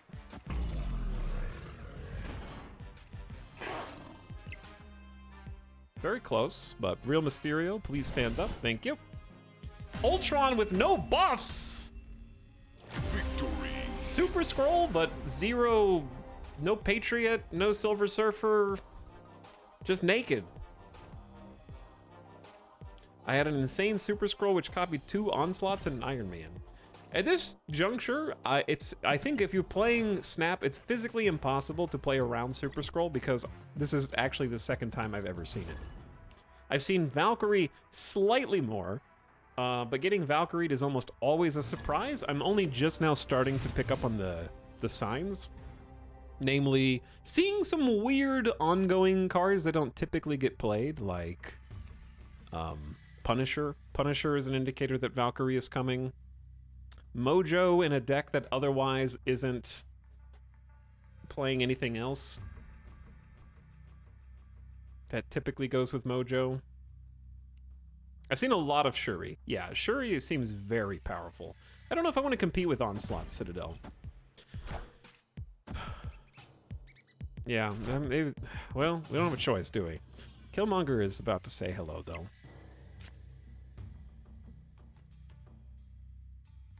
Do we save Carnage? I think so.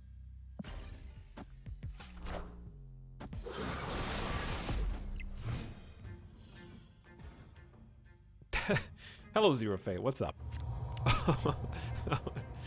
Oh no. Okay. We're not playing Mysterio, and we're not playing Killmonger. They might have Killmonger. We're gonna just do this very sad Carnage Nova.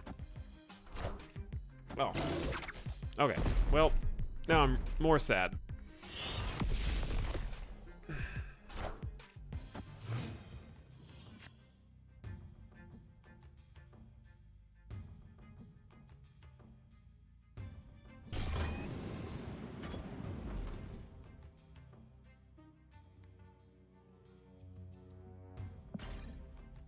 I think we're losing this, probably. What's my best draw? Because Arrow is not good. Captain Marvel's probably not good. We're probably losing to Throne Room because of death. So my best case scenario is...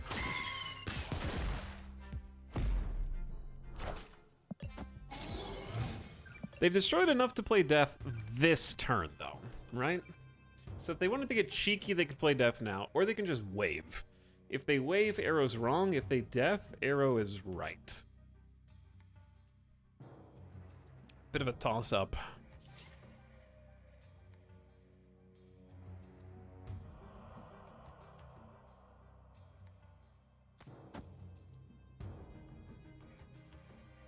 What do I like better? They know I'm gonna play here. I don't know, let's just go for the Arrow. Eh.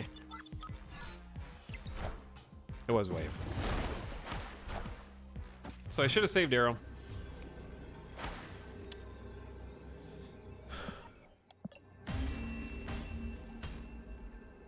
Escaped. I also didn't have anything that could go into Space Throne, so this is a very awkward game all around. I'll just take my nice little retreat. Do you think popularity of a character factors into their card usage? At the lower levels, yes. At the higher rank levels, no. However, I think that will probably change once a casual non-ranked game mode is added, where people can make themed decks. Like if you just want to play a Guardians of the Galaxy deck, then you can just do that and have fun. Landing Rocket Raccoons and Star-Lords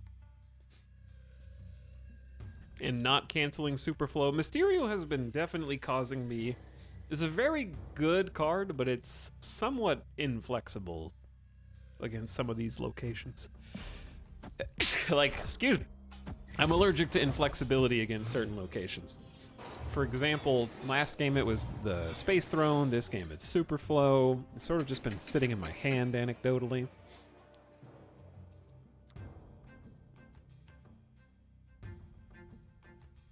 I think I want to Storm Superflow and just delete the fun for everyone. No more fun. And we're just going to get the demon in there to sort of counter out the icebox. Wind, aid my hand. No more bonus energy for me or you. No more.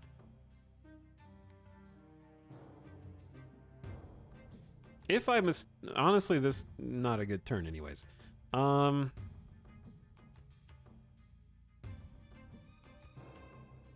turn 5, put a card from each player's hand here.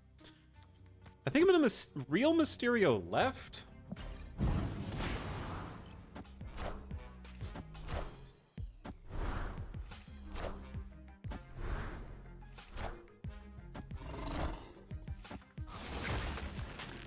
How freaking dare you hit Captain Marvel?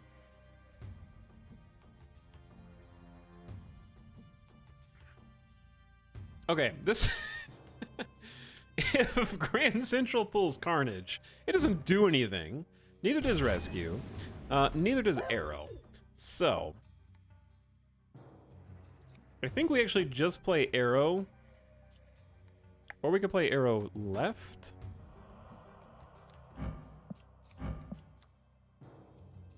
Or we just... I think I'm just gonna play Arrow right for stats.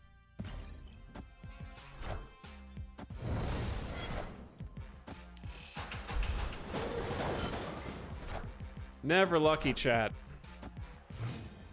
Never lucky.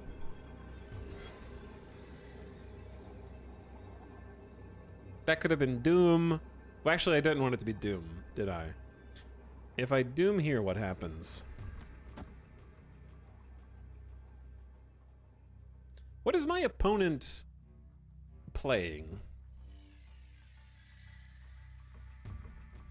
Polaris Cosmo, Lizard Iceman, Armor Sarah.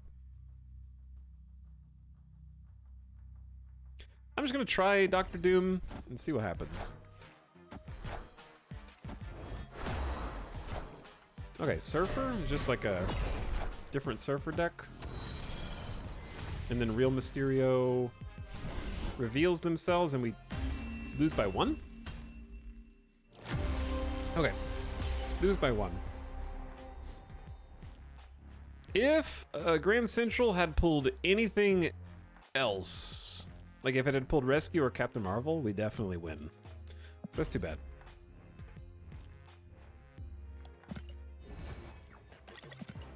Got a little unlucky there. But otherwise, this deck is doing much better than last time I played it. Up to 90 now. Cards can't be played here is very good for this deck, especially with Captain Marvel in hand. And we're going to limit their plays a lot more, with probably Lizard and Storm than Jessica Jones.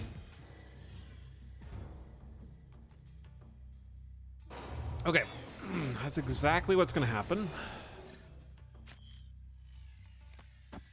I don't know what this is. I don't care. I'm snapping on this.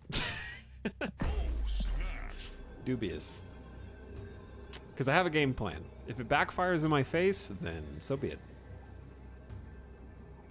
We actually played against this person earlier, and we were like, I'm not surprised they have Odin because of their name. Or something. No, they had Thor. It was Thor.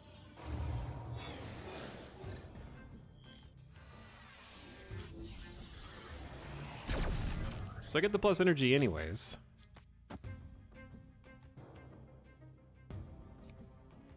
I think you play Nova, right?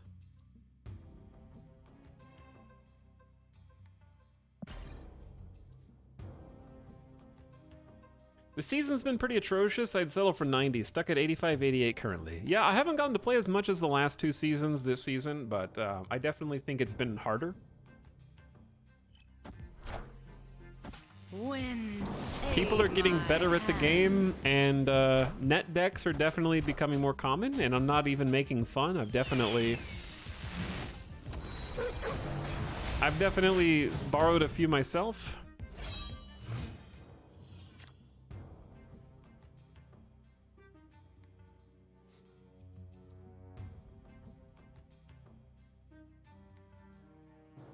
What's awkward about this is we can't Carnage the Nova if we Captain Marvel on 5. So they're gonna what, Odin Dr. Doom and get more? Because I think that's what we were saying about this person. They're gonna Odin Dr. Doom and get more. But if we Mysterio there and then Carnage Nova, we're getting +3, +7. We're gonna go 14 here.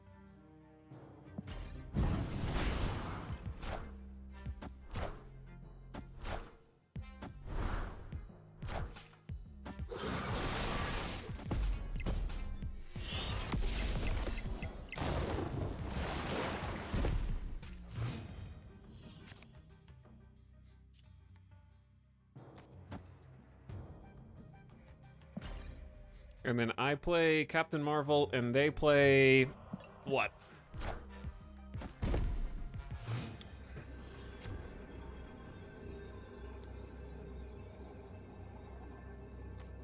I guess it really depends on what comes out of Lockjaw, right?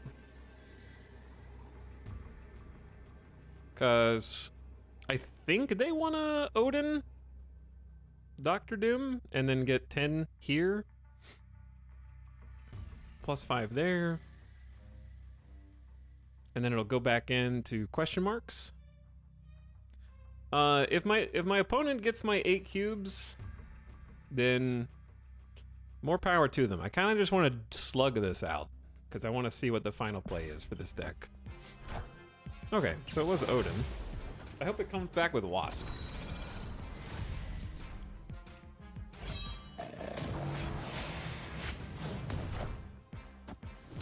Because now I win right and left? No, shit.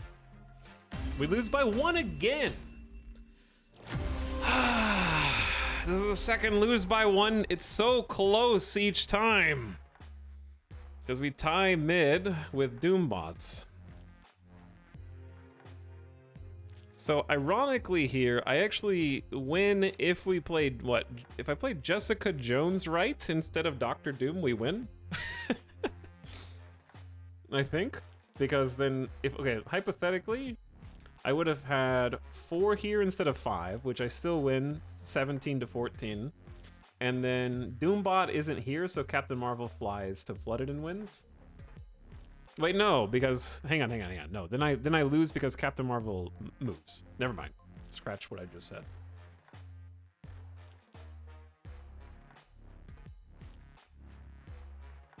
Mysterio nerf just cost us both games. That's actually a fantastic point. Yeah, Mysterio being a 5 power would have won us both of the last 2 games. Very true. He has actually sort of cost us the last 2 games.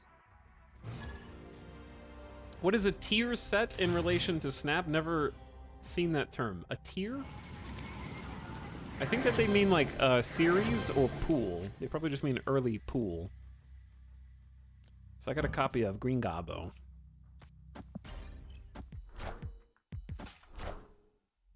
Interesting.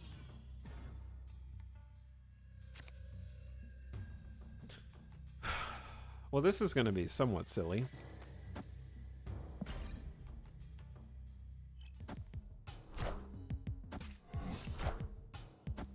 Hulk do be smashing, chat.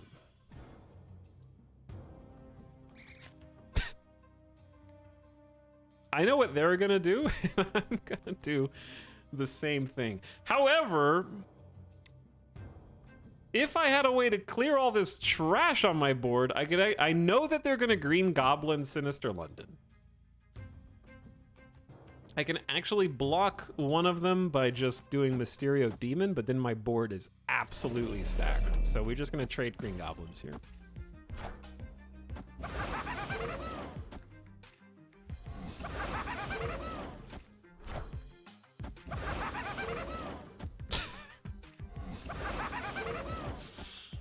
I could really use Carnage, Killmonger, you know, really just any of that good stuff right now. Just any of that good stuff.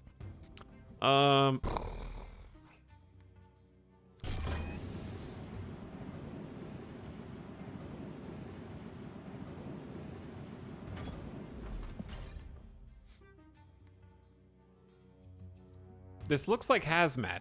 The literally only thing you know about their deck is that they have Green Goblin. Now you know they have Crossbones. So it can't look like anything because Squirrels are from the board, Hood is from Daily Bugle, Demons are from Daily Bugle, and we are saved! Okay, so it's, Killmonger right, Demons mid. And then I'm free.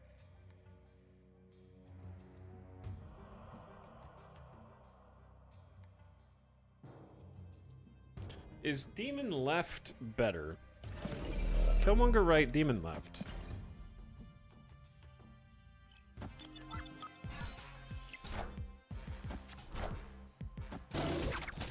The whole board just exploding right now. Okay, multiple Captain Marvels is bad. This we know.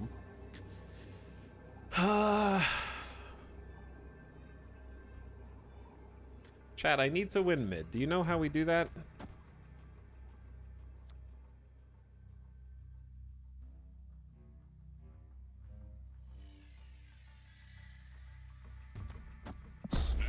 Is Hulk Smash real?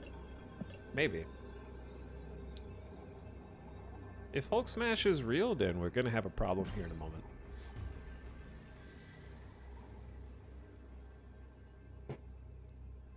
Okay, that was not a good snap on my part, but I also wasn't entirely confident that I could win that, because we were only gonna be up here by a tiny amount.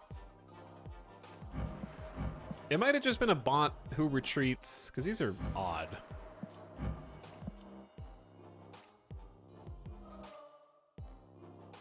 Arrow mid wins mid. The reason I don't arrow mid is because it's gonna create an arrow mid, pull whatever they play mid, and then it's gonna go either right or left, and then pull all their stuff to the right or left as well. The only way that arrow mid, actually, okay, what I could have done, I guess, is Nova right, and then arrow mid, and then arrow also goes left and then pulls them left.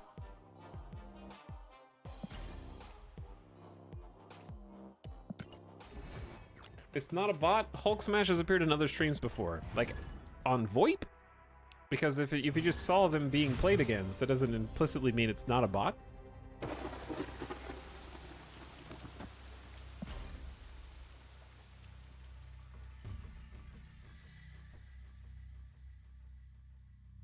Because the bots are similarly named from there's not like they generate unique bots per user, you know? All right, I guess we're gonna try and fill the raft, but I don't know if we can. This isn't my favorite way to fill the raft. Captain Marvel's crying. Why have you done this?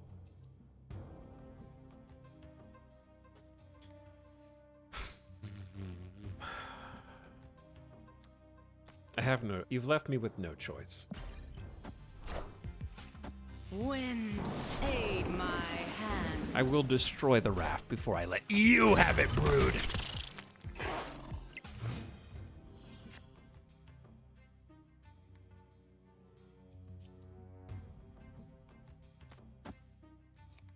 Question: if you Mysterio cloning VATS, does the copy it generates? It's just a 2-4, right? It doesn't actually create the copies again, I think.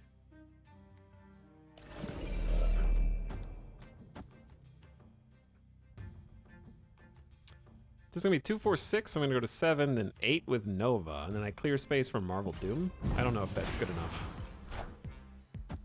It might not be good enough.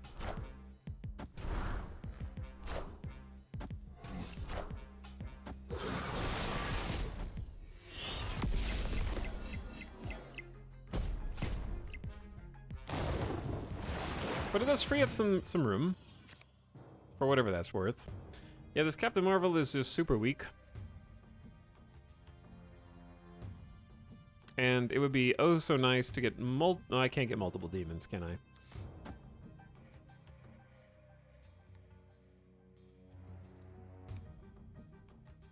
I'm not actually gonna get 2 Captain Marvels. I expect to get snapped on here momentarily.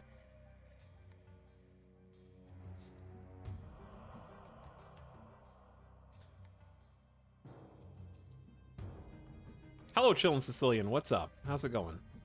I think you get the 2-0, but I think it's still a real Mysterio. Or is it? Maybe, I don't know.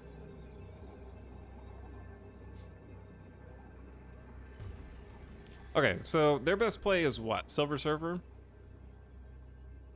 And just Silver Surfer and maybe like Wolfsbane. Wolfsbane Surfer is a lot of power on Monster Island.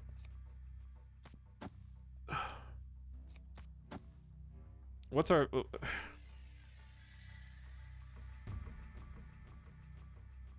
It's Cerebro too. Yeah, but at this point, and if I see Broodlings, I don't know. I'm assuming the worst, because there is a Surfer deck going around right now that has Scorpion and Fantastic in it. I don't know if it also has Blue Marvel. but they're also not snapping, so... The thing is, they're probably gonna, what, Mystique? And if they Mystique, I lose anyway. But I also win cloning bets. Let's just see what it is for learning. There's Mystique.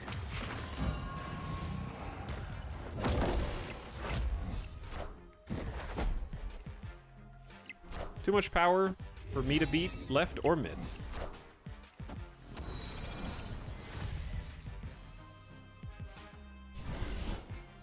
And it wasn't even because of Scorpion. It was just they had, even if Captain Marvel was normal, I lose mid.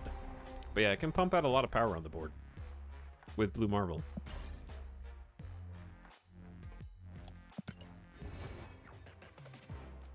I hope it's Cerebro because it won't go off. Well, that's the thing. Cerebro 2 has, as you just saw, Blue Marvel and Mystique, which gives it another win condition.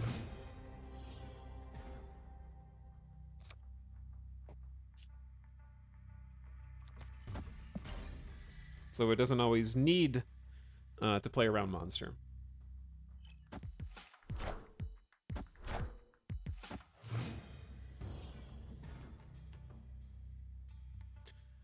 Ooh. We can fix that. Okay.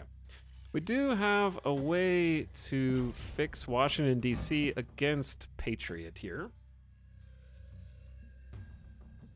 If Marvel was 6, I don't remember what we had left.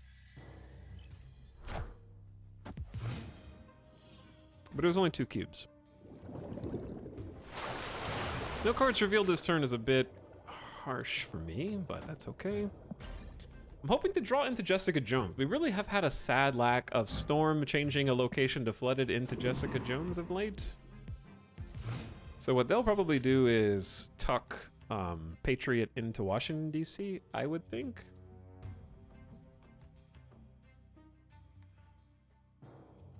And I need to save Killmonger against Patriot as well. I think I'm going to go ahead and Carnage here because we need to play something turn 5 to Avengers Compound, and I think it's going to be Captain Marvel.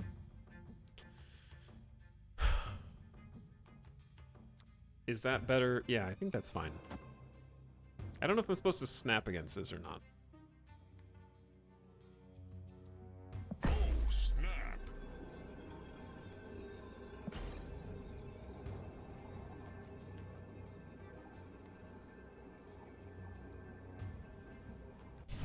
Demon gets boosted on DC. That is also true. All right, there's Patriot and Mystique. So this is actually best case. They're saving Washington, DC. Wind, aid my hand. And now they're not going to be able to.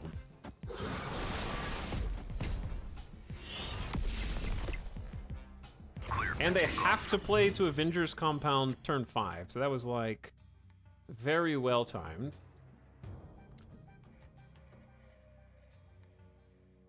I guess they could be a Patriot Ultron. If they're Patriot Ultron,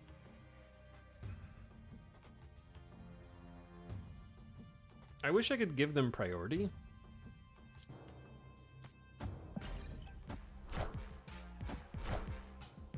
I am Iron Man. Iron Man. Iron Man. Okay, well, we can't give them priority, can we? If it's Ultron, then it kind of doesn't matter where our cards go. But, like, I can at least... Because they're going to get...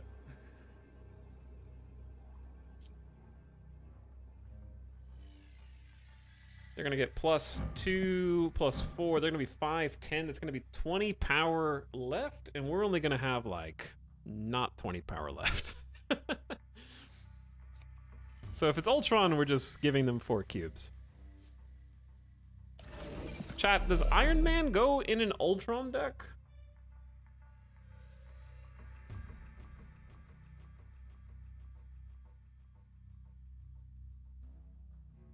I don't know how to beat Ultron.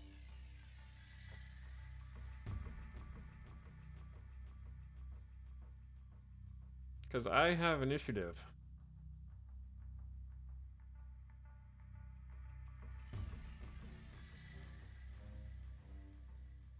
They simply don't have it. Just snap? I already snapped, bro. But I'm gonna lose cubes. Let's do this.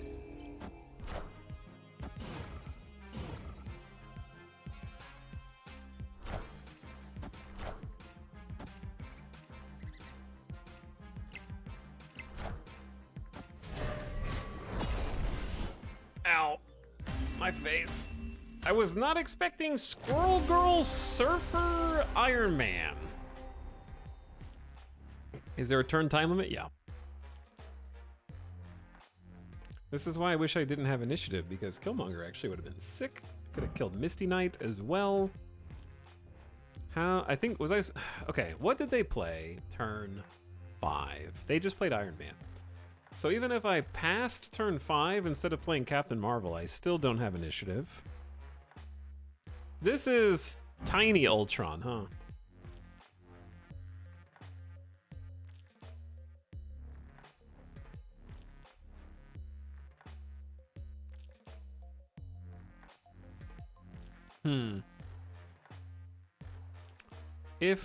I needed something else on the flooded location. Just anything else. Chat, I was 90 a minute ago. Let's go in the other direction now. Doing some bad snaps, apparently. Making some bad snaps. It all happened so fast. Maybe it's time to switch decks. Mysterio is really gonna clutter up the board, but only temporarily.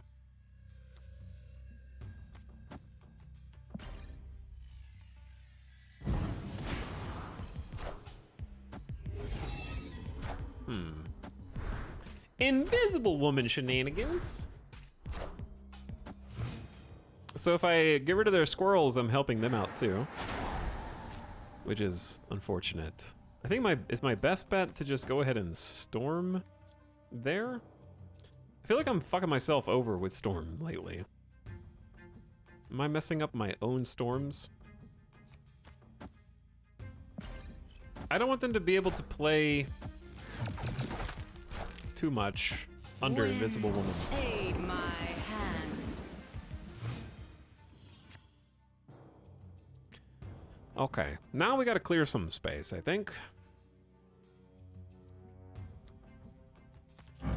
Because I am rapidly running out of room.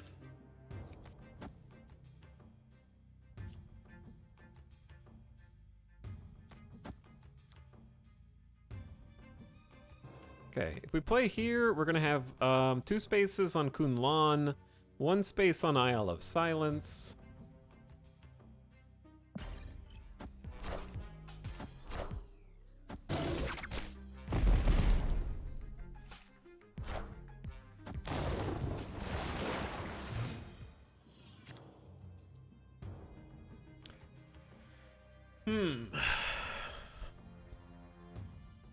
What's better, Rescue or Carnage Lizard? Because I actually gain +1 power by getting rid of Killmonger.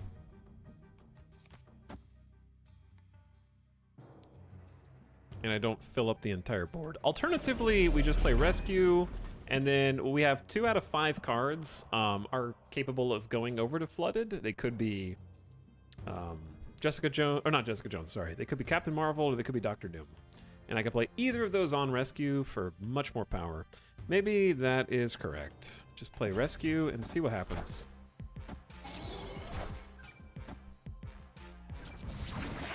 That's an angry Scarlet Witch.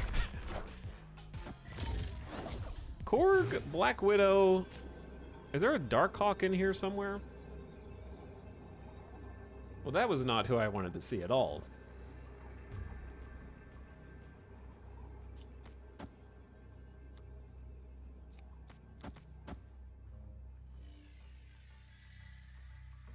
And these could be anything.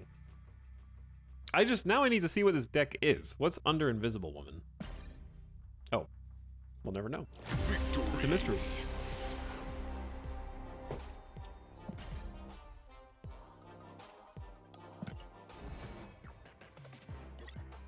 All right, I want to change this deck list up again. Let's do something different.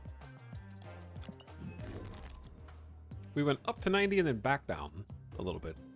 This is where I live now.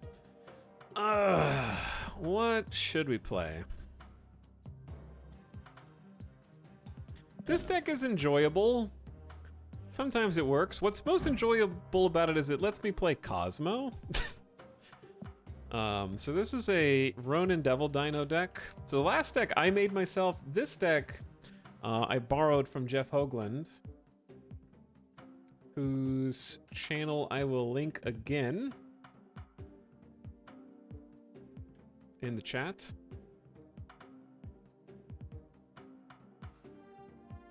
Let me take a screenshot of this. I did get Maria Hill out of reserve, so it was just a good excuse to get to play with a Series 4 card. Take a screenshot and then I'll explain what we're trying to accomplish with it.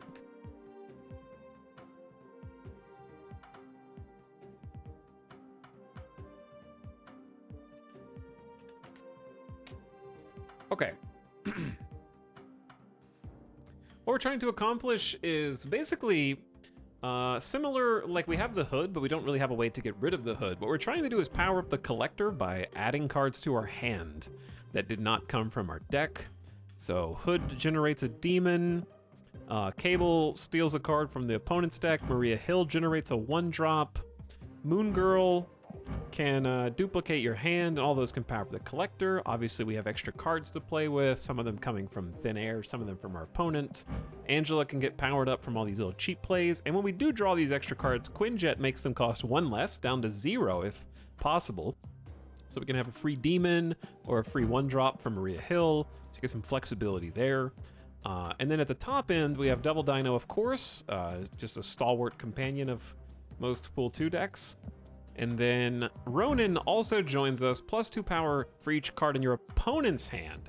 It's similar to Devil Dino, but for your opponent's hand, and that combos well with Maximus, making our opponent draw cards to inflate Ronin's usability. I'm actually not... The one card that I don't love in this deck is actually Cable. And the reason is because I'm often have to decide between Cable and Maria Hill. Maria Hill has 1 extra stat and guarantees a 1-drop cheap playable card. And what happens is my hand gets gummed up a bit so that I never get to Moon Girl if I drew, say, Hood, Cable, Maria Hill early on. So I'm almost wondering if this is a... This is probably gonna sound stupid, but... What about Baron Mordo? Baron Mordo plays to Ronin's strength, and your opponent draws a card, set its cost to 6. Cable gives you insight on the opponent's build. That's true, but it often, I find that it sits in my hand longer than I want it to. It's 1 less activator for the collector, but I feel like if you're getting Moon Girl, Moon Girl's your optimal collector spot anyhow. Mordo Iceman. That's really mean. Let's try Mordo and just see how it goes, okay? Let's see if we love it or hate it. Because I've been wanting any excuse to try this dumb card out because of his dumb face. Hello, Etel. Snap Day, how's it going? It's going pretty well. I think we've gained a couple ranks. Trickling up the ladder. A little bit back down. All right, let's give this a try.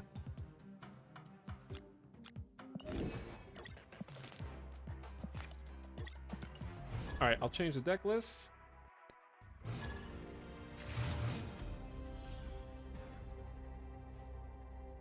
There we go. All right, let's see. Sometimes fun can lose you mini cubes. I hope I draw the hood too. That would be nice. You could draw the hood with Maria Hill. I say we play Maria Hill to miniaturize Labs, and then we can Angela Mordo, right? M'Baku! He's here to help us. Okay, goodbye, Mystique.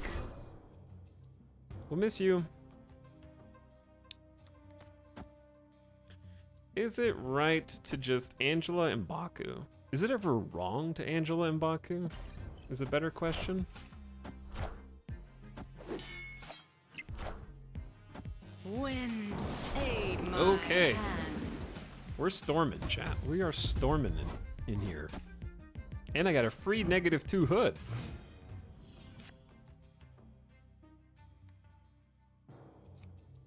I feel like if you storm, you're either gonna Jessica Jones or you're going to Brood. And in either case, is it right to snap Cosmo? We had 5 power. That'll be up to 9. If they Brood, they only get 2. But then they add 3, 6, so they'll have 10.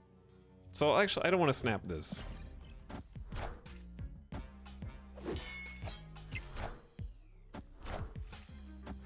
Okay, so they still have more power than me. They still have more power. I don't have Killmonger in this deck. You don't have priority. I did indeed have priority. Because I was winning 2 lanes. It was 2 power Storm and versus my 2 power Angela and 2 power M'Baku. Okay, anywho, now we're going to, I think, Moon Girl? Quinjet. And then we can Devil Dino. Baron Mordo's just not getting played today. Alright, well they have vision anyways.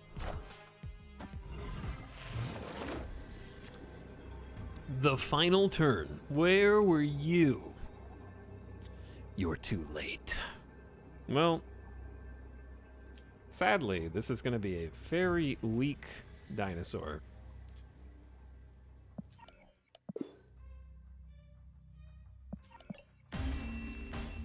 Gonna go ahead and retreat there. Escaped. Not really happy with our pulls.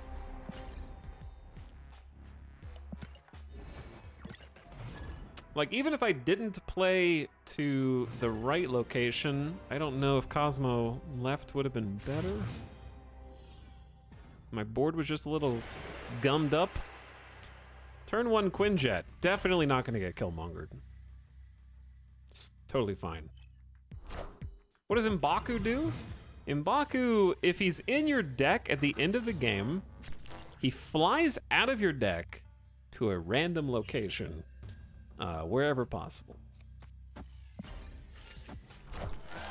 To much hilarity. Much hilarity.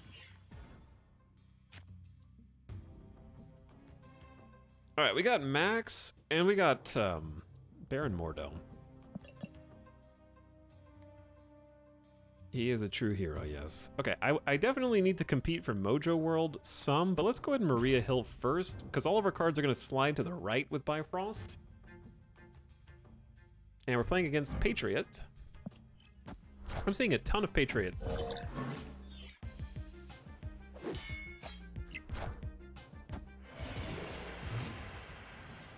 No room for M'Baku. Okay, so we have Ronin and Mystique. This is pretty good for us, actually. So this time I think we Iron Fist Angela, and then Baron Mordo's gonna get punched over to the left. Is it actually better to just Iron Fist here and then Baron Mordo here? That way we have 3 cards going into Mojo World.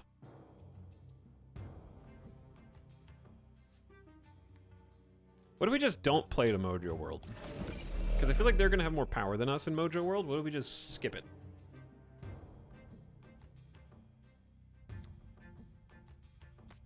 Well, I can't fully skip it, can I? All right, let's give this a try. I didn't mean to rope them and then snap like a BM bad player, but I'm making decisions that take too long. It's not turn 6 though, so. So Baron Mordo makes them draw a card that is set to 6 cost. They get a free card draw, but hopefully a 6 cost card disrupts their plans to play. And also, they are locked in on the right.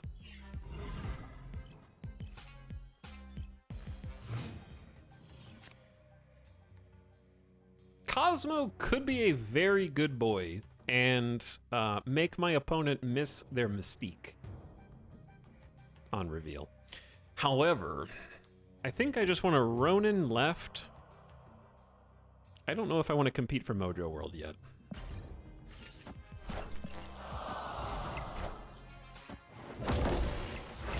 Alright, there's Blue Marvel. So they can what? Mystique Patriot or Patriot Mystique, their choice. Let's say they have the best case scenario. The best case scenario I think is Patriot Mystique. Patriot Mystique is gonna add plus 4, 8, 12, 16. So they're gonna go up to 28. If I play Mystique and then Maximus,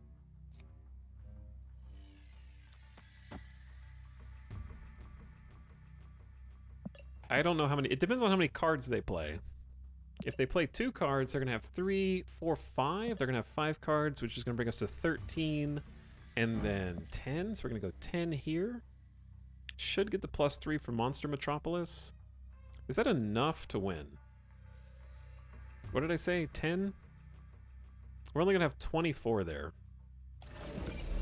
What if we give up on Monster Metropolis? Play both mid instead. Is that better?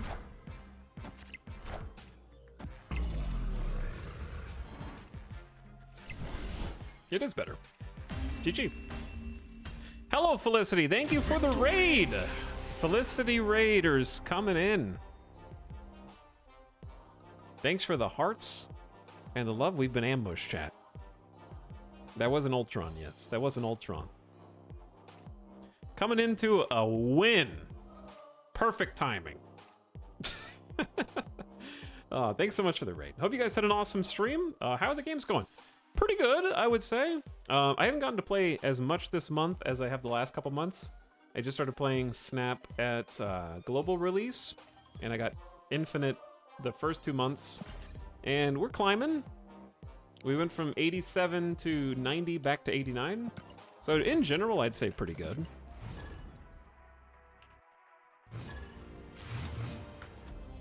Felicity also playing some Marvel Snap. I hope the game's been awesome for you all as well. And thanks for sending your good people over. We've been playing a few different decks today. We just switched to this one. We're trying to make Baron Mordo happen. Comboing with Ronin to feed our opponent an extra card that they hopefully can't play. We'll see. Here he is. Speak of the devil. Trying to see if this has any potential.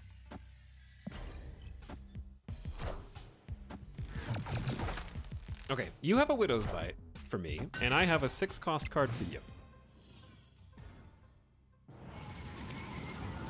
I hope. Oh, what if they get a Daily Bugle of Widow's Bite? They had a 1 in 4 of copying their own Widow's Bite back to their hand, which would be amazing.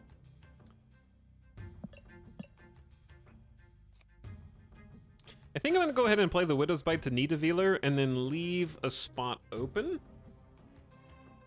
And then I want to max early, even though I don't like doing this very much and giving them 2 extra cards for fun.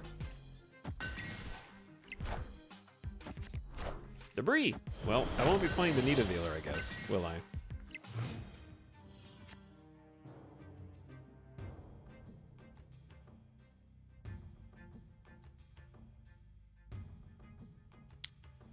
I can block some, I can get some good boy energy with Cosmo. Maybe Cosmo right is right.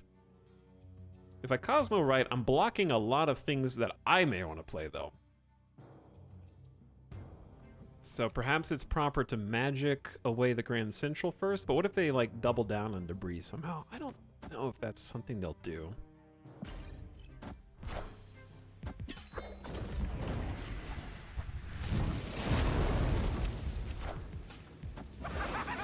Is this, oh, they're gonna Viper something over to my side. I need to block Limbo. This is probably a Hazmat deck, isn't it?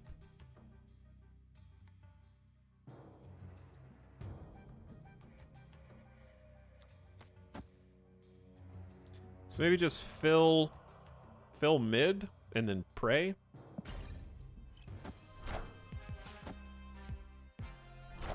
Okay, yeah. Fill mid to block Viper.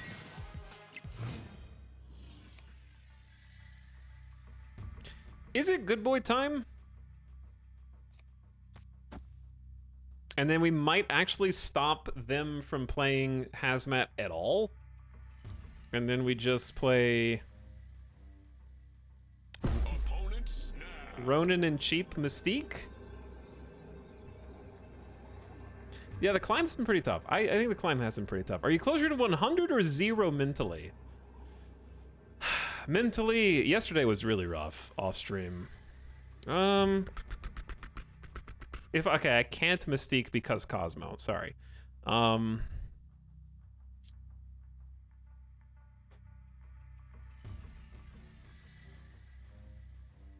What to do? What to do?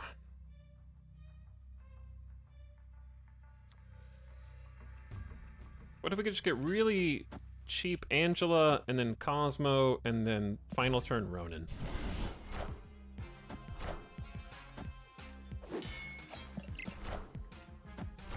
Oh.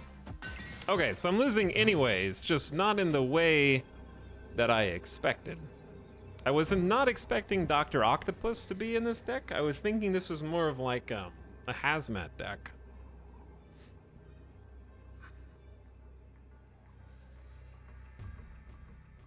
So yeah, this is at best 2, 4, 6. They just can play 2 cards. So I'm really only gonna get like a 9 power Ronin. It's not very good. Plus Angela. So it's 11 power. So we like tie if they don't play anything. Just ask them not to play. I think would be fun. Escaped. If I didn't Cosmo, then they just Doc Ock us and win. But that's okay. It was a good game. Anyway, if you came over here from the raid, thanks for popping in, saying hi. Appreciate you, raiders. Not a full-time Snap content creator, but I do enjoy playing frequently in my own time.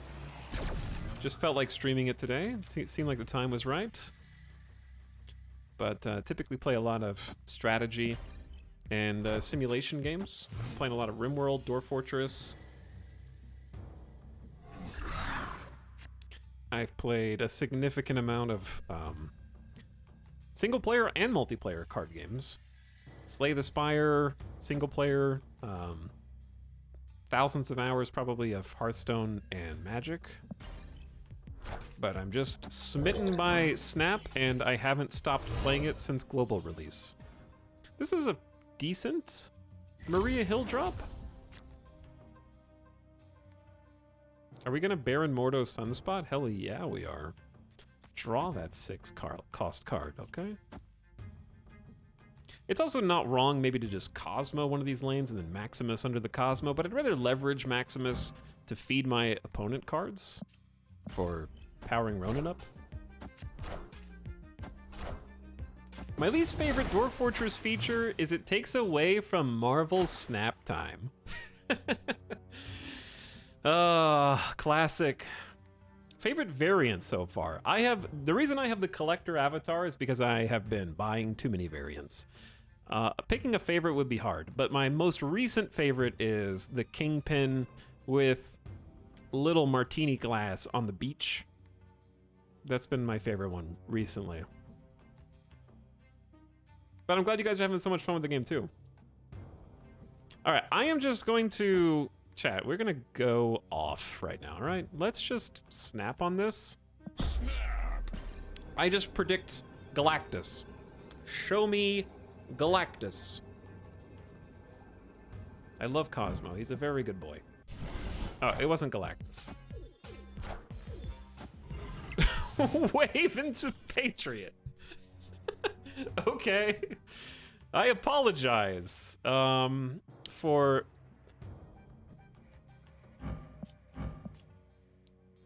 not predicting that very obvious play.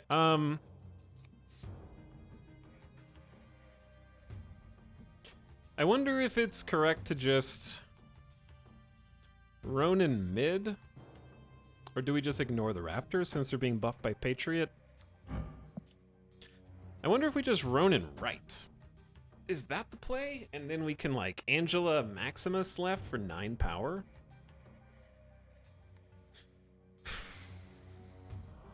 Because I feel like this is the scariest lane, because Wave and Patriot aren't synergizing at all. And it should be easier to beat Patriot Mystique. Okay, we might still lose Wakanda.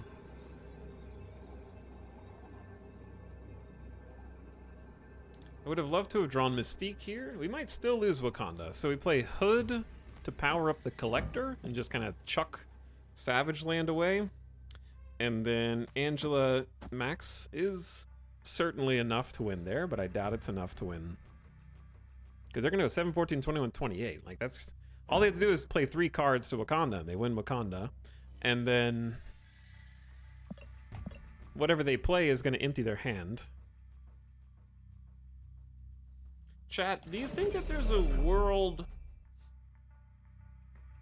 in which you max, pass, and put 3 more power to Sunspot? What do we go up to? 25 if they don't play, if they only play 2 cards? You're probably gonna play more than 2 cards.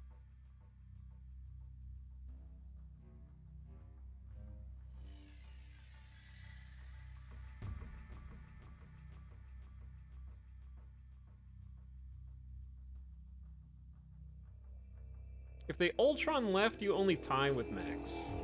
I'm just gonna retreat because I feel like they have more ways to win than I do. Escaped. I think if I win, it's a fluke, and if they win, it's probably expected. Because there's just like so many things that they could put in here for +4 power. Play for mid. Why would I play for mid? Their Raptors are already buffed, and anything else they play there's also going to get buffed. They could easily put 20 points of power there. I don't have nearly that much. And if they did Ultron left, then Ultron left gives them an extra 5, 10, 15 here. So they go up to 22.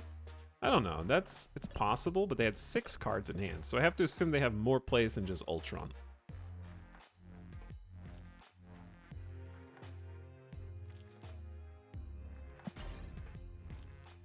It seemed like there were too many possibilities there. Patriot plus Mystique is a scary combination. I miss my Mr. Negative deck already with Rogue.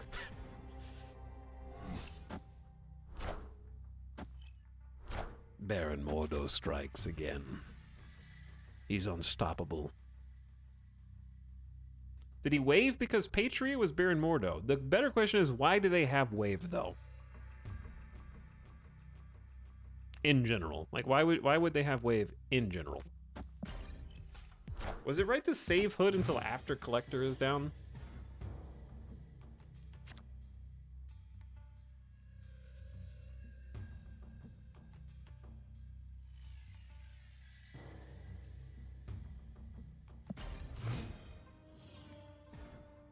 Wave gets Onslaught out early? Still seems bad. Okay, I'm just gonna go ahead and play Demon. Actually, I'm gonna Collector here, and then sneak Demon into Morag. I thought the featured location was over.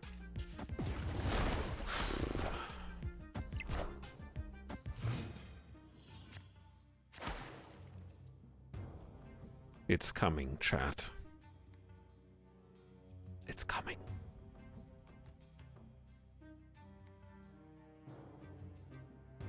This is Galactus for sure, dude. For sure. I don't know if it's for sure.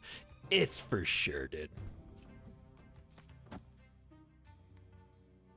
Okay, how do I dodge Shang-Chi? How can I dodge Shang-Chi? if it's Galactus. Oh, it wasn't Galactus. Okay, well in that case, that's really good for us because now I think I just Mystique. I just do a little Mystique and then a little Maria Hill. And then I can Moon Girl next turn. Where do we want more power? I think Maria Hill, right? Friendly neighborhood Spider-Man here. That's okay. I have something that scales. Rawr. Oh, wow. That's a good play. Oh. Chat, we've got playable cards. They have a lot of cards in hand, so Ronin, like, isn't the worst card in the world here. Because they still have to win left, middle, and right.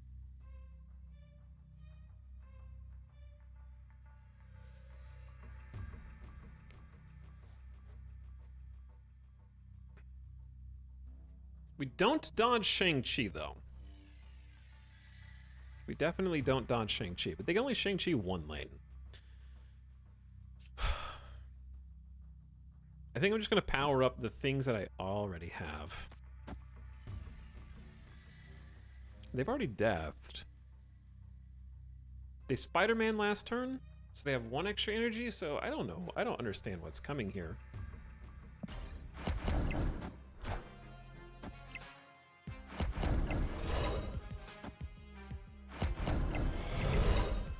Okay, Shang-Chi is coming. And Daredevil. That won't be enough. Victory. Dread it. Run from it. But Baron Mordo. Baron Mordo arrives. All the same. Baron Mordo's gonna take us to infinite, chat. Confirmed. Was this the same person?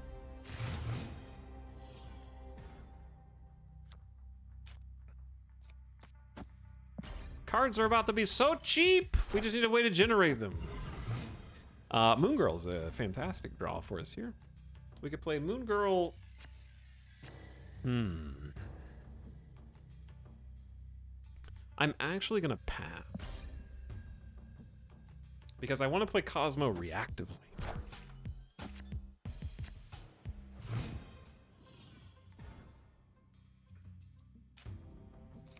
Uh-oh.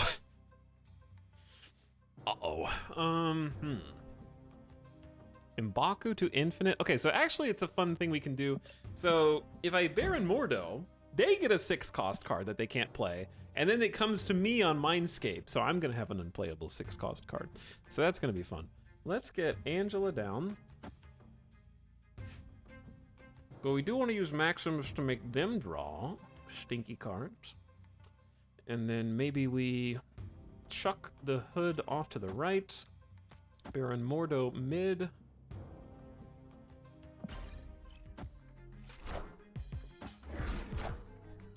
Ebony Maw Maximus. Did we not just play against this person?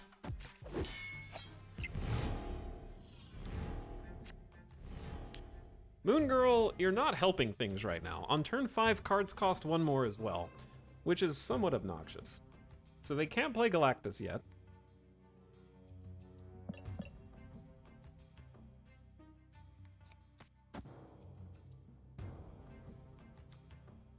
If we Moon Girl, we get a copy of Ronin and Maximus, which we can play for 3 and 1. And then I can play the other Maximus. But then they'll have a Ronin and a Devil Dino. I don't know what to do here, chat. There's too many possibilities, man. There's too many things that are hurting my head.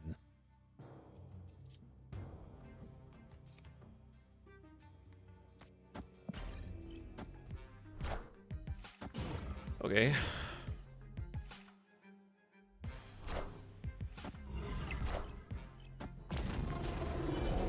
are expensive now. Oh yeah, I forgot. Cards are going to be expensive now, huh? I don't want to give them a Devil Dino. I don't want to give them a Devil Dino, but if I had to give them a Devil Dino, at least I'm going to make their hand very large. Maria Hill will give them a free 1-drop. Maybe this will put us within shooting range of Elysium.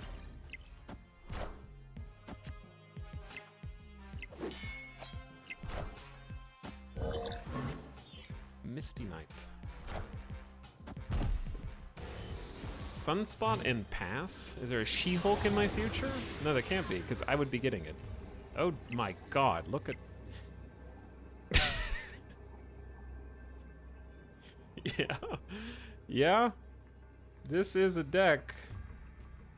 Why... Can't I... Don't I just lead her away?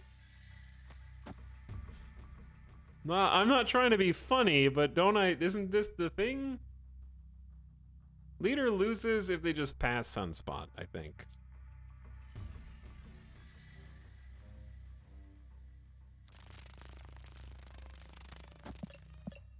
What if I Odin, Maximus, and Baron Mordo for Ronin power?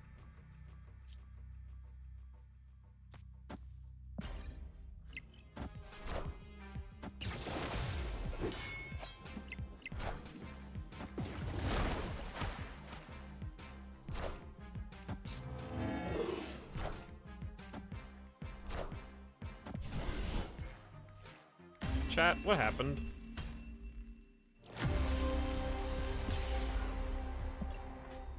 The deck is empty. They're out of cards.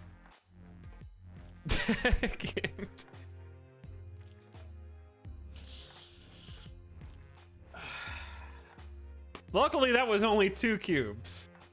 Luckily, that was only 2 cubes. Because that was definitely, of all the games, that was one of them. That was one of them. So it turns out Maximus and Ronin are worse when your opponent gives you their full hand after you've made them draw 100% of their cards on Mindscape. Duly noted, yeah.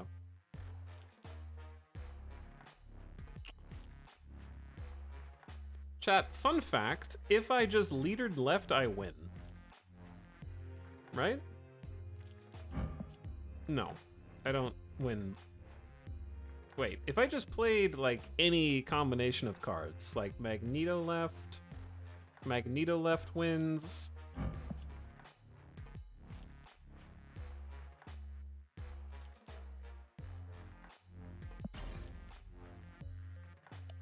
That was a sad one. That was a sad one. No thoughts, deck empty.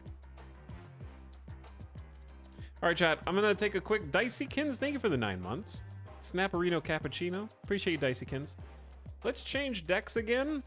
And I'm gonna take a really fast bathroom break. The last one is for Midas.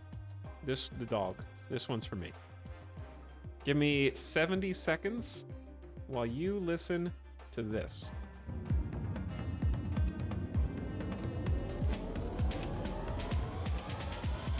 Starting now.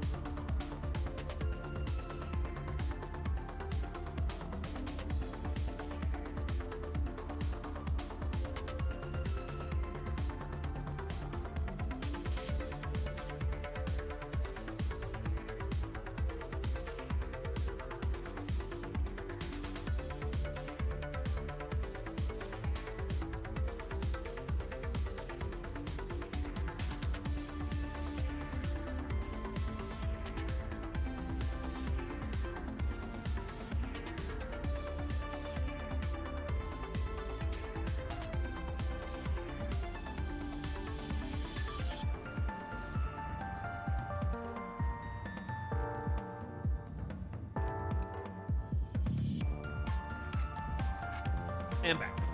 All right.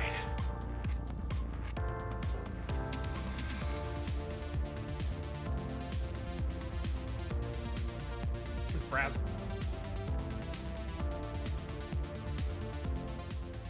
Vibin'. All right, chat. What are we playing next?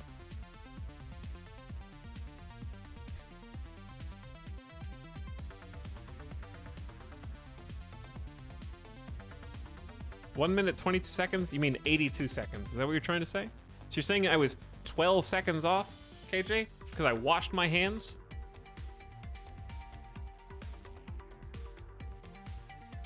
You know what we could play?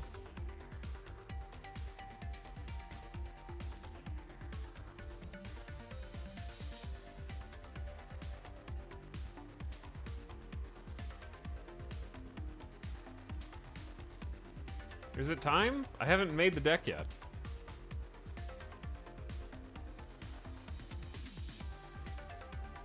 Is it Agatha time?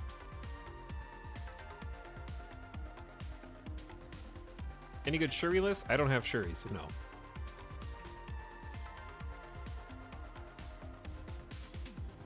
We can come up with a better name than this.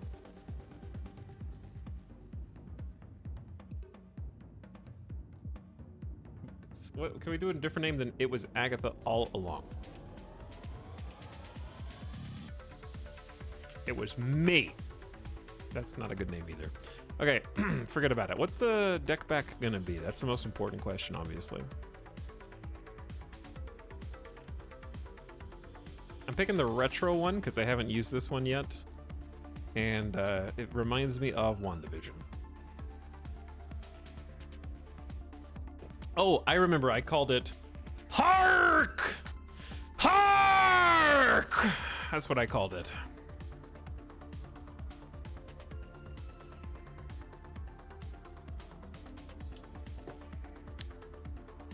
Do you play Agatha by playing well on curve? I've seen a few versions of this. I don't remember the specifics off the top of my head, but I know for sure that it includes wave. Where is wave? It includes wave because basically the way that Agatha works is that Agatha starts in your hand, plays your cards for you randomly. The only rule that Agatha lives by is that if Agatha can play herself, she will. So your goal is to get her out of your hand with either wave is one way. Another way is Lady Sif, who will discard the highest cost card in your hand. I need to find Sif. Discard the highest cost card from your hand. So when Lady Sif kills Agatha, we get control of the deck back. And then, oops, beyond that, the way that you bring Agatha back, I just unlocked Ghost Rider. So you can bring back one of your discarded cards. So you can bring Agatha back to life on the board.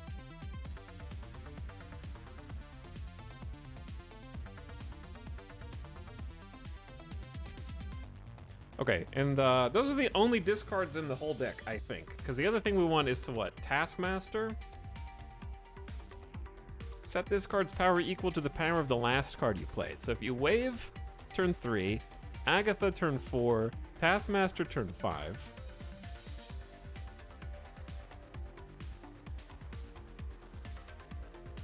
Oh, we're vibing. Okay, I don't remember what else goes in this deck. Do you want a Psylocke ramp? Is Psylocke ramping a thing? We only want like 1 or 2 cards that are playable on turn 1 or 2, I think.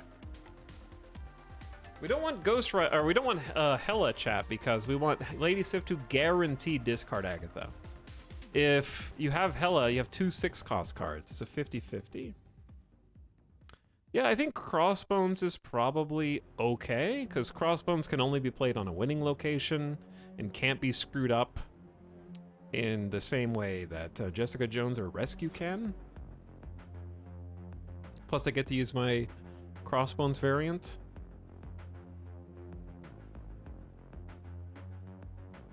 I think Domino does make sense. You only want like 1 card at 2 costs. You basically want to limit the number of possible plays. in the 2 and 3, right? I think that's correct. I haven't played this deck before, but I remember seeing a few versions of it. What was I doing? Oh, Domino. Where's Domino?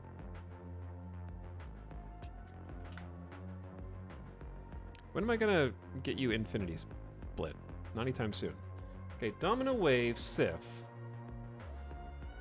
Ghost Rider.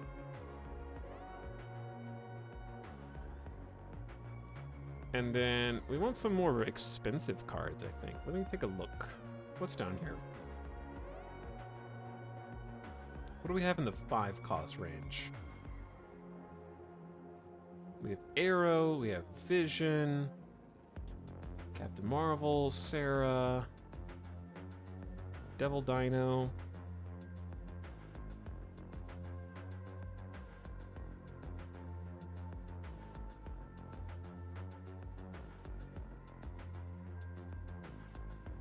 You need some beef for Taskmaster to copy if you Ghost Rider Agatha back. Okay, if you Ghost Rider Agatha, then Taskmaster will try and copy Ghost Rider, right?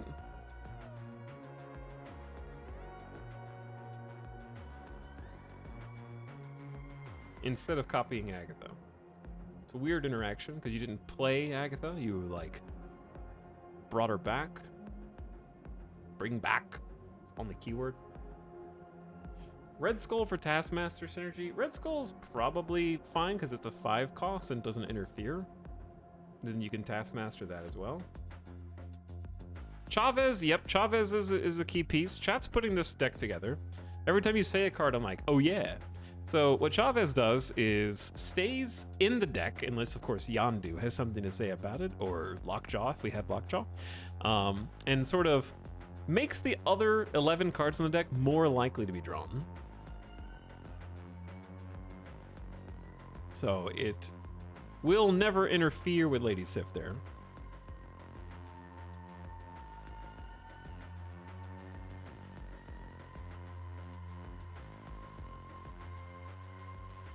Okay, but also at 5, I think Vision is good because Agatha can play Vision, and then there's not really a wrong place to play Marvel or Vision.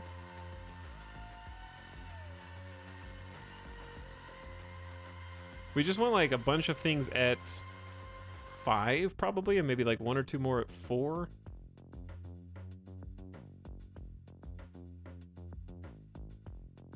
I got a lot of cards I need to play with to get there. Chat, this... I had to. Look at it.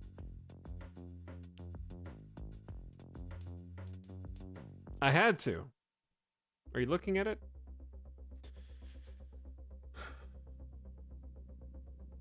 All right, let me see how similar this is to the list that I remember looking at. I'm gonna find the list and I'm gonna link the list so that you can watch the video that I remember watching a while back. I'm gonna net deck because my brain is too small, but I'm giving credit where credit is due. Okay, to be fair, it's less of a net deck to win and more of a, I watched this video over a month ago and was like, I really, really, really want to play this once I get Agatha. And now I have Agatha. It was one of the last cards I unlocked. Ah, here it is. Here it is. I found it. Okay, so. Oh, Jubilee. That's what we're forgetting. Jubilee. Here, I'll link the video. The Jeff Hoagland Agatha deck. Yeah. That's the one. There's the video in chat if you want to give the video a watch.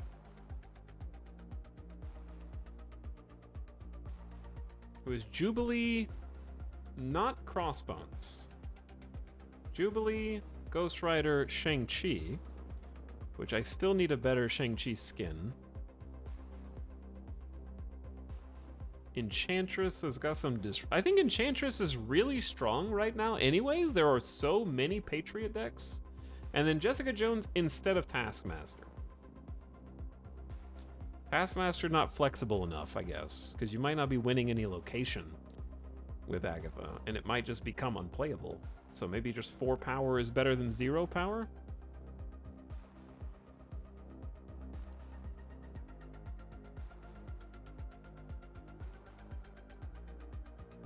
Wait, is he playing Agatha? I am playing Agatha, yeah. I remember seeing this deck like a month plus ago, and I've been wanting to try it out for a while.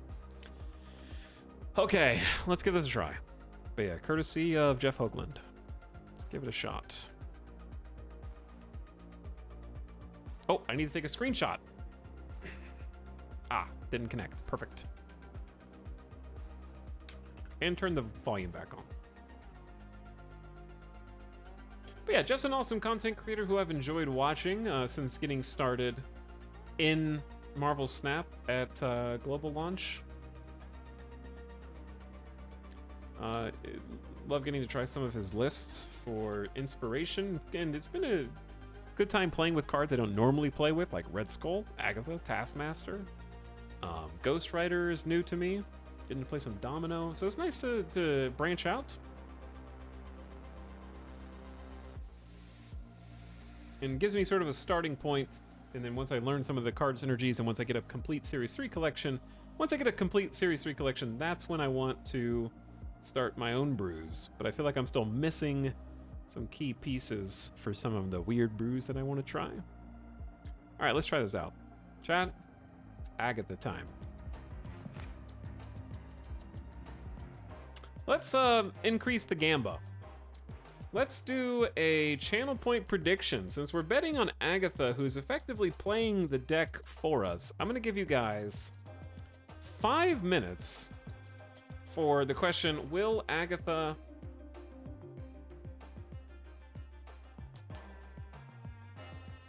win or lose 10 games? Ooh, actually, let's make this spicy. 10 cubes first. Win 10 cubes, lose 10 cubes.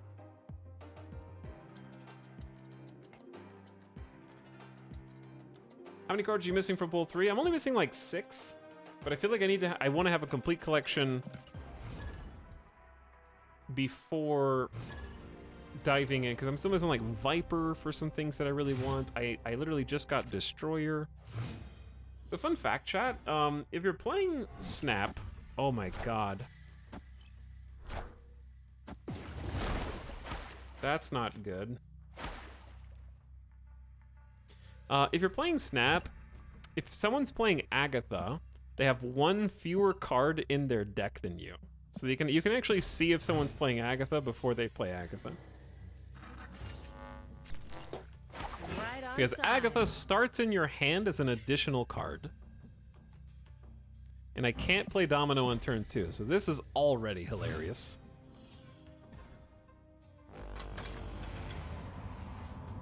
All right, we're playing Domino to Mojo World. Great job, Agatha.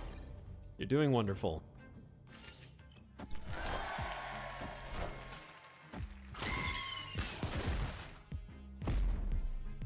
Five minutes is a lot. People can cheat, or is it going to begin after the pool closes? All right, let's say once the pool closes, that's when the 10 cube counter starts. That way you guys don't wait until the end of the counter to bet.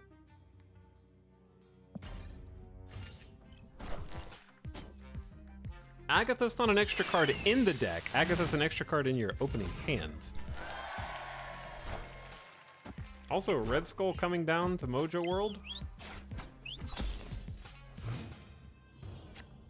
Not bad. And then we got Jessica Jones over to Sakaar.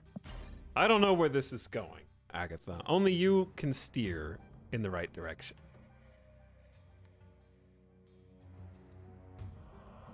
Panic unvote. All right, so the counter has got 2.5 minutes. You've got 2.5 minutes to put your channel points in the line. We will not start counting the cubes until after. Okay, my opponent just allowed us to play Agatha. And so we will. And then I can't wait to get leadered. But they picked a really good spot, so I'm gonna enjoy them leadering my Agatha. We're still, like, that was great not playing on Jessica Jones. That was fabulous. I honestly couldn't ask for better. And we get the Taskmaster.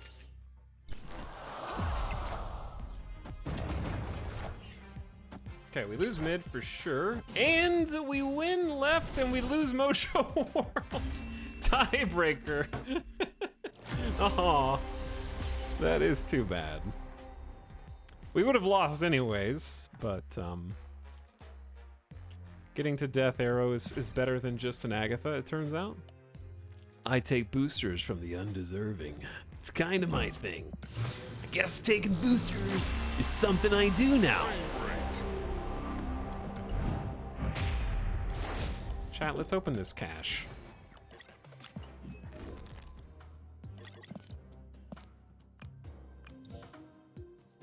Do I not have a gray border card to upgrade? Oh, hopefully we get some boosties for Ghost Rider. I also just got Luke Cage, and I'm really looking forward to playing Luke Cage. All right, one more game. This game will not count towards the vote, okay?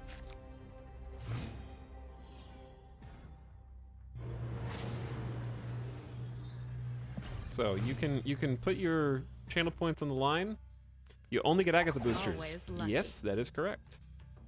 That is the idea. I was just making fun of a trailer from that one game.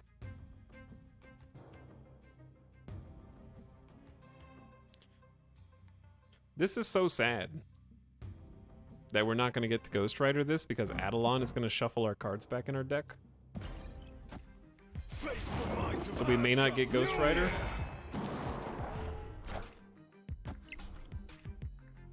Oh, I know what we need to do to complete this. Oh, damn, we do.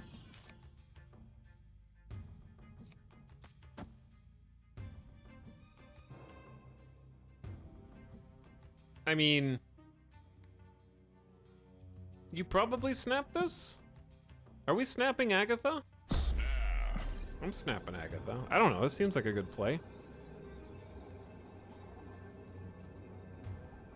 Forsworn and four something.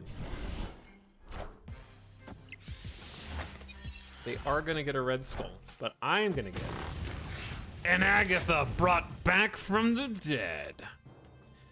Okay, chat. We are in business. I wish I could get into Morag. This deck is not good at getting into Morag, but it's also not the featured location right now. Opponent snapped.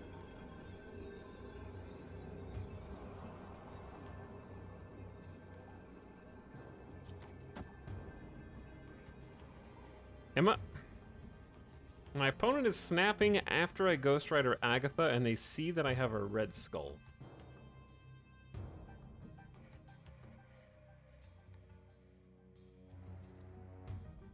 I like Sarah in this list. I was supposed to put Sarah in this list. What did I put in instead? Oh, Red Skull. Okay, yeah, I was supposed to put Sarah in. That's my bad.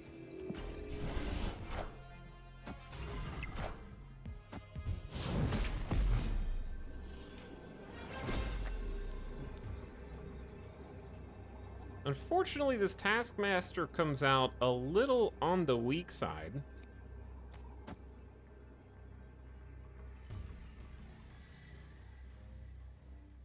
Is Agatha gonna lose me 8 cubes? This one doesn't count for the sake of the bet. We said that already, right? Because if they Red Skull, then I get a bunch of +2 as well.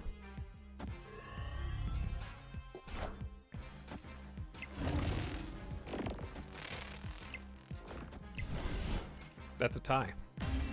That is a true tie. Tie. Very rare. Very rare.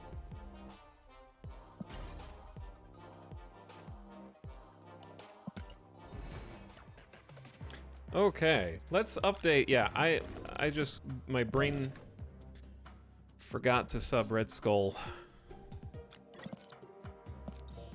If I wanted to, I can't attribute this list to someone and then play a different version of said list. That would be silly.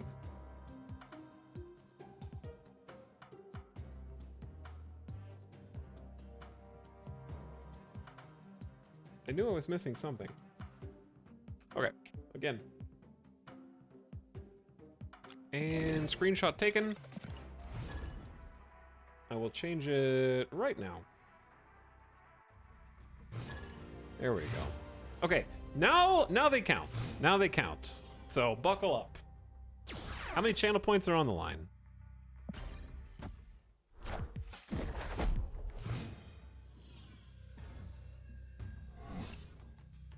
What are the odds? You got this, Domino. Why do you play with Taskmaster now, though? Wave 3, Agatha 4, Taskmaster 5.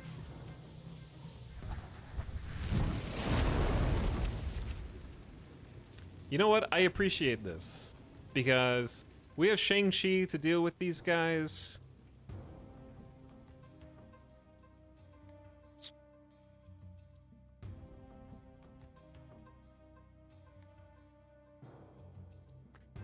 Ding, ding. Do I snap this? Oh, snap. Blue believers are like, no!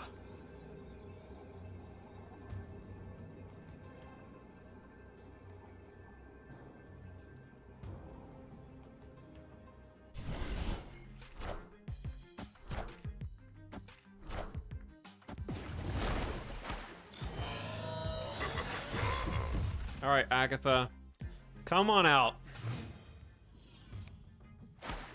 Don't play the rock. Go in mid. Agatha mid. Korg. That's a really expensive Korg. They probably thought I was gonna lead her. Okay, turn 5.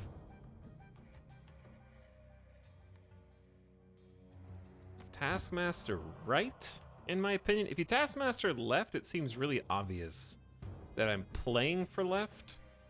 And I don't want it to seem obvious that we're playing for left.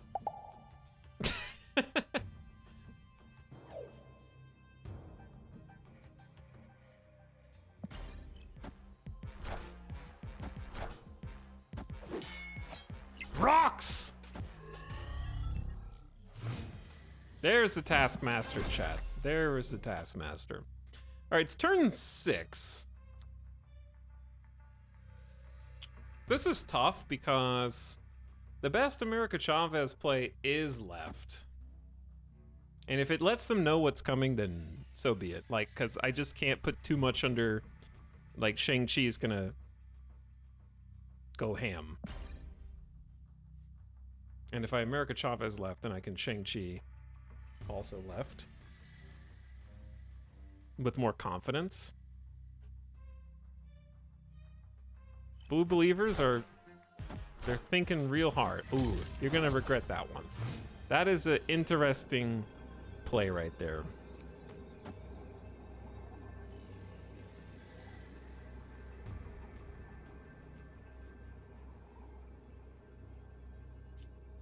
To prevent leader, we actually play rock first. To stop them from Shang-Chiing my America Chavez back. Countering leader plays, and my opponent retreated. Blue believers!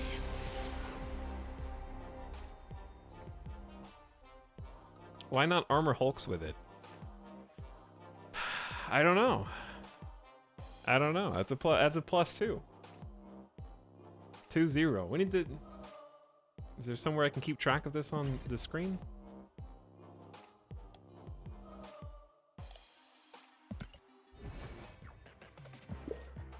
Hey, 6-cost cards. My Agatha deck is gonna be perfect. I struggle so much with the play 6-cost cards quest because most of the decks that I play for fun don't have any. Am I a joke to you, Ben Brode? I don't even think you can get Christmas variants out of these, but it would be nice if you could. Because I have put in enough money, I think I deserve more than one Christmas variant. But so be it. Is there a card I can upgrade? It says there's one. Oops, wrong button. I don't have... There's none. I don't have any that I can upgrade. Because I only have 50 credits, Ben. All right, let's go back. Some of the pixels can look kind of okay, but that's extra awful. All right, remind me pixel variants after this game. Okay, just remind me.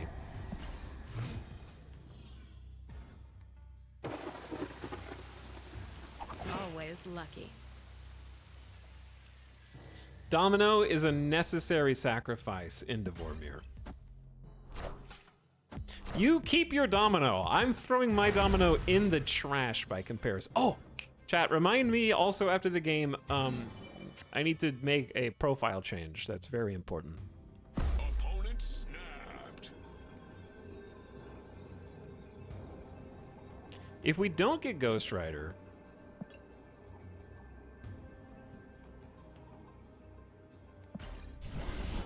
does win or lose mean 2 separate counters, or is it net plus or minus? That's a good question. That's a good question. All right, I'm in control again. So I need to figure out what the best play is. In my opinion, okay, what am I Jubileeing here? I need to learn how to, Jubilee can bring America Chavez, Enchantress, Ghost Rider, or Wave right now.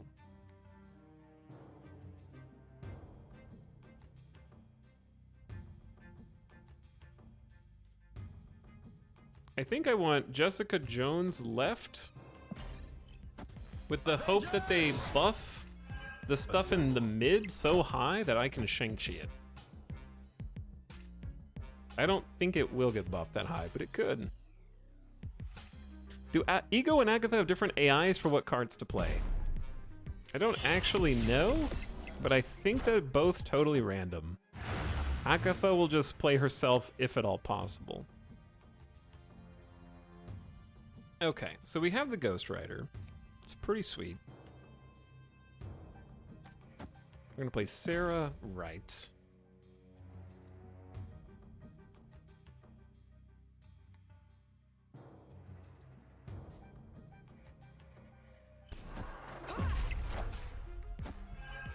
Killmonger, Cap, and Broods is Surfer is coming.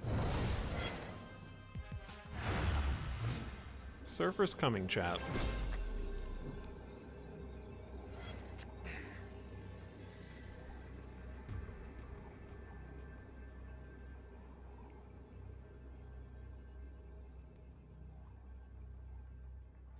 If Surfer's coming, I think we just go Ghost Rider right, Shang-Chi mid. Another easy 4 cubes. I want to snap on this. But I feel like that might give up too much. Jubilee can summon Red Skull. You mean the Red Skull that's not in our deck? Damn, Jubilee's powerful. Surfer makes them 8. No, Surfer makes them 9.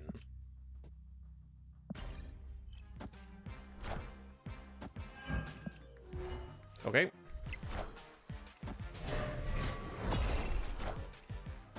And then I guess I lose to Domino, huh?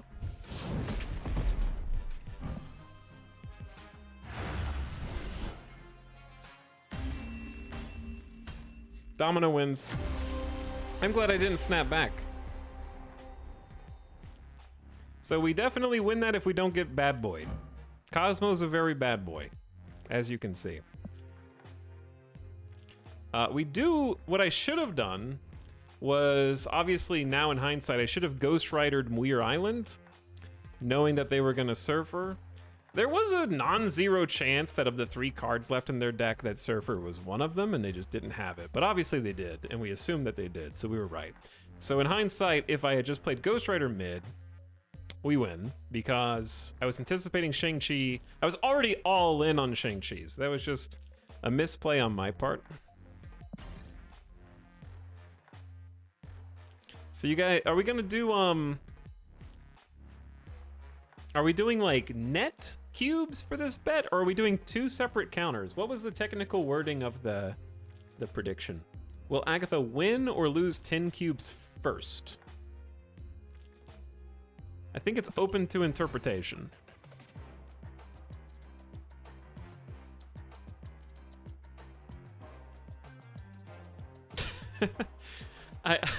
I feel like Which one will it get to first? Plus 10 or minus 10 is a changing ebb and flow.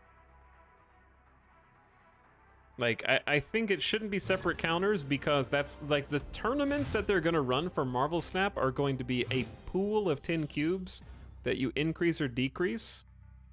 So, like, when friend battles are introduced, you're gonna play against your friend, you're both gonna have 10 life or 10 cubes, and then you spend those by snapping and or Right retreating. on time. So I feel like we should abide by that spirit. So we're gonna say it's 1 counter. So we gained 2, lost 4, so we're -2 right now. If we get to -10, pink doubters get paid. If we get to +10, blue believers get paid.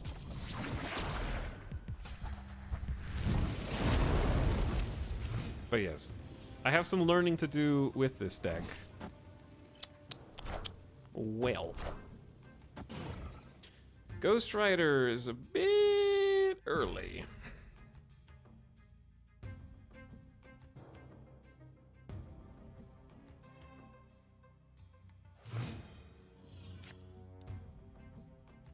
Someone said, can you buy variants for cash? I mean, you can buy gold for cash.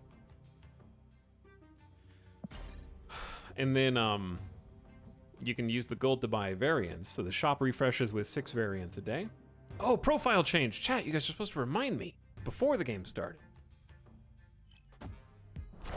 That's okay.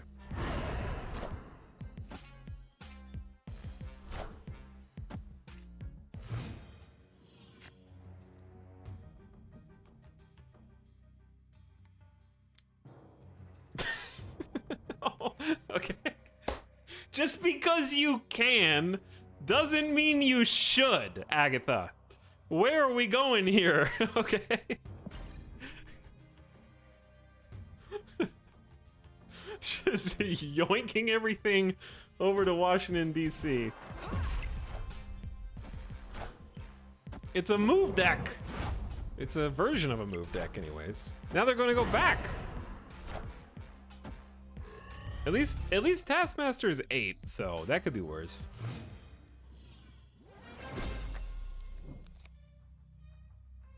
Agatha, you've already played yourself. You don't know.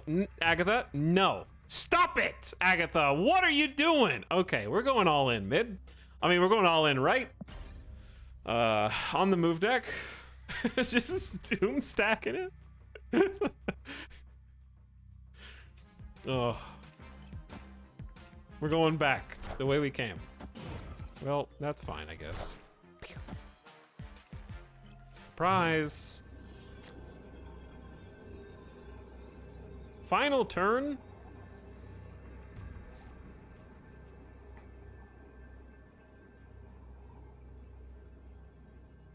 Okay, what best case scenario for them is just what? Odin left? Does this deck run Odin? It's got Arrow and Beast. I mean, not Odin. I say Odin instead of Heimdall. Every time, it's just a glitch in my brain. So if I say Odin, I mean Heimdall. Like 90% of the time. And I have to catch myself. I don't know why. If they don't move, then this is fine. And they're gonna have 8, 16, 17, 18, 20. Yeah, I mean, I don't know. I'm willing to stick around for this. Okay, GG. That was a good play. Good play. Close one.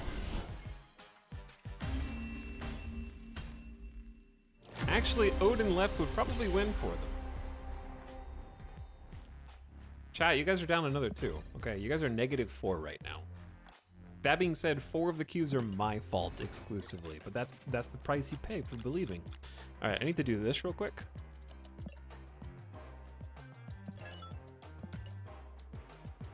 I mean, you got it, right? Gotta let him know. There is actually a title that's about Agatha, but I don't think I've gotten that one yet. That just says, I am playing Agatha. Oh, pixels. You guys were talking about pixel variants. Speaking of getting beaten by Vulture, What if I told you I have the best variant in the entire game, and it's Infinity Split?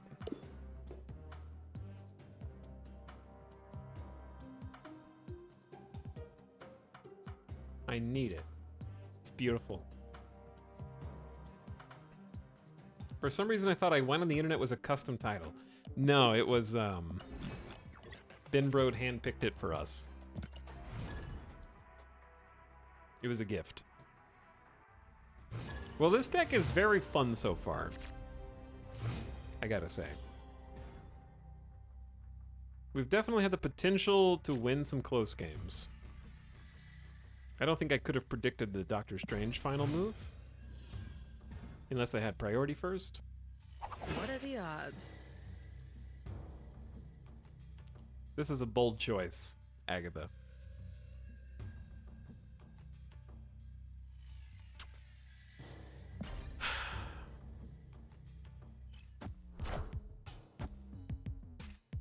It's better than Lady Sif on Bar Sinister.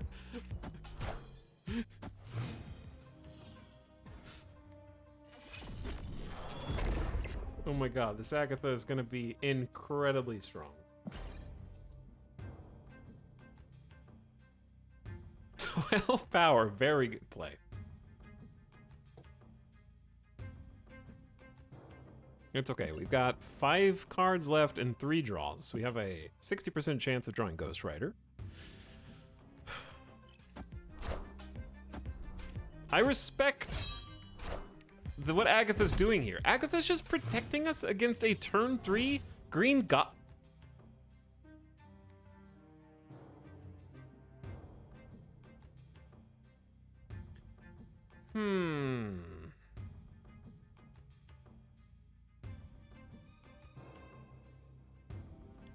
What do I do now?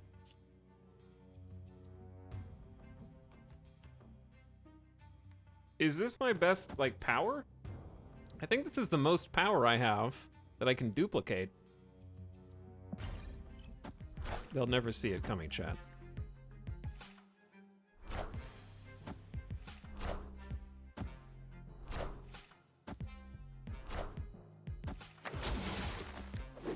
We may be in danger. Opponent snapped.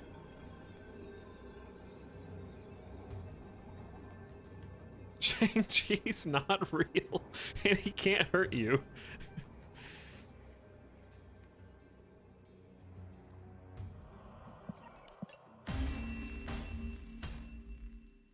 Escaped.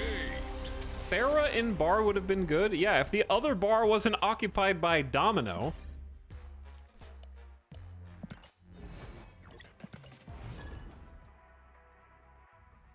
I can't stay there with 2 lanes completely boxed. After my opponent snaps, after playing Mr. Negative. We're definitely gonna see some 0-5 Iron Man just flood the board. Mr. Negative can put way more power into play than we can with Right on copies. time. I still don't understand how this game works. That's because you haven't come to a single stream or asked a question I can actually answer, because if you had, I would help you understand. Good play, good play. But I can't explain the entire game. You get two Enchantress, the right lane though, so they'd have to win both the other 2. One of them is a 3 power Domino though, and they have 2 turns to do it.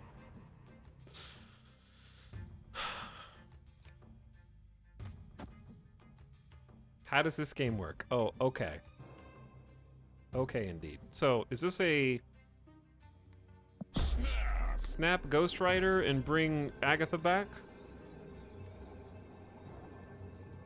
And then win Asgard, and it's protected by armor? I feel like just, we're already winning Kiln?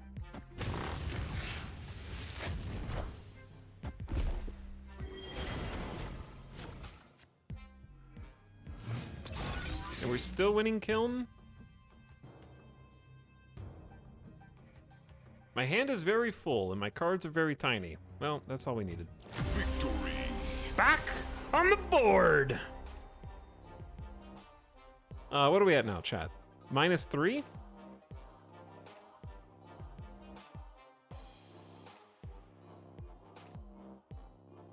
In fairness, I do also just like watching card games happen. It's somewhat difficult to explain from scratch. The bottom line is, if at the end of 6 turns, usually, if we have 2 out of 3 of these locations with an orange number on our side indicating we have more points than them, we win the game. And we win however much ranked XP is in this cube. That goes towards our total rank, with 100 being infinite rank. Which is not the highest you can get, but it's the highest you can get and still get a reward. Which in this season's case is just a title that I don't care about. I've already gotten the gold and I fell down the ranks. Has a snap bot been off this entire stream? Yeah, because it doesn't have the new cards, I think. Kaibo, does it have the new cards by chance?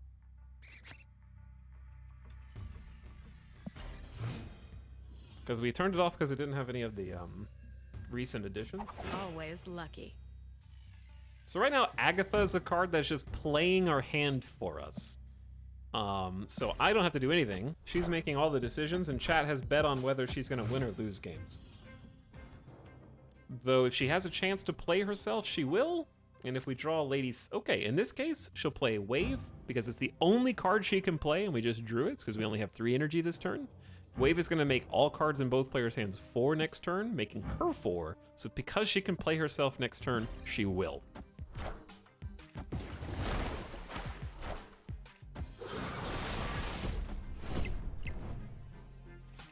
So it's actually Deadpool and Angel. You don't see that very often. She is just going all in mid.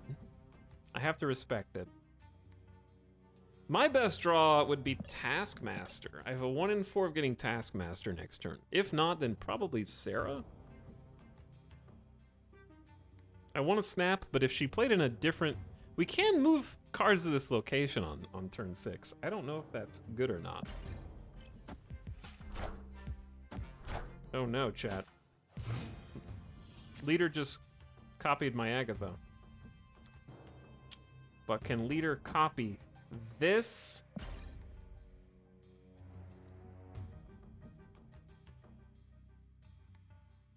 You can't get Fisk towered if Fisk Tower is full. That's true. New York makes this interesting. Yes, New York makes this very interesting.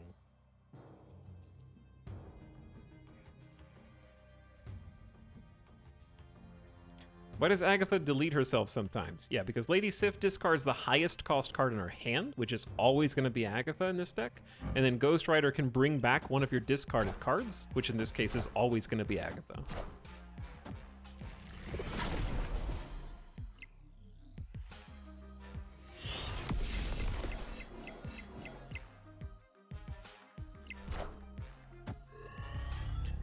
Why not snap as soon as you draw Taskmaster? Because I don't have a damn clue who's going to win this game because New York is so stupid. Everyone's moving cards around. I don't know who's going to win.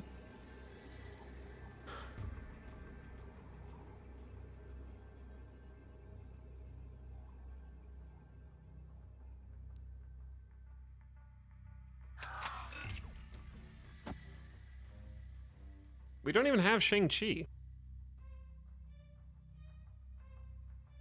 Locked in.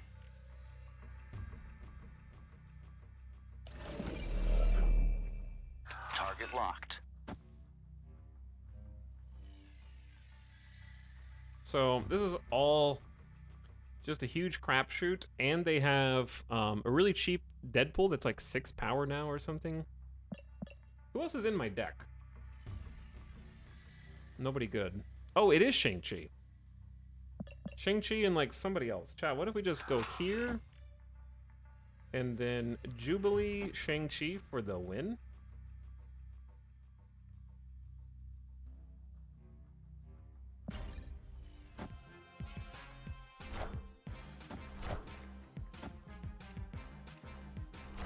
$50-50.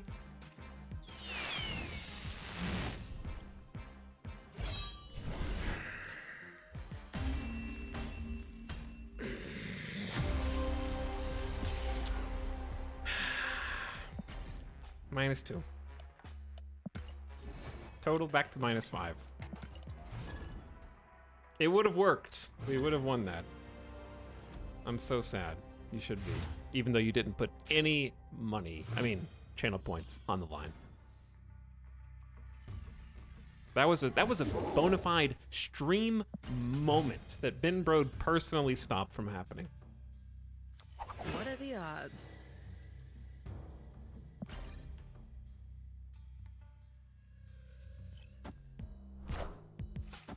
Good play. Yeah, I think it was a good play.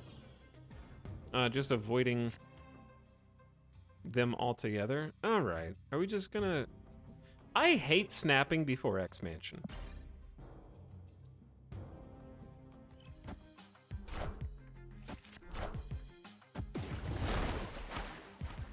Because I've gotten screwed by X-Mansion so many times. And this is Wind. maybe one of them.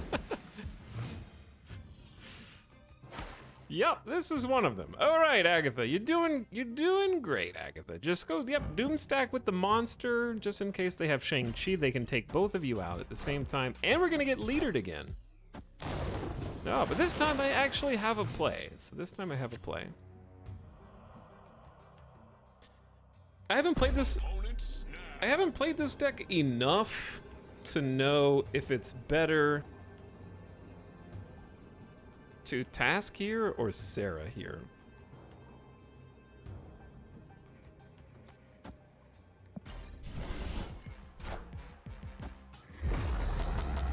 We won't be doing the Task, but we will get at least 14 power here.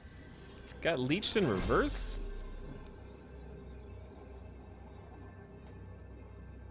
Now it's sort of a 50-50, huh? Because what's their big play?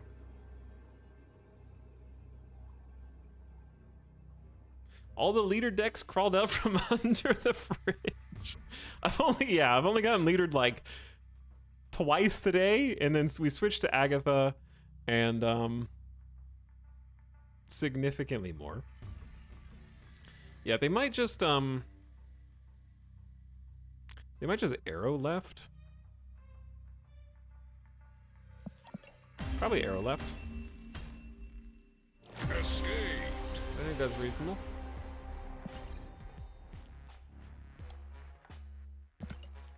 Chad, how many are you down now? 7?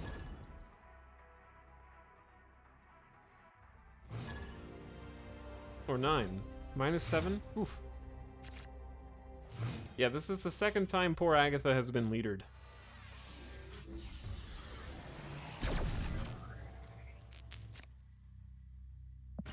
In a row, I think, actually. Is it the same person? Oh, I should have waited longer to queue up. It's okay. I'm not going to give them more than 1 cube this time. That way we can stay on the fight.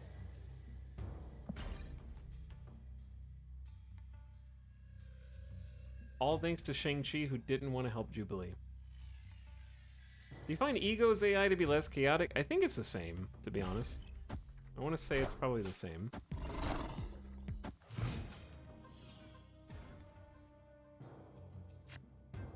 Here we go again. It's time. They have slightly higher than 50% chance of having leader. Escaped.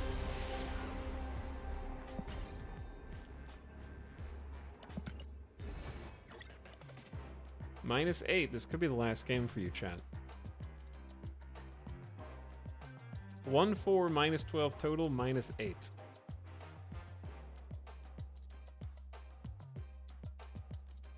We could be only -4. That one game haunts me.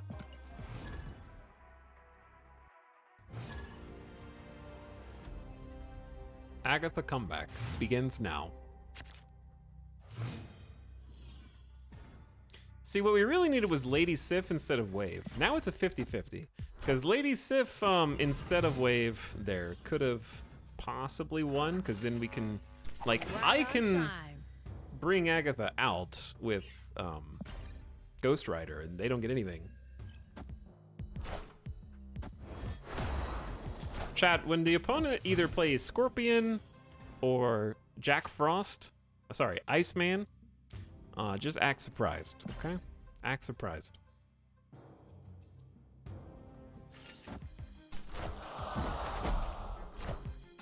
Oh my, oh my God.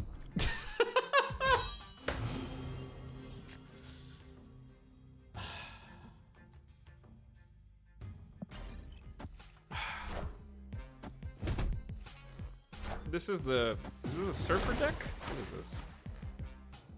Oh, you didn't expect that, did ya? Guess who's winning Asgard? That's right, this guy.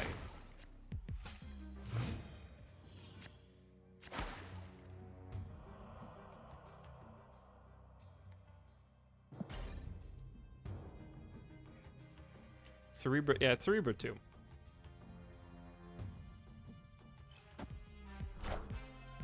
Chat, it's Cerebro 2. Keep telling yourself that.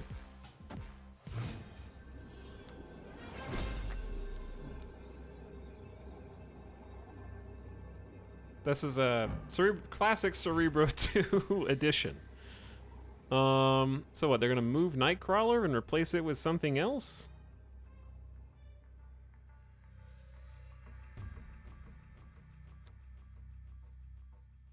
I don't have anything I can play, huh?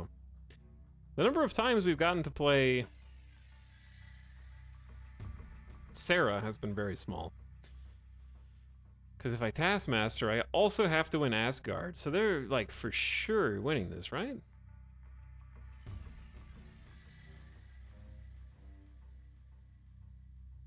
Chad, what are we at? -8 or -9?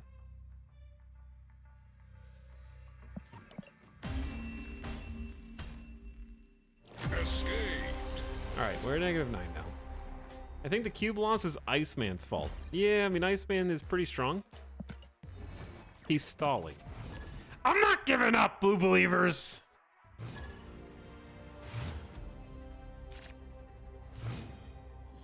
We can do this. All it takes is one 8-cube game to bring this back from the brink.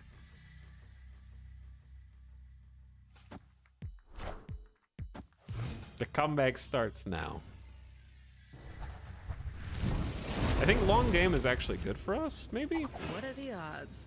Because then we can definitely play Sarah if we don't get Taskmaster for this wave Agatha.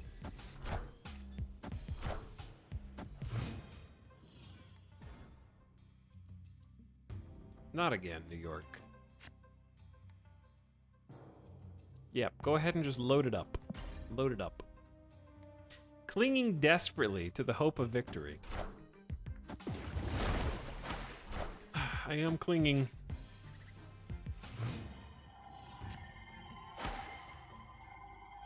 Yep, just leave no room for ambiguity, Agatha.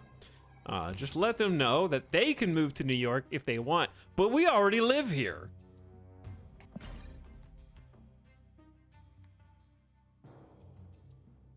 This is our house.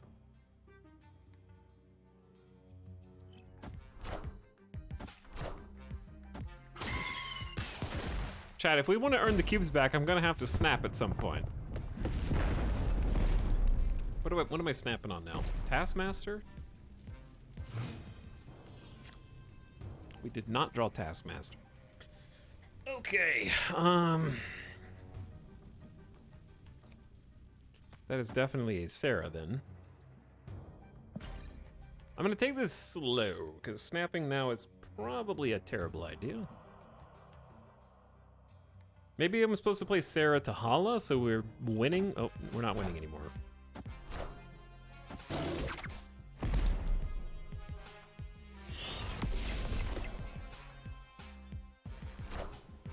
Big demon.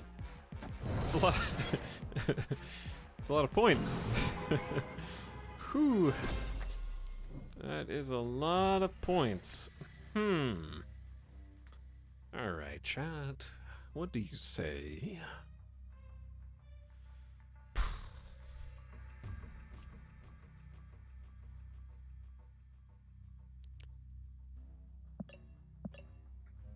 What are we going to get out of Jubilee?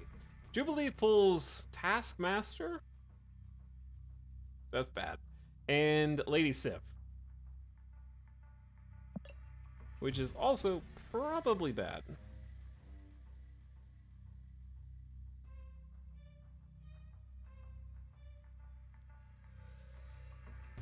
Okay, I think I'm gonna just get Chavez down this turn.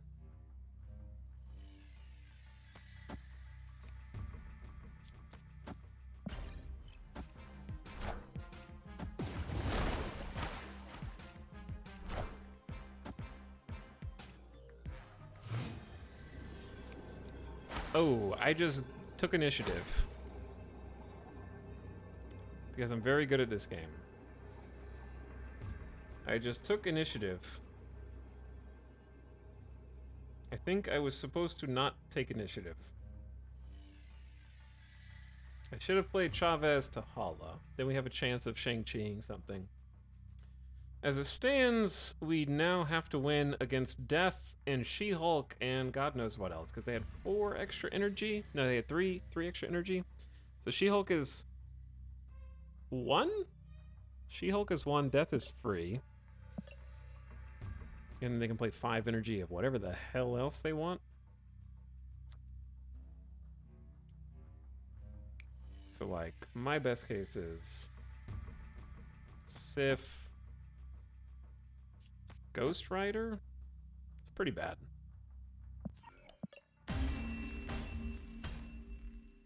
Escaped. It's minus 10.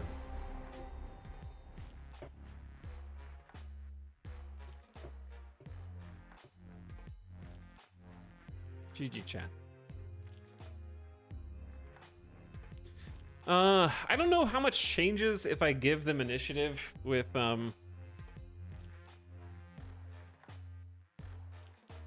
because let me do the math. Okay, it was turn 6 and they played a wave turn 6. So they had 3 extra energy. So She-Hulk goes down to 4 and then subtracts 3 more for the spare energy. So that's She-Hulk is 1. They could play Leader. They could play Leader, She-Hulk, and Death on the same turn.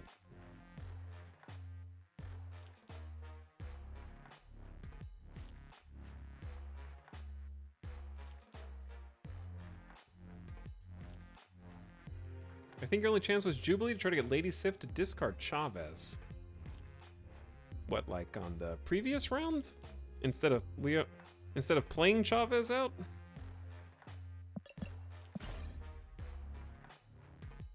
And then what? Give them initiative? Guess who bet the big bucks? All right, well. Pink Doubters, enjoy your channel points. I was ranked 90 earlier tonight, and then I started playing Agatha. Hello.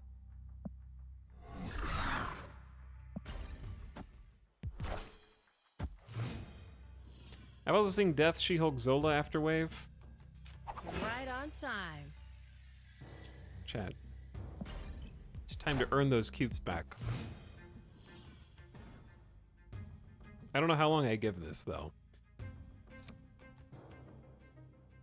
Yes, what could go wrong? Wave 3, Agatha 4. I see no issue.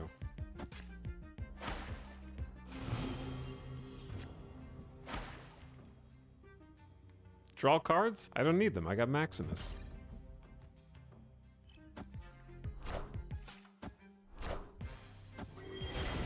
Surprise! It was me.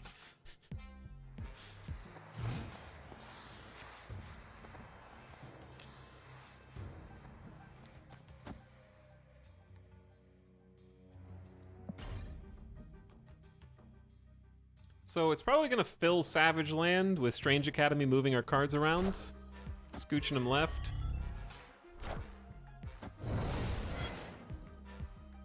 But we're hoping they fill mid. And even then, no, they did not fill mid.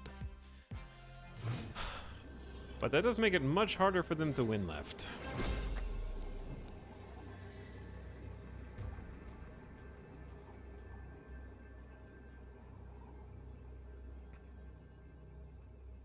The thing that I'm struggling with this deck is if I don't get...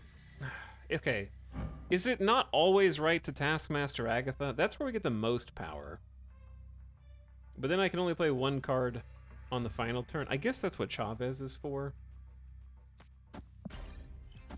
I'm probably gonna get Surfered here. Yeah.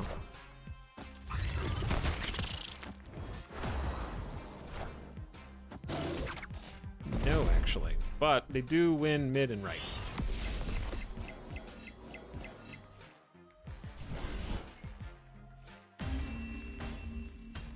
Is Jessica Jones filler? We don't always draw Lady Sif or Wave, so we need other things for Agatha to play when we don't get those cards.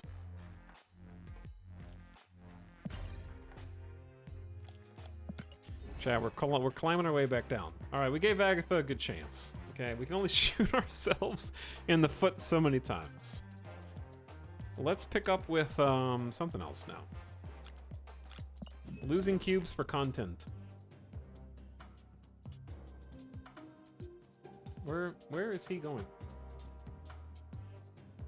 Doesn't he know dinner time's not for another full hour? Doesn't he know that? Someone give the dog a watch. I want to go back to playing some more. Speaking of doggos, I want to play some more Lockjaw. I want to play some more Lockjaw and maybe Mr. Negative.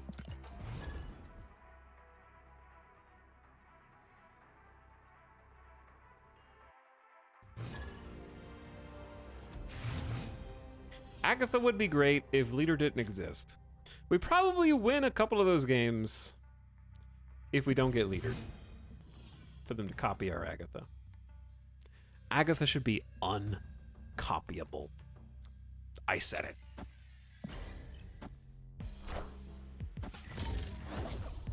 Me too. Except yours has a better background than mine. Or better border. Drawing cards is probably not good for us. So you might be asking, why are you competing for Asgard? That's a great question. Why don't we just not compete for Asgard? Face the might of Asgard! Mjolnir!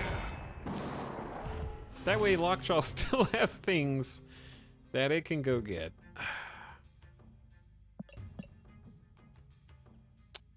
Jane is still in the deck. That would be a good pull. America Chavez could get pulled. Hulk could get pulled. M'Baku could get pulled. It's going to be M'Baku, isn't it? It's going to be M'Baku.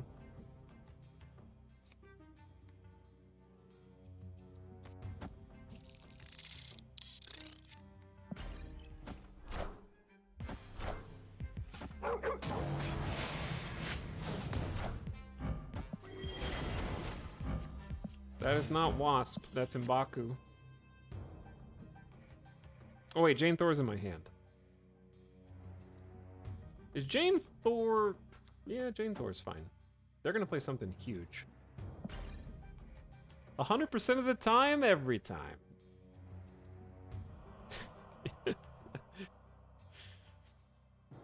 Indeed.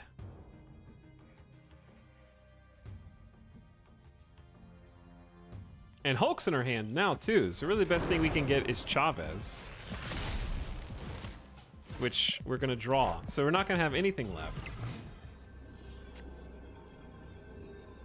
My opponent is going to Taskmaster this 30 power Red Skull.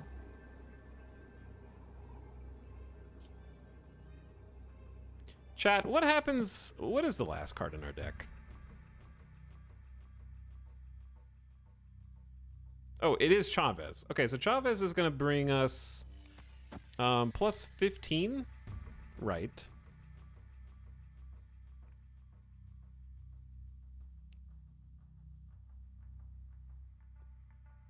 Which obviously isn't enough.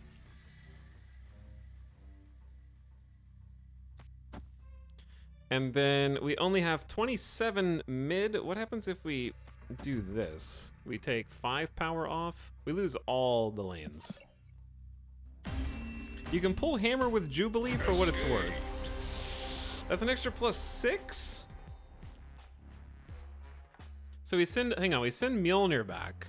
We get plus 15. So we go 23. We'll go up to 29 and they'll have 30.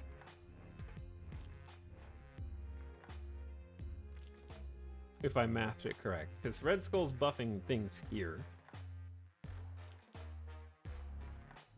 So we'll get plus 4. So I have 19. I would need 16 power mid to win mid. And I would need 2 power right to win right.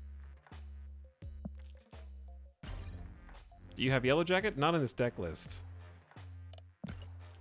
Not in this deck list.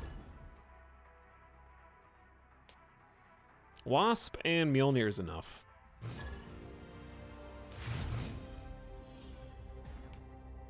Shuri Red Skull Taskmaster seems hard to counter without Shang-Chi. You could get Infinite pulled, and that would at least, like, give you part of the way there. But Infinite loves starting your opening hand in this deck. It's very good at that. Chat, we're going back down to where we started at the beginning of the stream today. But also, Agatha's sort of like cheating to get to that point. Oof.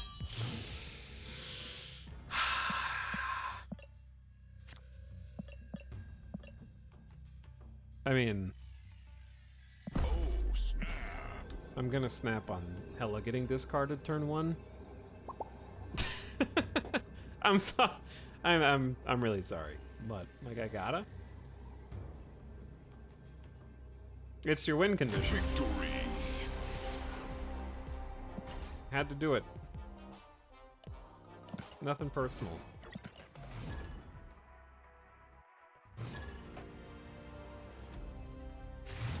Infinite has hidden Quicksilver text. There's just so many big chunks in this deck that it always feels like you're starting with them all in your hand.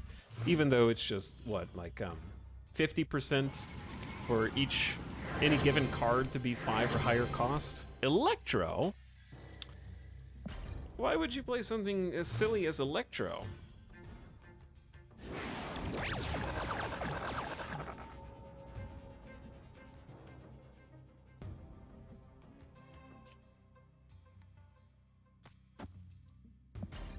Shh, chat, shh, shh. It's okay. What happened? I don't understand this game. That's just sort of what happened is a big question. What happened was I lost and then I decided to retreat.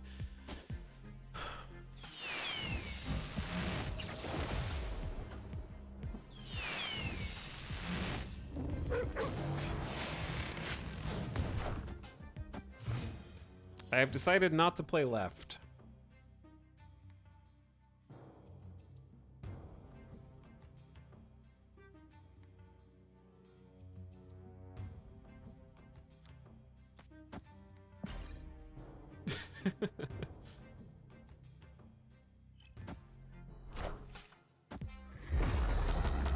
The joke's on you, silly goose. All of my cards are already useless. How dare you sully Lockjaw's good name with this slimy goblin?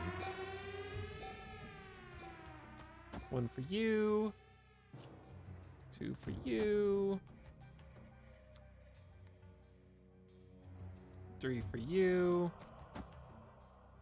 Is that bad? Okay, let's before we just throw everything willy-nilly. This is the one time that Infinite needs to be in our starting hand, because if Infinite gets leeched, then it's very playable on turn 6. But no, in its infinite wisdom, Infinite has decided to stay in the deck.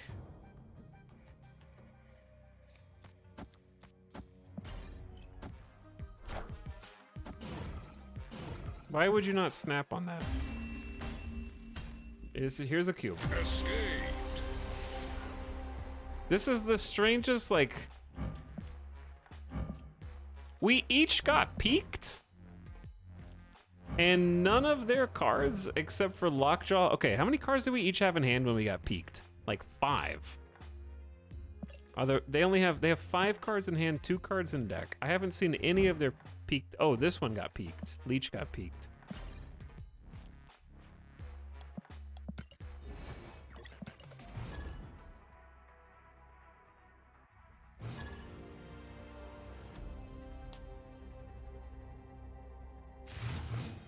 Chat, there's something between the hours of 7 and 10 Pacific time. I have not been leech leadered all day today before stream, yesterday when I was playing. But like 7 to 10 p.m., totally anecdotally, Pacific time. People are off work and they're coming home.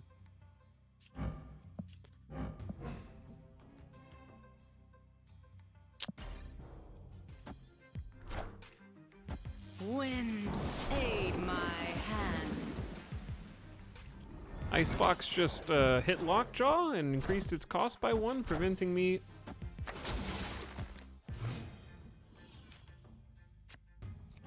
Opponent snapped. I will retreat now. Escaped.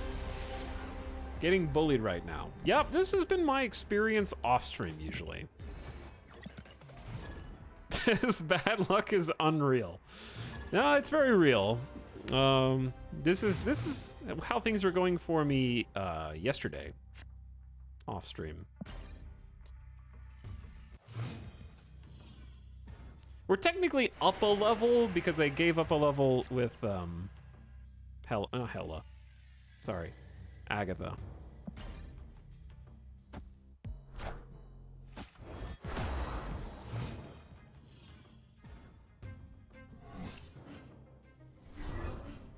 That was actually the best card that could get discarded, with the caveat, if my opponent has Leech, it was the worst card to get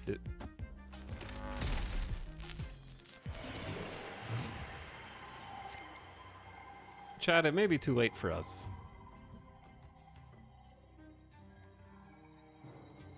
Save yourselves.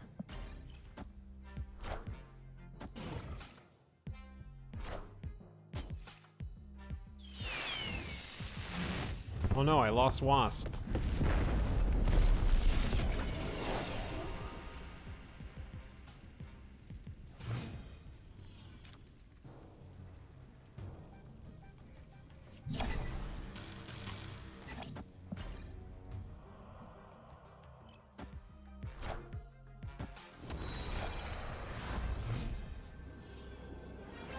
I don't think we have a chance in hell of winning this, but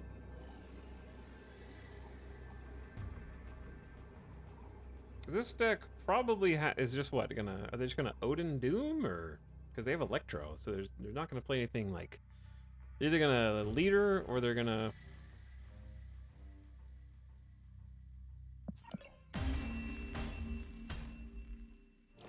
Etal has offended some deity on a fundamental level. Maybe. I'm trying to be good about retreating, at least, with this Lockjaw. We just have some bad luck right now. Is this game simpler than it looks? Well, right now, you have to understand, I've been playing for 3 months, Gigabyte. So I have all but 6 cards in the, well, a few more than, I have all but 6 cards in what most players would consider the entire game. So it doesn't start like this. I would say Marvel Snap actually has the best new player onboarding of any card game I have ever played, and it makes it extremely easy to play and learn how to play. Obviously, you're not gonna know what is going on the screen because there's over 150 cards in the game. How could you possibly know exactly what's going on at any given moment? So yeah, that's a simple explanation. All right, what do we want to play? Turn 6 cards can't be played here. We're probably... I also can't get into Vormir right now. I think I want to Lockjaw on the vault, because we're going to fill it up fairly quickly anyways.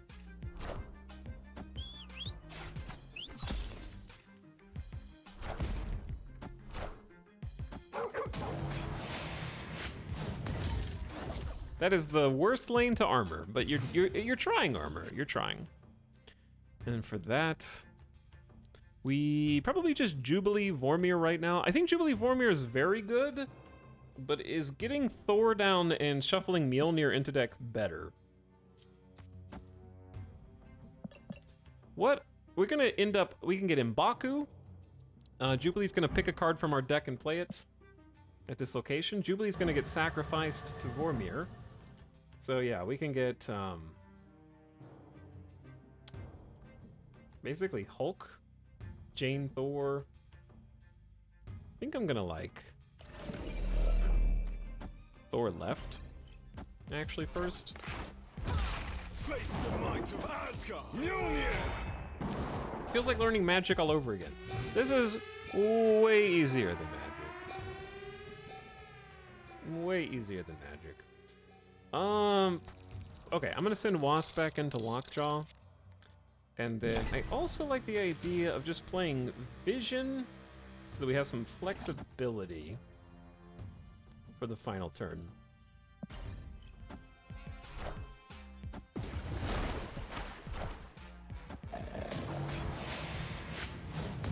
That's a card.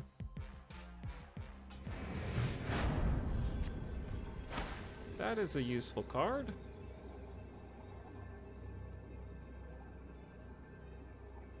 Okay. So Jubilee is probably not better than just playing Magneto, right? Maybe just shift Vision over. They can play like a free death somewhere and sneak into Vormir.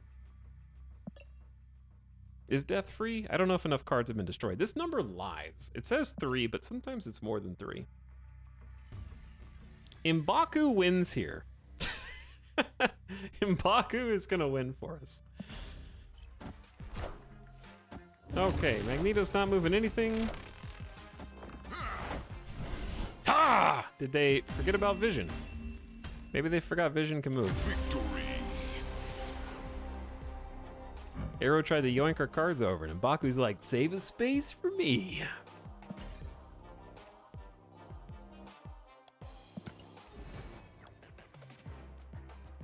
I don't know why the only Lockjaw deck I like is discard. I think the Thor one is quite good. We've just been screwed with some bad RNG recently. I haven't played the discard one yet. So I definitely need to give that a try. But I'm finally starting to figure out the Lockjaw variant and when I have a decent hand to bet on. But yeah, as what we were talking about before about like new player experience and onboarding. To put it in context for Marvel Snap, both me and Alice, my girlfriend, are incredibly addicted to Snap. Probably play close to every day. And she has never played a card game, either competitively or like a Slay the Spire-esque game, and is quite good at it now. And I've played thousands of hours of Hearthstone and Magic and others like it, and we both think it's amazing. Very addicting. Sometimes infuriating, but very addicting.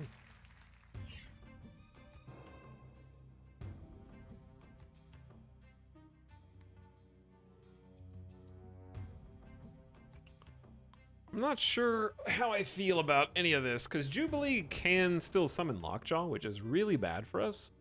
The best thing Jubilee can summon is probably what? America Chavez, Thor, or Vision? It's nice to have a new card game to grind, yeah.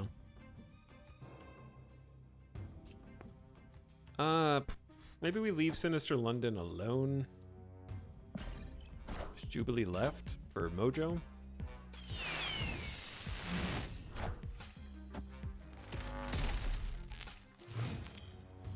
Electro. Notice that they only did one Electro. Opponent snapped. So it's turn 5. All they have to do is play Galactus on Sinister London. And I don't have my cards. Like, I haven't drawn Thor. If I haven't drawn Thor and I haven't drawn Lockjaw, then I'm losing. Escaped. So I'm just gonna peace on out. Let them have their cube. Yeah, we're on a bit of a skid right now.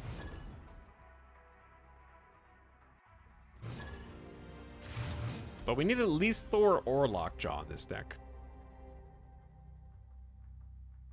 in our opening hand. This is a little better.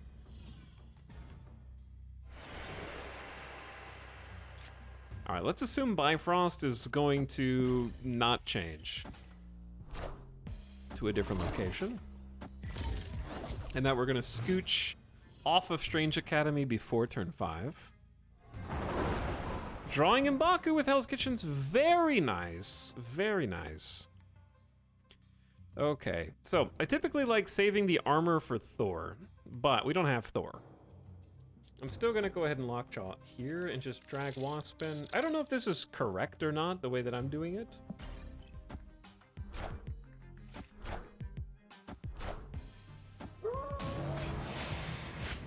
Mjolnir! Oh well.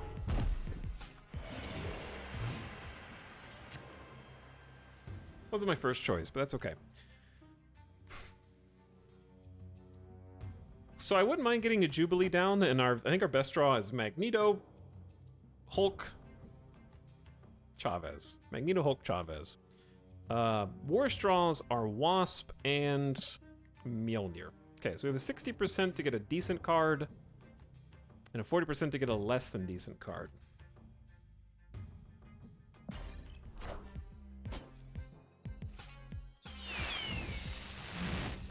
Pretty solid.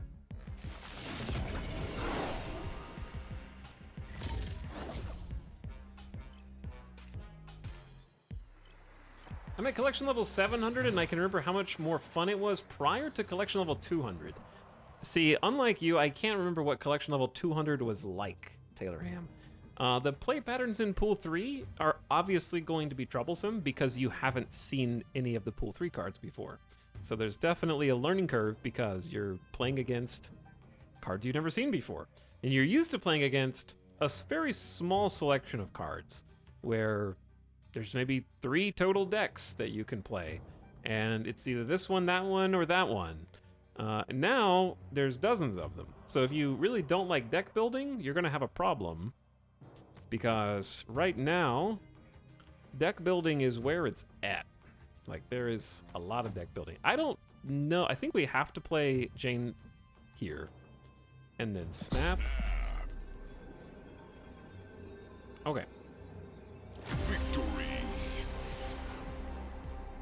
The reason I'm snapping is I am winning in 2 locations, but they don't know that I have Mjolnir or Jane Thor. So maybe they just had a really bad hand. Or maybe just Lockjaw snapping is bad. Pull 2 is so boring though. 3 is more exciting. I agree, 3 is a lot more exciting, but I do also remember getting to 3.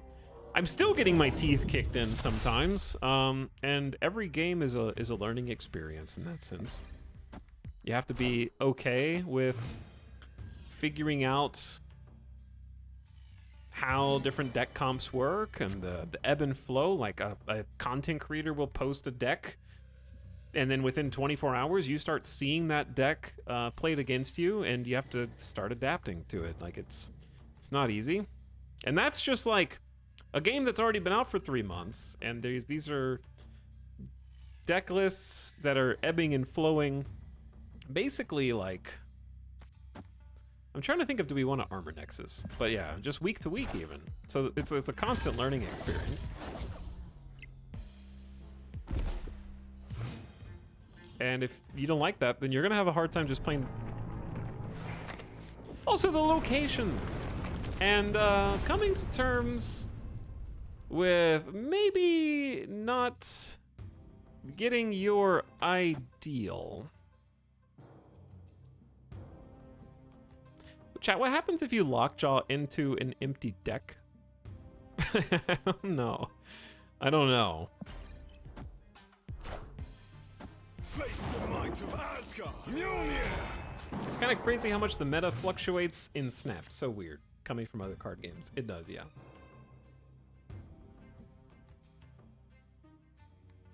Waiting for Monday night to grab Zabu and force my Darkhawk and Shuri to work in the same deck, or die trying. You're just coming here to flex about having Darkhawk and Shuri? I'm on to you. Okay, so we guaranteed to have Mjolnir. Jubilee's useless. Lockjaw's useless. The card just stays out. Okay, well, we're just gonna, like, play here, and then go ahead and play...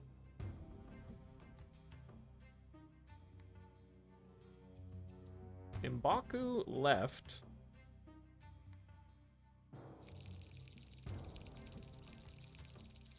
Then Wasp, then Lockjaw, and then pass. Maybe I was supposed to play those to Nexus. I just want the plus Mjolnir, 1 power. To me. I should have played 1 to Lamentis to be cheeky.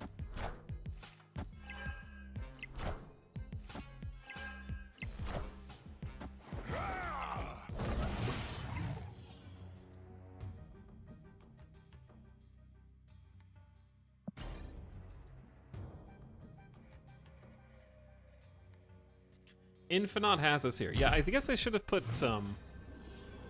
So they passed too. Does Kazoo run Infinite? Hang on.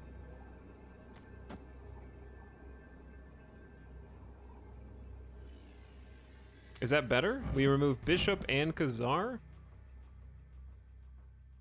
from the left. That's at least 6, probably more power. Is that better than Infinite?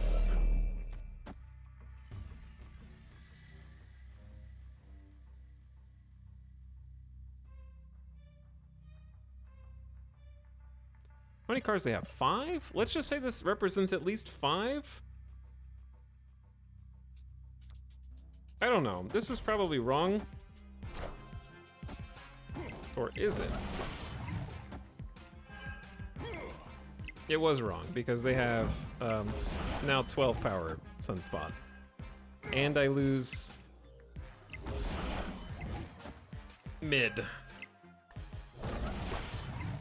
Dear God. Chat, if I just played Infinite, I win. Why do I have to overcomplicate this? I actually lost by 1 point. Why do I have to overcomplicate this? Literally, if I had played Wasp to Nexus or anything else to Nexus.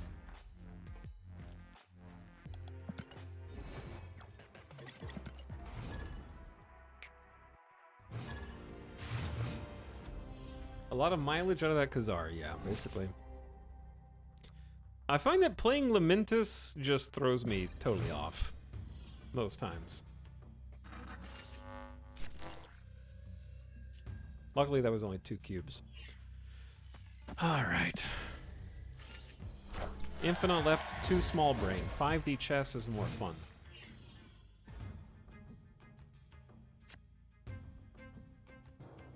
I hate Mindscape.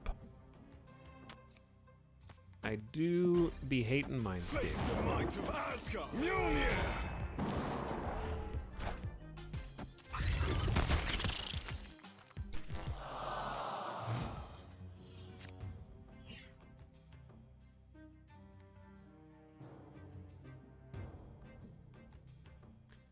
Okay, let's get some power down. Wasp, M'Baku. This is like an ideal setup for us. The trick is we're changing hands. And we're gonna give them a Magneto on turn 6. Wind, aid my hand.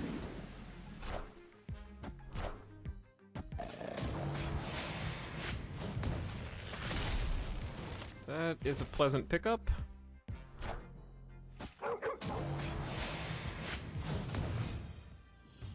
Okay, we got Olympia. Oh my God, we have 1 card left in deck, and that is our green lad, Mr. Hulk. So I actually do think that we just go ahead and grab Mr. Hulk and Mr. Baku on the right. Is that going to be enough power? That's going to be 3. That's going to be 15 power. They've already brooded. So I guess they could Juggernaut? Okay, Juggernaut makes this pretty awkward. So if they're going to Juggernaut, I'm going to go ahead and fill...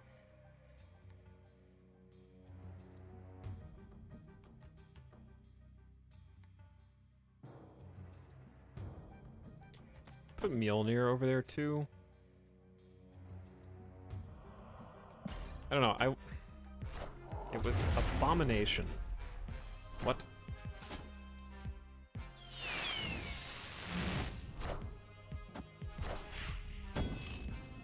Mjolnir, to me!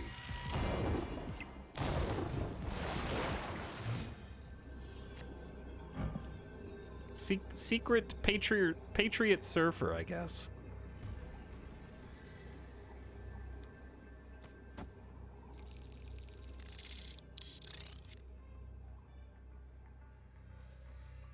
We'll drag some number of things off of Mojo World, probably. Snap? No, I don't want to snap and scare them off. If I snap, they'll 100% retreat right now. And I'd like to get an extra cube.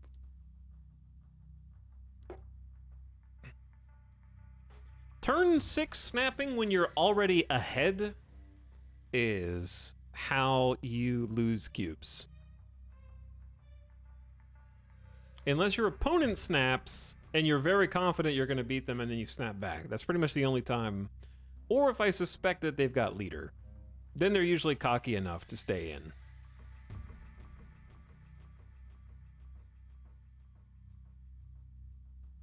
But the duration that they're spending on this particular turn is indicative of the fact that they don't know what their winning play is and they retreated anyways. So snapping doesn't do anything there.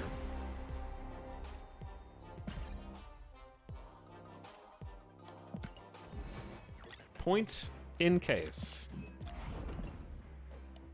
Dr. Doom boosties.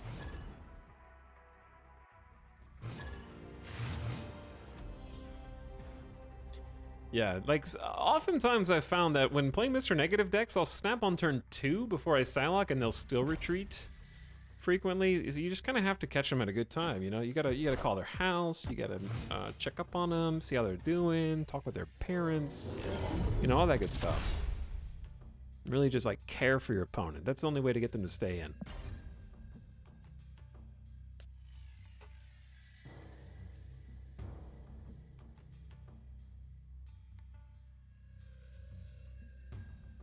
Okay, let me put it like this. Snapping turn 6 is such a bad idea that, correct me if I'm wrong, chat, most of the bots that you play against are actually programmed at different ranks to leave if you snap on turn 6. Like, not even the bots will stick around for that. At least in my anecdotal experience, that's been the case. Where I'm like, that's definitely a bot. And then I snap turn 6 and then they just run away.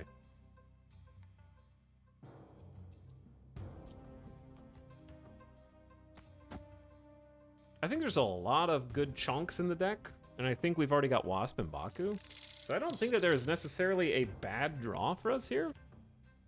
I guess armor is like the worst that we can do.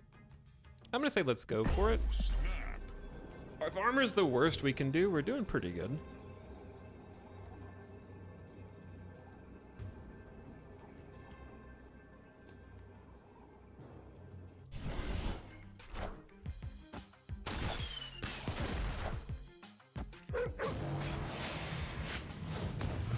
All right, that's a nice start.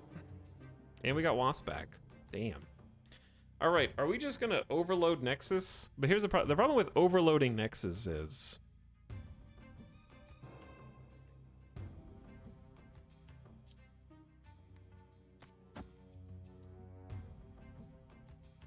what if we need larger power? Where is Thor gonna come out?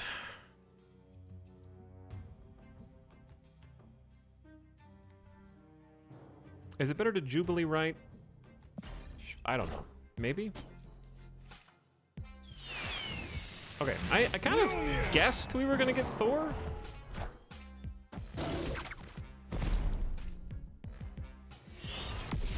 I had my suspicions. All right, best draw for us is Mjolnir, which we did not get. I think I like Vision, because Vision is sticky and can get back to Strange Academy here. And then we just Wasp and sort of leave a space open on Nexus. I almost never pass turn 5 in this deck for Infinite. And the one time that I did, I didn't even play him because I'm not very smart. All right, Magneto is gone. We still have like quite a, we have Hulk, we have Jane Foster. There's a Hulk. And then they're filled on mid and I am not. So that's a GG chat.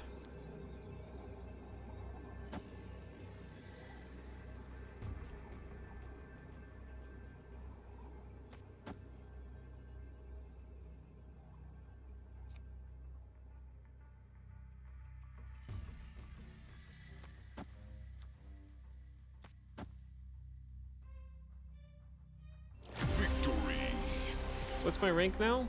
We got up to 90, and now we're back to 87. We would be at about 88. We would be like a full level higher than this, but I started... we played Agatha for a while, and let chat bet on the results, and it went about as well as you'd expect. Agatha was helping other people out. But I had to try. We haven't seen Leader since then, have you noticed that?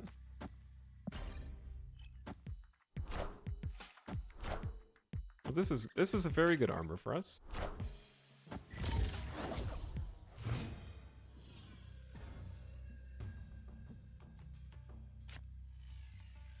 Don't have much else, so not snapping on that because I don't have any other play. We can still draw Thor. Thor would probably be my first choice, but I'll take passing turn 3 for fun. Can Agatha and Ego be in the same deck? Ego's not a card, it's a location. And if Ego appears in your game, Ego actually takes over.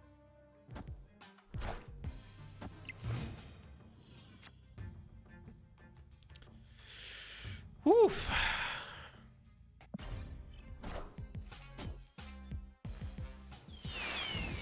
I found the dog.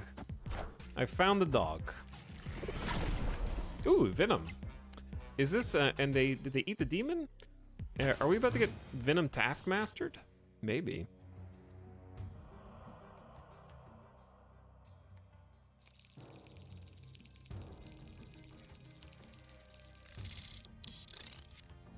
Okay, what if we... Like, I wish we could get Thor down, but I think it's too little too late. Is it better to just Lockjaw into Wasp and then Jane Foster, Thor on one of these sides? That way we get Wasp back for a final Lockjaw. There's a Taskmaster. Okay, so we're sort of competing with that with Jane Foster.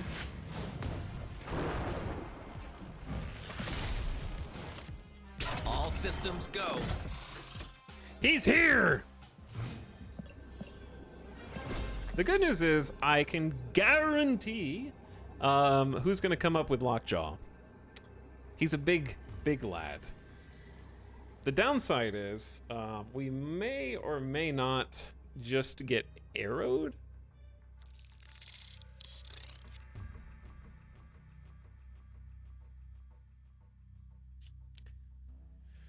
So if we get arrowed, then that sort of just is what it is. Because they have initiative. I'm surprised. They killed M'Baku! GG, chap. Victory. Magneto right is good, not as good as Magneto left.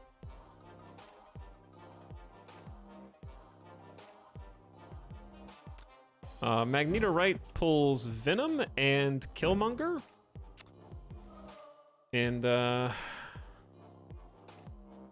it's just safer to, like, let me explain. I was already winning negative zone. They had -7 to my 0. So there's no reason for me to play over there because I'm already winning. Like, they have to play. So therefore, I want to play to a lane that I'm not winning because I was winning 2 and losing 1. So if I swing the one that I'm losing and they're swinging the one that they're winning, I'm still winning because they have to swing 2. And I only have to swing 1 instead of just reinforcing. Does that make sense?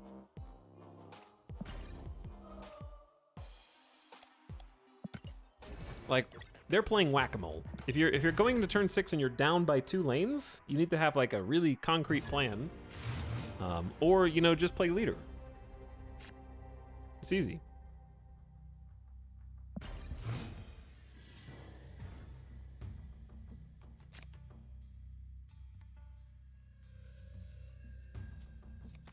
I think double armor's fine.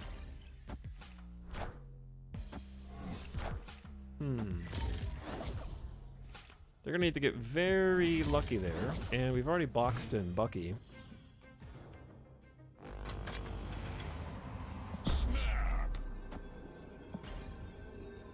I was just trying to get that one over with faster. Snapping on Bucky just to sort of collect my cube. Back to 88. Ooh, hit 70. Hey, congrats, Waffle.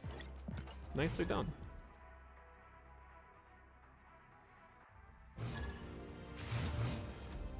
But anyway, another reason not to play Magneto, right, is because if they play leader or something, they're gonna yoink a bunch of my cards over. It's irrelevant now. We won. That's all we needed to do.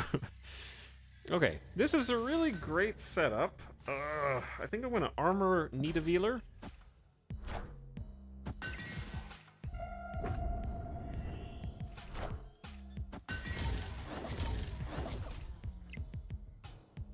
I wish we could choose what frame to use when we hit infinity because the Galaxy frame is not that great. I happen to really like the Galaxy frame.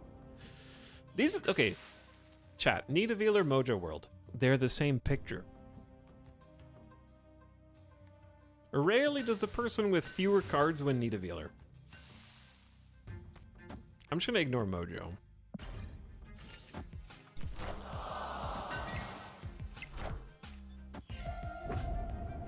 But yeah, I like the Galaxy frame. Most of the time. Dog. Dog. Mojo is better because of tiebreakers? Maybe. But I had already committed to Nidavellir, and I don't really have that many ways to mobilize 4 cards over here when I don't have Lockjaw in my hand. Assemble. So right now I'm just sort of playing around it. And there he is.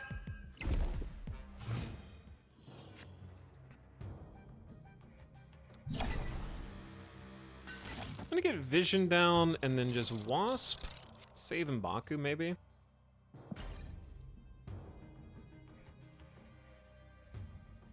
I mean, I have lost to Mojo World tiebreakers before.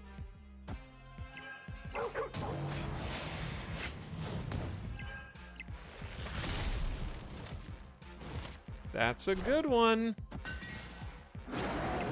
Bah. Bah. Okay, they got Sentinels, Cap, and Devil Dino. Cap, Devil Dino, Sunspot. I don't recognize this off the top of my head. What is left in the deck? There's one card.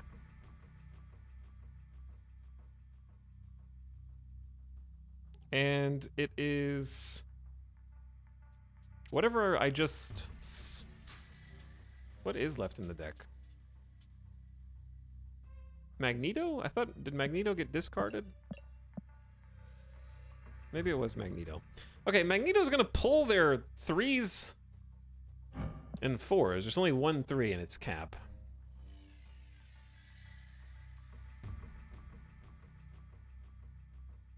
Chad, are you thinking what I'm thinking?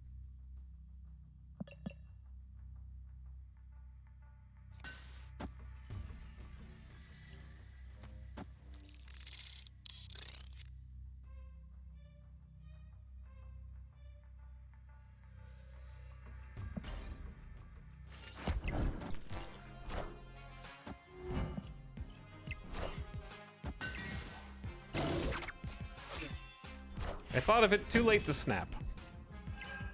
Mjolnir, to me!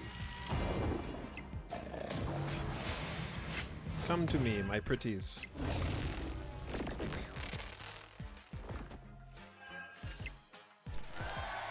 Hooray! Hooray! I have more cards on Mojo World. That went exactly as planned. That went exactly as planned. Yay! Clearly I need to be snapping more because we're actually gaining rank now.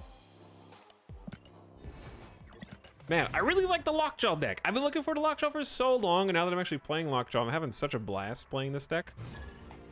It's super fun. I want to play the discard Lockjaw version too. It's definitely my favorite deck right now. I'm sure I'll burn out on it. But not yet. Alright, if we draw Dog, I'm snapping.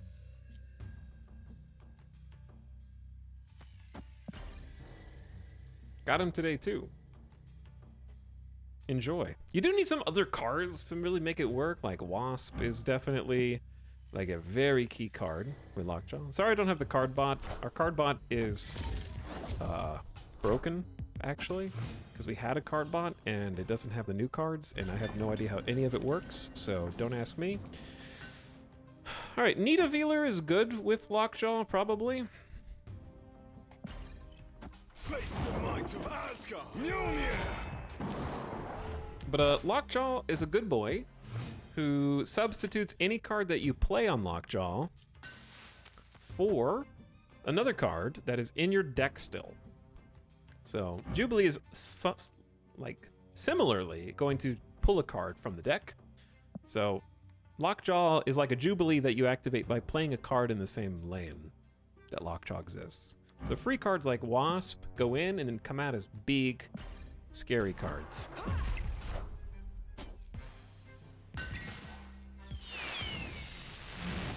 Mjolnir. Mjolnir! Not To me! Not who I was looking for, friend.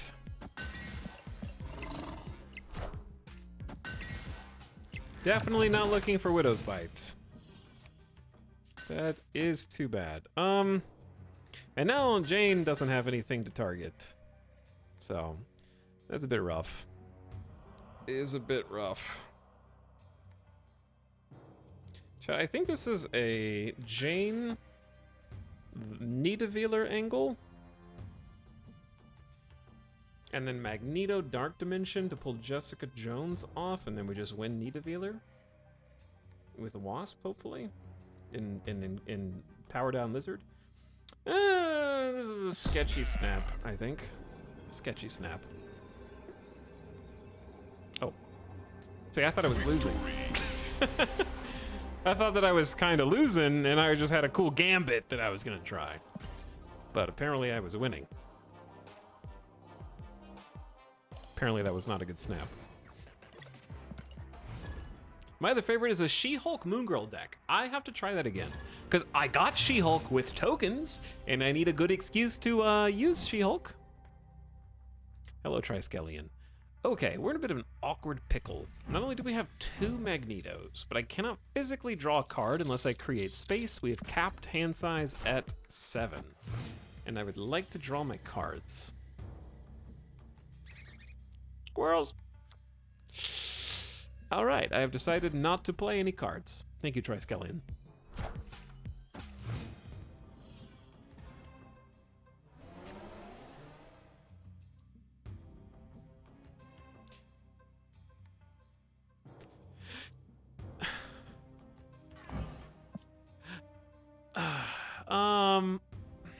If we we have to win Central Park and Luke's Bar. That's all we have to do.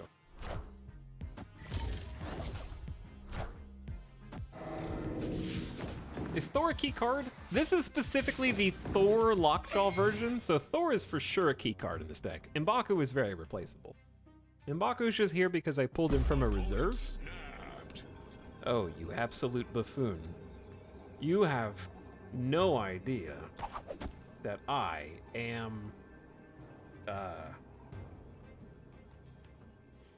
gonna play?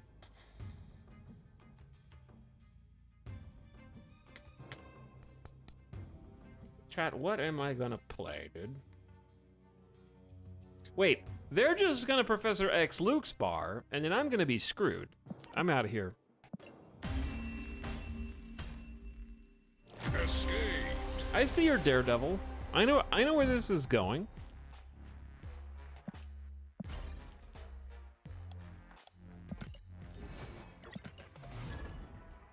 That's why I would snap on that turn. I bought Shuri with tokens, so I have to use her in every deck. I have not bought a 6,000 token card yet, but I'm trying to advance. I have been pay to winning, whatever you want to call it, my collection faster, because I'm just ready to have all the base set of cards, so I can start getting the extra tokens and save them for the Series 4 and 5 that I want. I've been pretty lucky with my Series 4 pulls. So far, basically, it's kind of complicated, but I can't even blame Triskelion this time. But anyway, it's a little bit complicated, but the short explanation is that there's roughly a 40 reserve or cash pity timer on the Series 4 cards. There's my boy.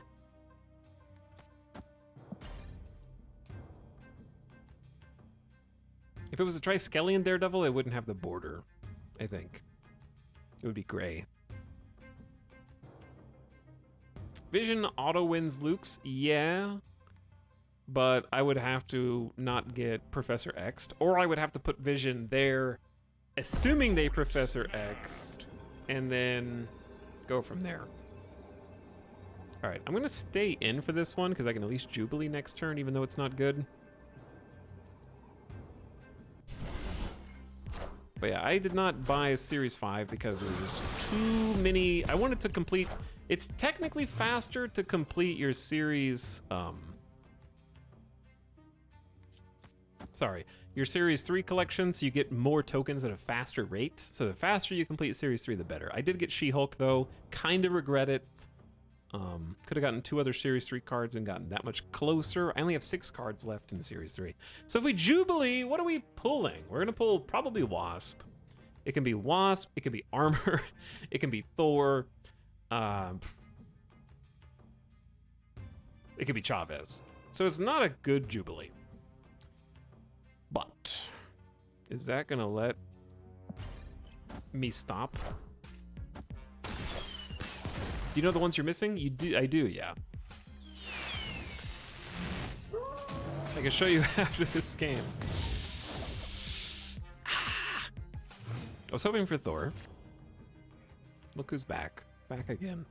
I was hoping for Thor. This is awkward. I can't use Vision to get the Kunlun, because if I Vision here, he's going to go back in the deck. So, very awkward.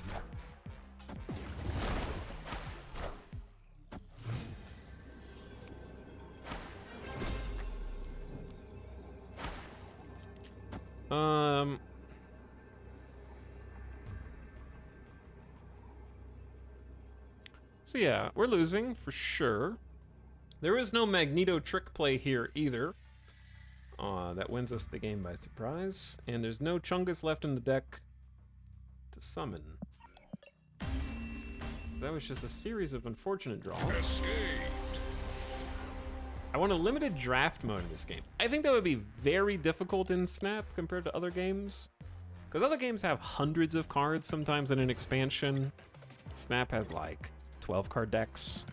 So if you miss one key card, there's not much you can do. It would definitely take a creative solution for that. They couldn't just copy the Magic drafting system wholesale. Is M'Baku not a meme card? It's actually decent in this deck because you send it frequently back into the deck as a cheap 1-drop via Lockjaw, and then it can come back out of the deck at the end of the game. It's actually won us a couple games today, believe it or not. We did win 8 cubes thanks to M'Baku earlier. This is very unfortunate. This is the anti-Lockjaw board so far. M'Baku OP. Have you tried the big minion discard deck with Hela? I have not. I tried Hela a little bit, but I didn't really like it that much. So. Face the might of Asgard. Mjolnir. This actually could be decent. Like, we're probably playing against Mr. Negative right now. Well, never mind. I was hoping we would draw M'Baku, Wasp, or Mjolnir, 3 of our remaining 6 cards, because then we could at least just Lockjaw here, chuck something in, and then it would scoot over to Vibranium Mines without actually drawing Vibranium and sort of ruining our deck comp to some extent. So I don't know if it's better to pass or just...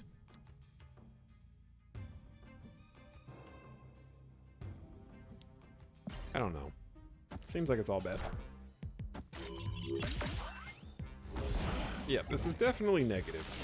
Though they don't have negative. There's Mjolnir. Such bad timing. Maybe we just win with Vision and Mjolnir and Magneto? And just don't Lockjaw? Yeah, I haven't played Discard Lockjaw yet. I feel like drafting is basically impossible in this game. Single cards enable entire decks. Very true, yeah, very true. Okay, so they don't have Lockjaw, but they don't have Mr. Negative, but they do have Magic.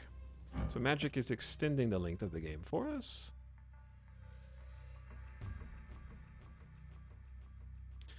This is all very awkward. The 4 cards left in our deck are M'Baku, Wasp, Infinite,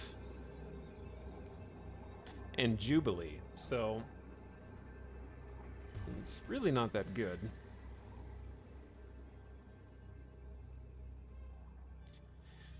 I expect them to probably Sarah this turn, maybe.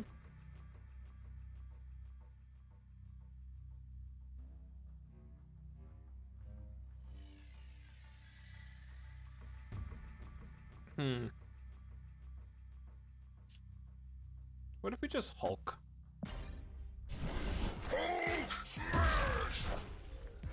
I am Iron Man. Okay, so we're not really competing for the right anyways, but if we were, we could shift Vision over to Hulk, Magneto for an extra 5 power, and Mjolnir. So how much power is that? We'll stop them from getting Mojo. They can play 2 or 3 cards. I guess it could be a Surfer version, and then we're in danger, maybe. We can also just move Vision over, Magneto mid, and then Mjolnir Wasp. What does that do? That will pull Bishop and Ironheart off, leaving them with an Iron Man Mojo that's like 8 power. We'll have 6 versus 12 on Magneto, and then we'll be winning 19 over here. I don't know. If they can win this, then let them win it. Let's give them some... Oh. Just let me play my cards! You're the one that snapped first! It's okay. It's really good practice to listen. The only reason that I snapped turns, I said that you should never snap turn 7 or 6, but I did because they snapped like the last turn, so I thought they were really confident in their plays. So I snapped them back thinking that they're maybe overconfident. Had to work out what I wanted my play to be, and it was too late. I guess I'll take my 2 cubes instead of 4 and get punished. All right, chat. It's almost 11 here, so I am going to say goodnight and bid you adieu. I think we spent roughly 7 hours gaining 1 rank. It was actually more than that, but Agatha lost us some games. We should be actually almost 90. False title. This is the gamer that lied on the internet. But yeah, I'm just tired. But I had fun. I enjoyed myself. There were some fun games. And especially some good M'Baku games. We have some good Mr. Negative games. Pretty much everything went decently, except My for... liege, a new sub for your collection. While you still can. You know what, guys? Being a sub's not so bad. Get that I would say, except for Agatha, which kind of was expected. And we got bullied a little bit when I went back to Lockjaw, but I think we brought it back. But I had fun. I enjoyed myself. Thanks for watching, everybody. I'll try to be back tomorrow. If everything goes according to plan. And I'd like to play some more RimWorld tomorrow, probably. That would be my ideal. What I'd also like to do